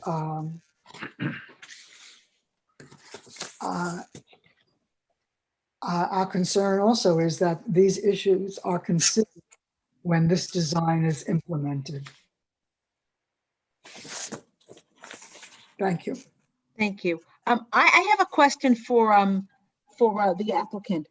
I mean, you're adding an incredible amount of impervious surface, and I know that's not relevant to our decision, but are you going to do you have to go to the planning board or for this, or do you have to talk to the build? Frank, do they need to get determine flooding issues or any of that, the village engineer?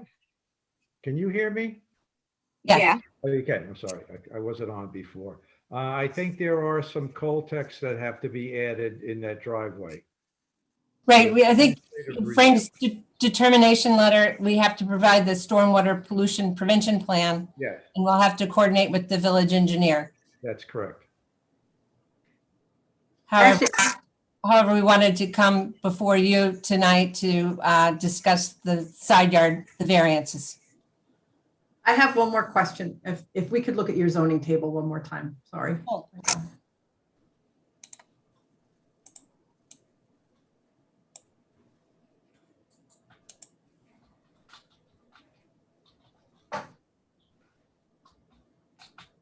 Okay. Can you see it? No, this.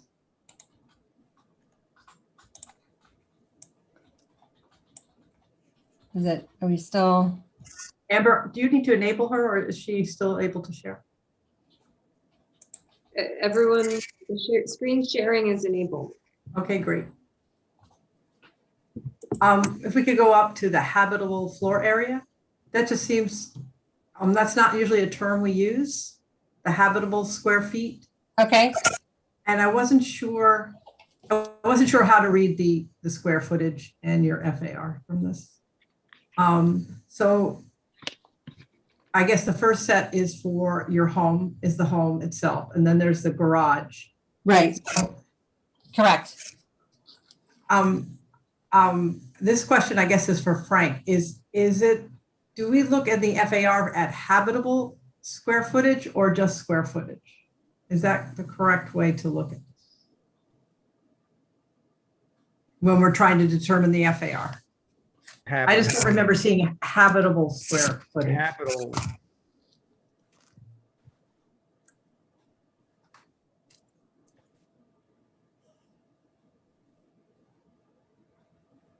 Oh, I guess it is in the table. I'm sorry. I think you're really on top of things. Minimal habitable square footage. So, when you go in the table, sometimes the terms are different than when they talk about them in other parts of the code. Sorry.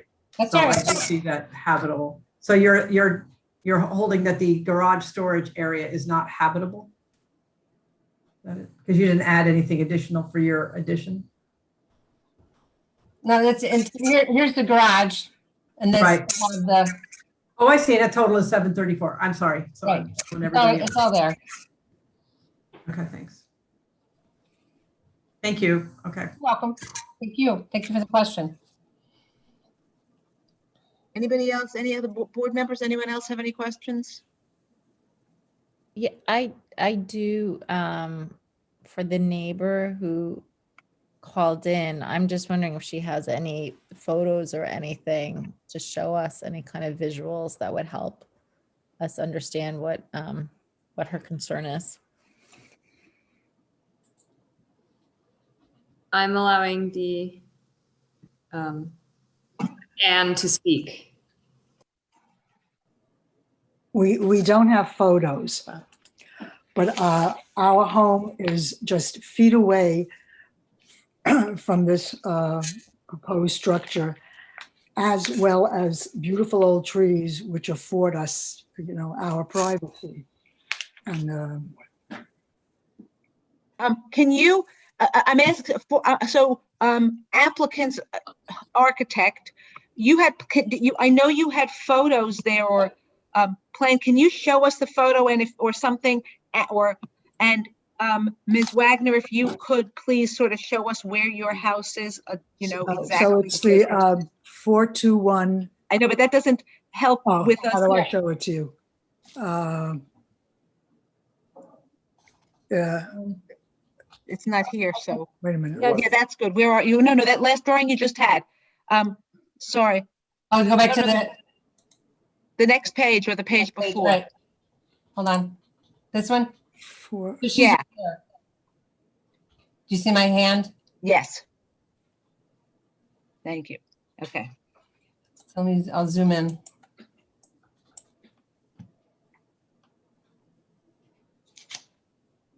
So you're not numbered there, but that's.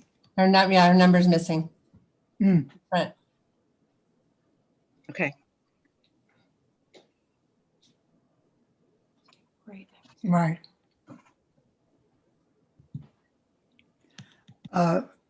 The house that's not numbered, that's mine. You have a back deck that's not shown here. You have a back deck that's not. And there's a back deck that is not showing, which will, definitely be impacted.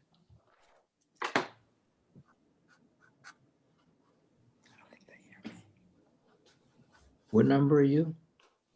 421 Soundview Avenue. It's not numbered, Dave. It's the one in between. This one here. I'll put it. Which one is it? It's between that one, between 413 and 425.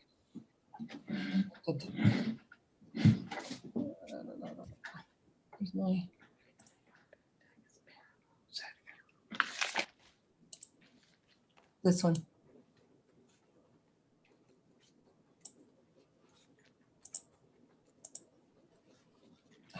Where did it go?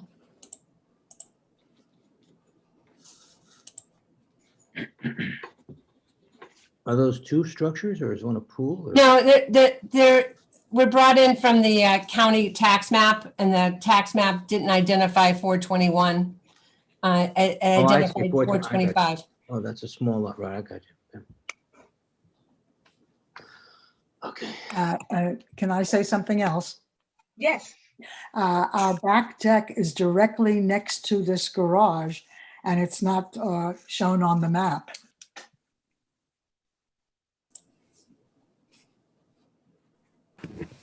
So the back deck is really in your side yard, not in your rear yard. Yeah, her back deck is. No, it's in my rear yard. Oh, it's not there. No. Page. No? No, it's in the No, back. it's Here. yeah, that's.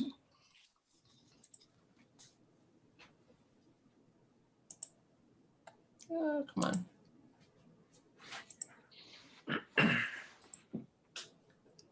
It's back here in this area? Uh-huh, that's it.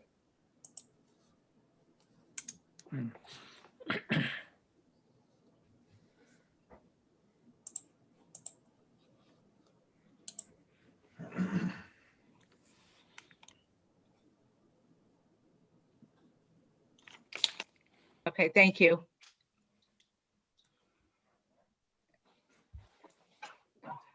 If does the applicant or Ms. Wagner have anything else to add?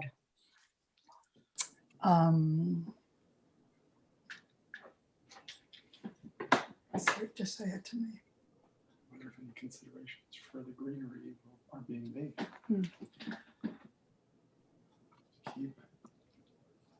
No, I don't think I have anything else to say. Okay, thank you. Does the applicant, do you have anything else to add? So, I mean, we can, let me zoom in back in.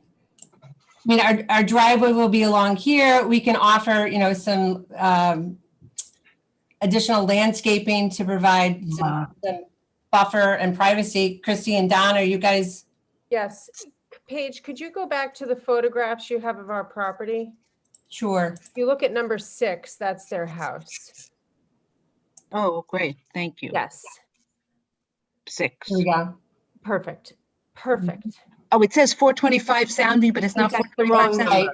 Because that's how it was identified from the county tax map. Got it. So the picture Paige had earlier was the drawing from the tax map was really illuminating. Their kitchen window doesn't even look, we have a very amicable relationship with all of our neighbors. And we went to everyone with the plans well before, including Mr. and Mrs. Wagner.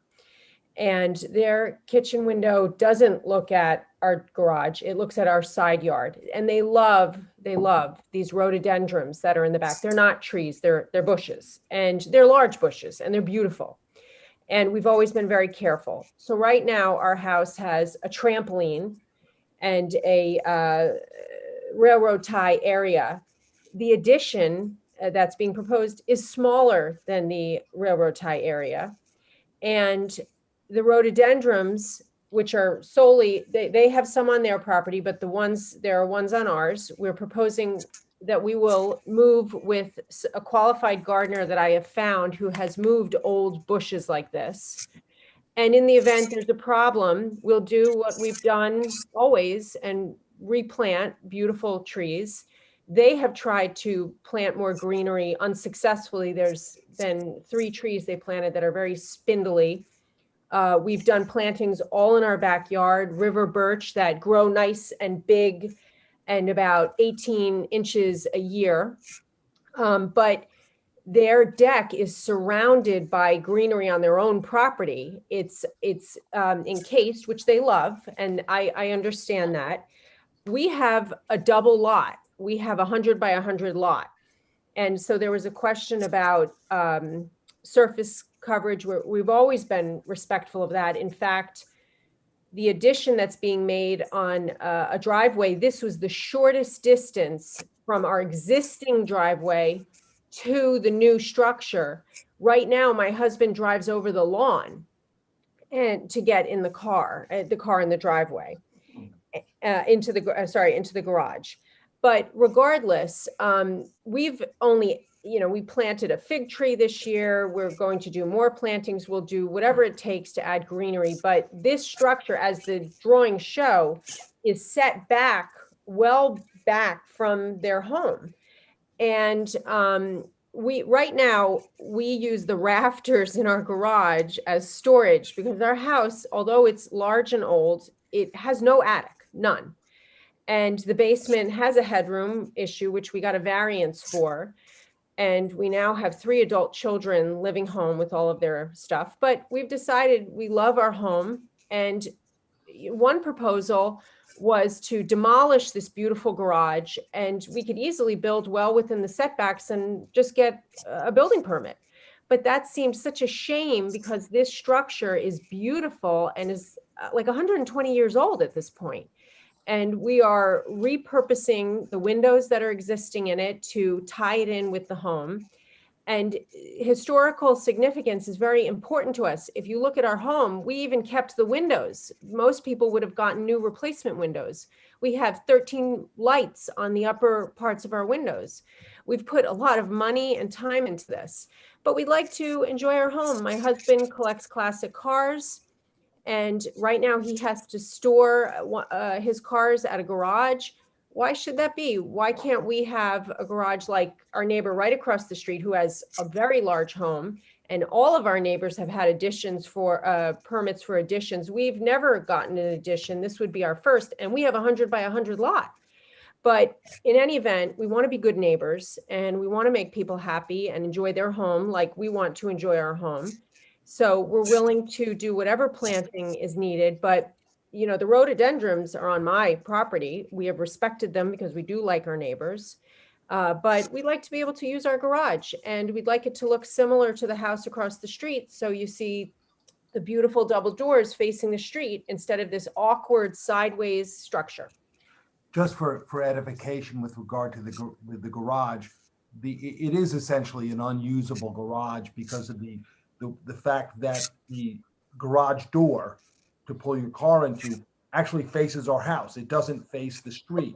And the reason being is that the original structure was a horse stable. This house basically owned most of the land in this area.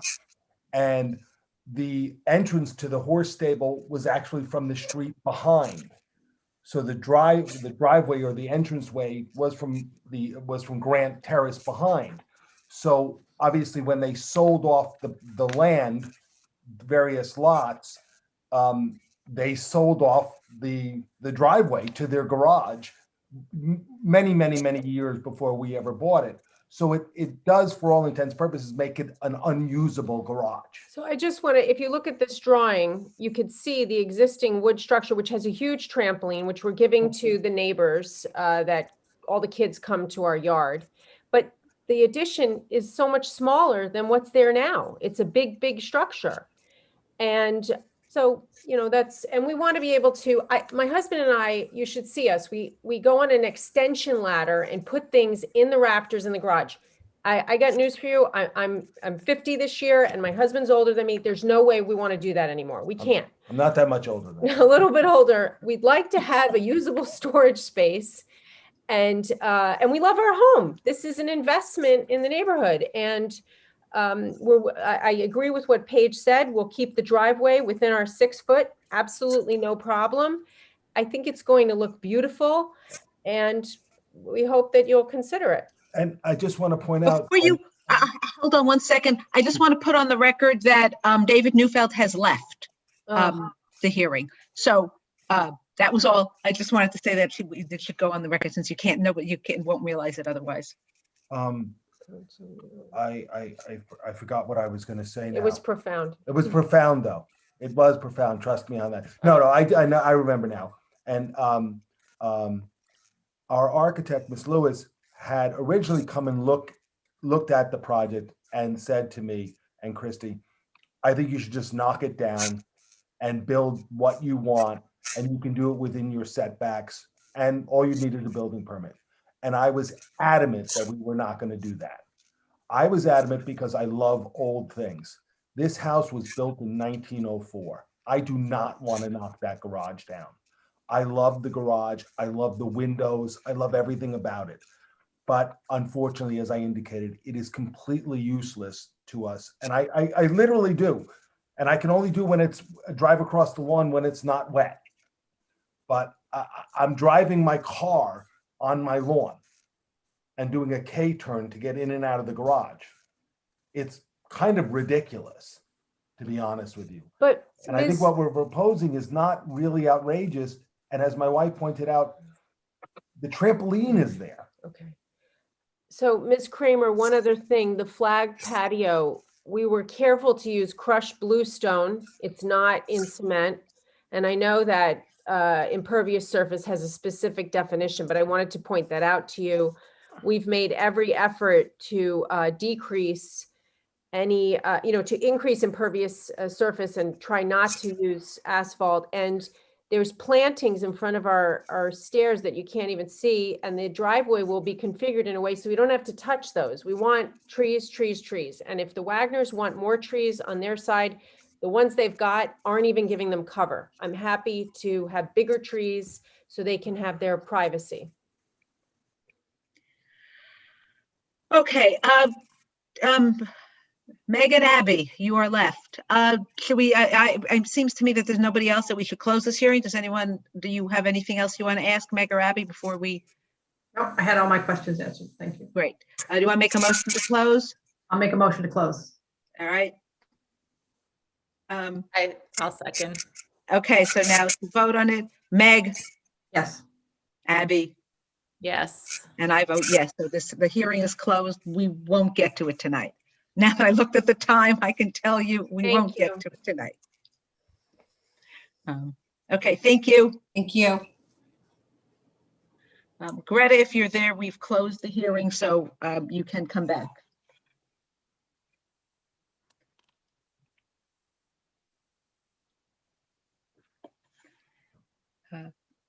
Okay, so that ends the public hearing on for today. So the next application is a closed application, which we have the resolution. This is on case 3P 2021 1139 West Boston Post Road, and it was a permit for between the Bun Deli and Cafe.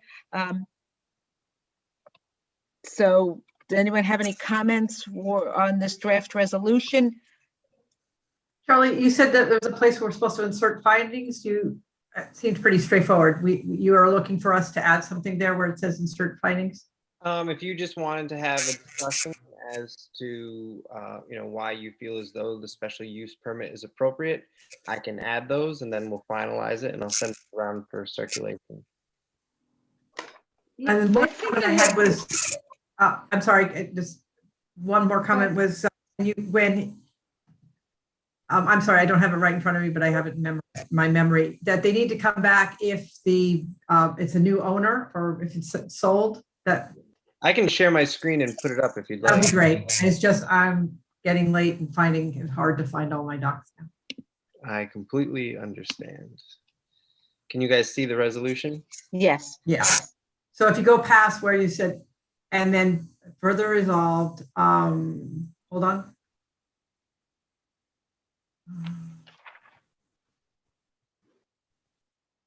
Right, keep going down, you're right, correct. If you can keep going, scrolling down.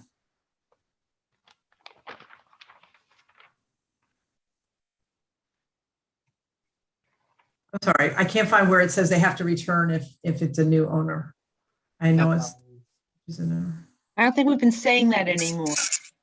I think there's something I read. I'm sorry, I'm not prepared.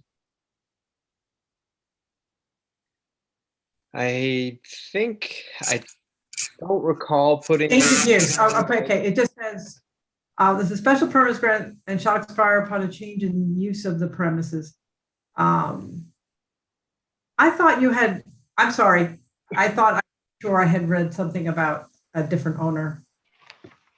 Meg, just what is not just a change in use. It was also, I thought we have Robin said in the past about special permits if they materially change their operations or expand their operations. I thought there was some language like if it becomes more intense or larger experience. I don't know how to describe that correctly, but some significant expansion or something.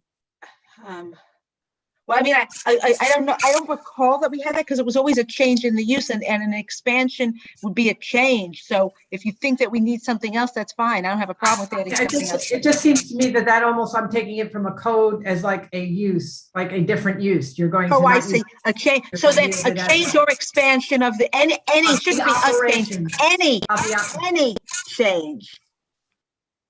Any change in the use or operation. I think that was the word, Meg, operation.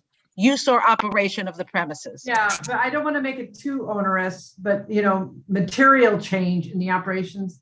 I don't want it that they move the fryer from here to that side of the room, to the other side of the room. I meant something more significant than. Okay. I just meant if they're gonna, all of a sudden have 20 more chairs outside on a porch or something, Right, that's fine. So I don't know how to describe that change in operations. I think what he's got, look at what he put in there, Meg.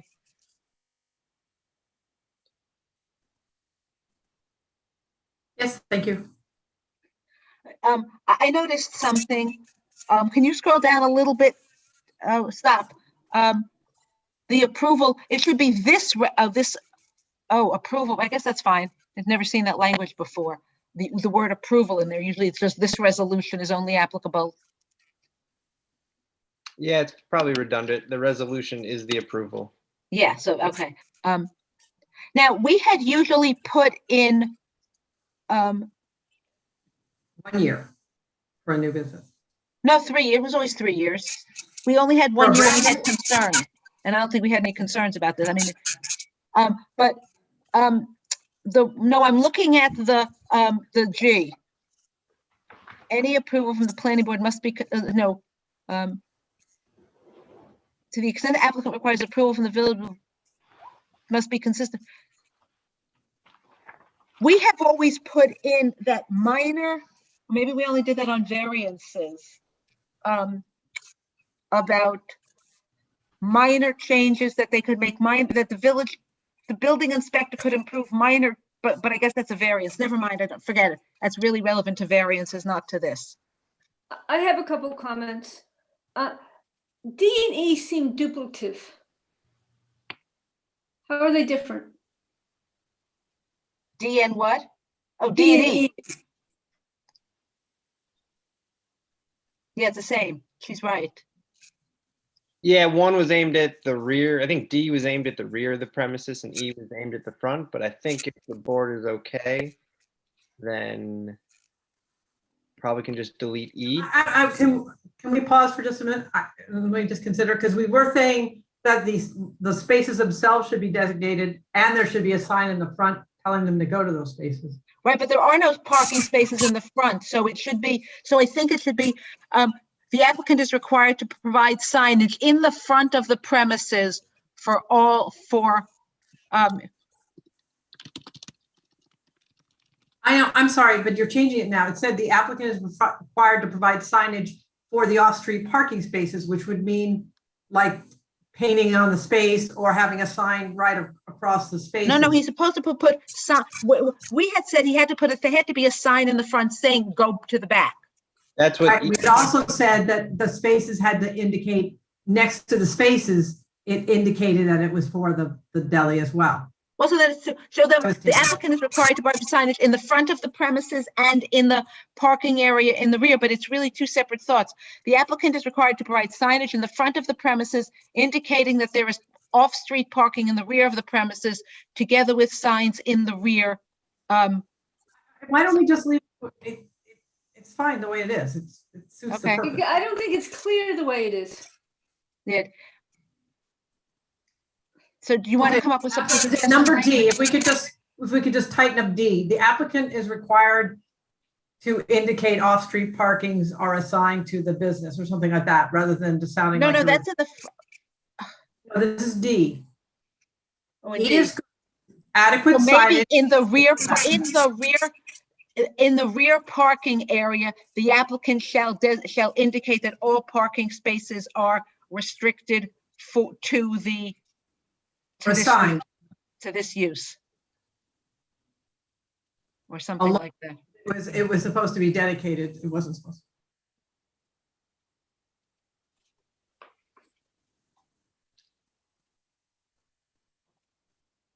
Solely for the proposed delicatessen, if you could say.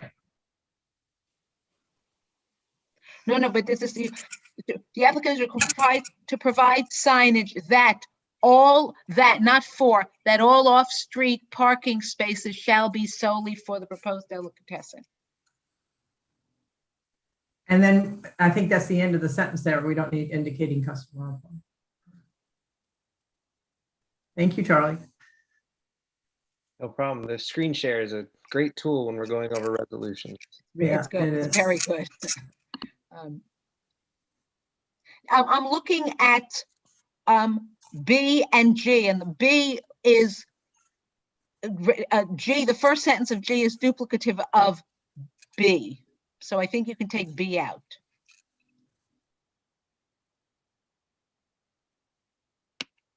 I agree. Okay.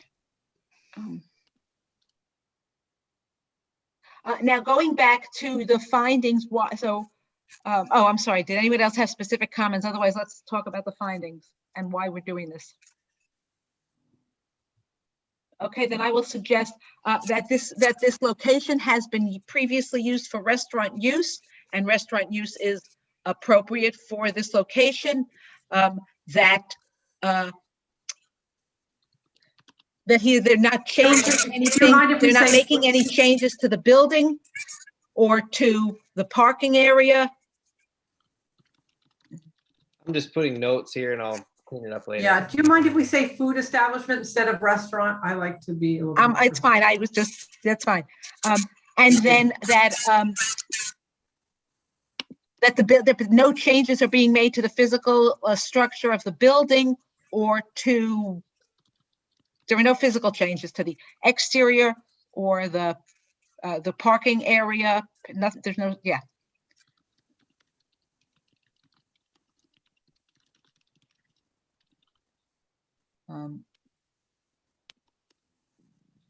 Okay. Anything else that we need, that anyone else thinks are useful, helpful? Well, I have a question. Is there a difference between the application becoming invalid versus the application expiring? Oh, I'm sorry. Because- Can you go down to that section of it, Charlie?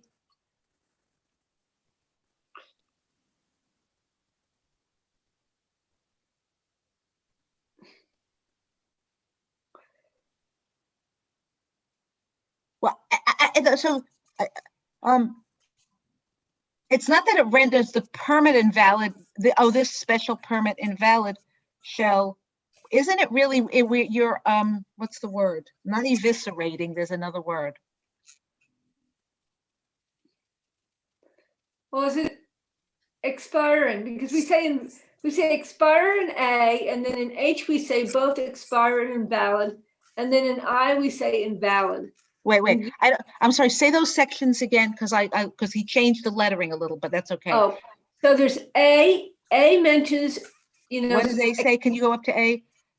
That it shall expire.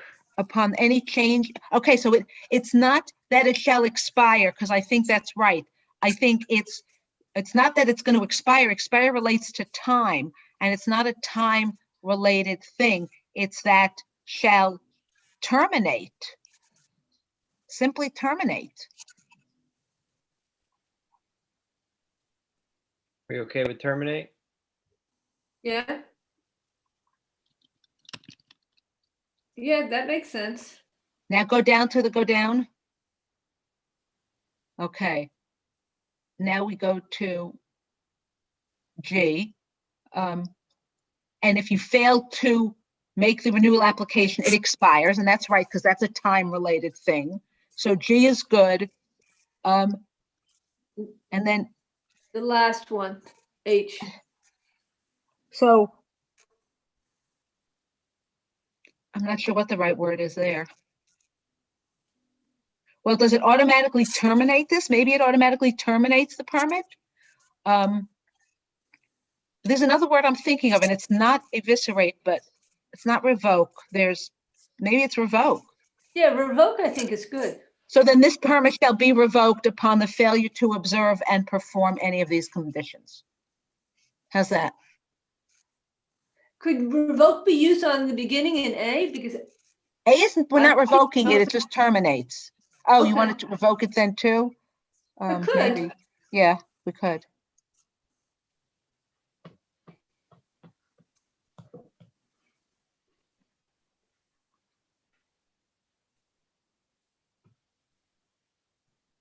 Well, Charlie, is there a difference from a perspective of, as a legal matter with respect to these kinds of things?